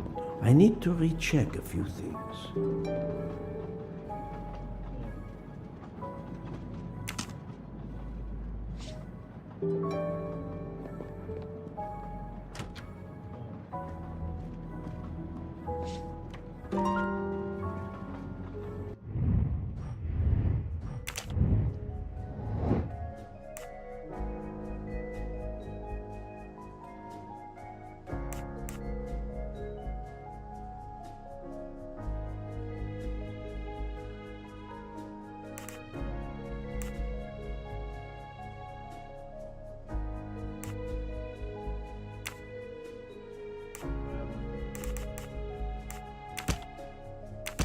No, not good. Think, Poirot. That is not a good answer. I must admit I'm not right this time. அது எடுத்துக்கலாம் போல, அவனுக்கு தெரியல. பேங்க்ல வச்சு அவன்கிட்ட phone பண்ணி பேசினாங்க. நாளைக்கு நாளைக்குன்னா 26 நாளைக்கு அனுப்பிச்சி விட்டு அவன் எத்தனை நாள் ஆகும்னு தெரியல. அவன் ரொம்ப நாள் ஆகுற மாதிரி இதெல்லாம் இன்னொரு விஷயம் இல்லை. அந்த மிஷினை வாங்குறது என்னன்னு தெரியல. மிஷின் ஏதாச்சும் ஒன்று வாங்கணும். இப்போ எனக்கு ஆல்ரெடி நிறைய கேட்குறாங்க.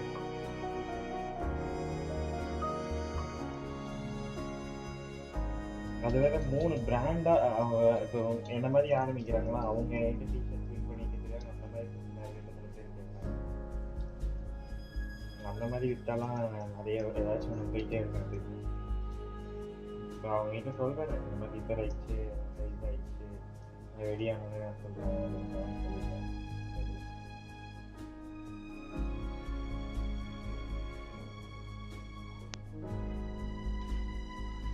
அடைய முடியும். இப்போ இஎம்ஐ கொடுக்கறதுக்கு யாரு கொடுப்பா?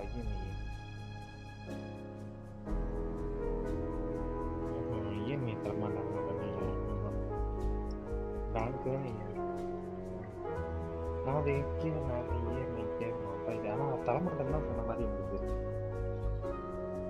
பேங்க்ல ஆல்ரெடி லோன் எடுத்துட்டா தருவாங்களா?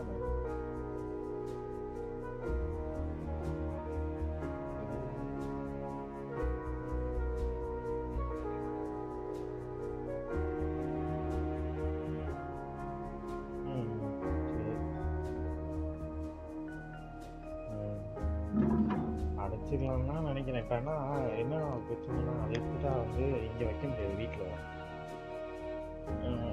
அதான் அது எவ்வளோவா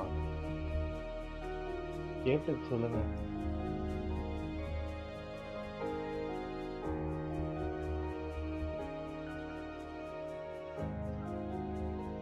ஏதாச்சும் அந்த மாதிரி இது பண்ணாதான்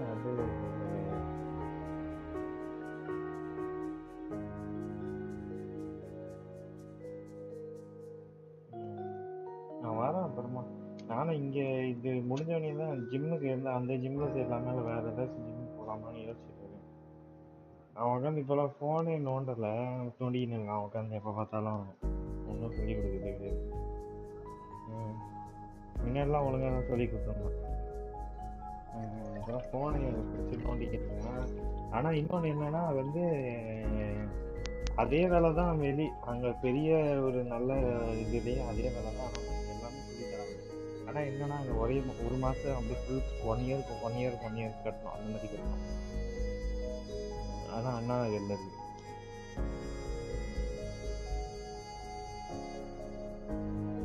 அதான் இதை முடிச்சுட்டு தான் அதான்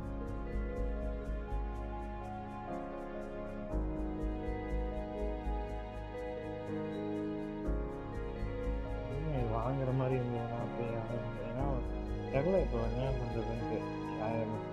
அது வாங்கினா கண்டிப்பாக பயங்கரமாக மார்க்கெட்டிங் ஏதாச்சும் ஒன்று பண்ணியே ஆகணும். அது வாங்கணும்னா டெய்லி பிரிண்ட் பண்ணுற மாதிரி இருக்கும். ஆனால் கடை வச்சுட்டாலே ஓரளவுக்கு வரணும் ஆரம்பிச்சிடும், கேட்க ஆரம்பிச்சிடுவாங்க. ஒரு நாளைக்கு அட்லீஸ்ட் ஒரு 2-3 டீ ஷர்ட்டாச்சும் பிரிண்ட் பண்ணுவோம். இப்போ அது பிரிண்ட் பண்ணாலே உங்களுக்கு ஒரு நாளைக்கு 1000 ரூபா வச்சு வந்துடும்.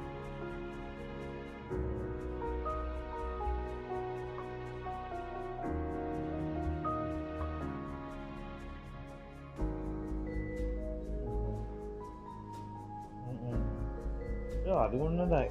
கடையை வச்சுட்டா கூகுள் மேப்பில் போட்டாலே வருவாங்க.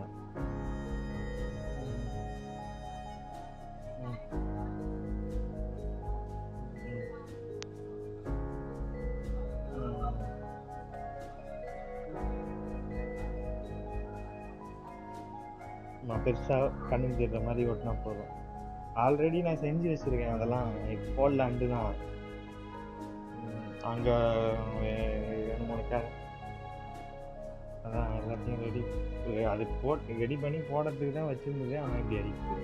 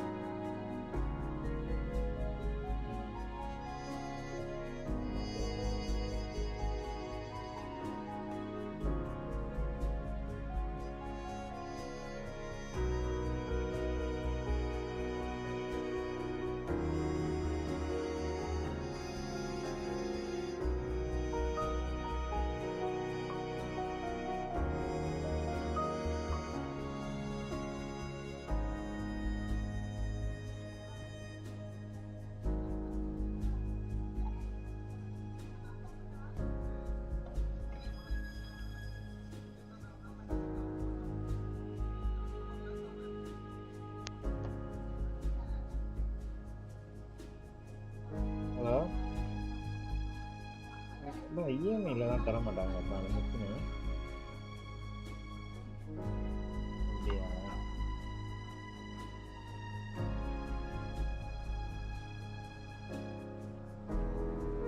ஓ.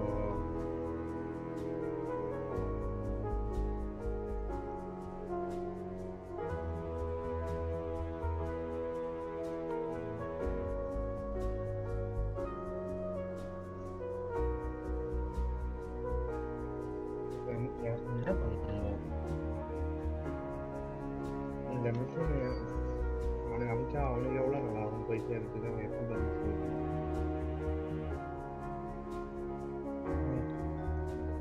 ம்.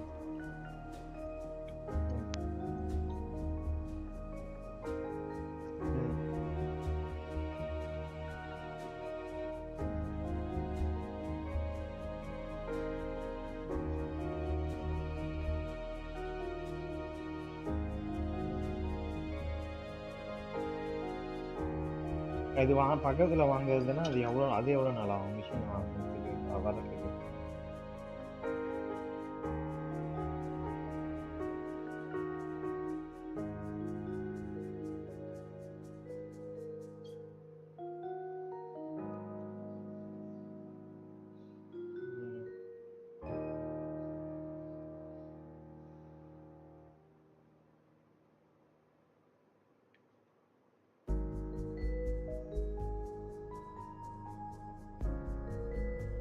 அந்த அந்த மிஷின் வாங்கினா திருப்பி ரிப்பேர் தானே ஆகும் 1,00,000 ரூபாய்க்கு.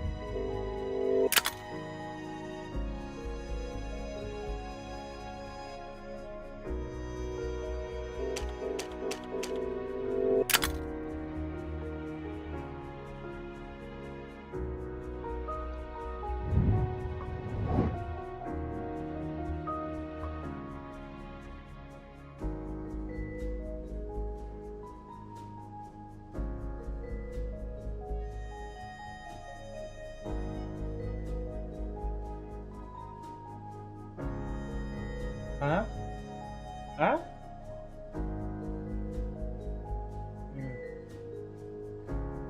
இல்ல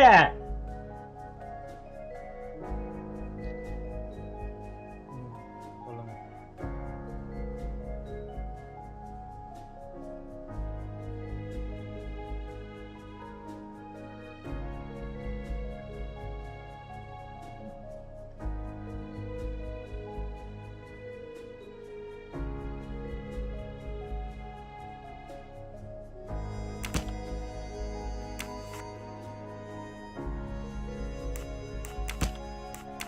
This is wrong, but I'm never far from the truth.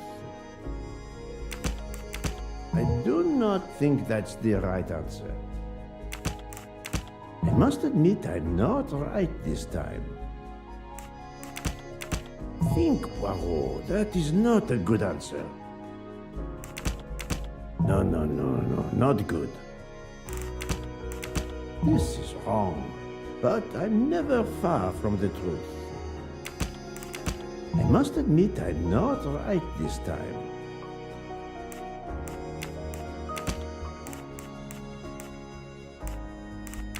I do not think that's the right answer. No, not good. This is wrong, but I'm never far from...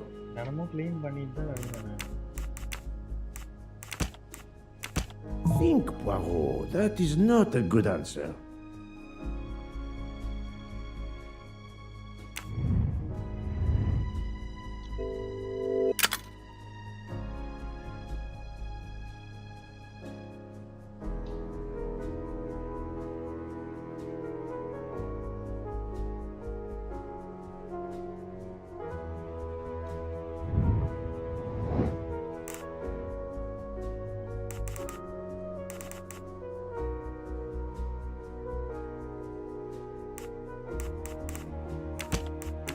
I must admit I'm not right this time.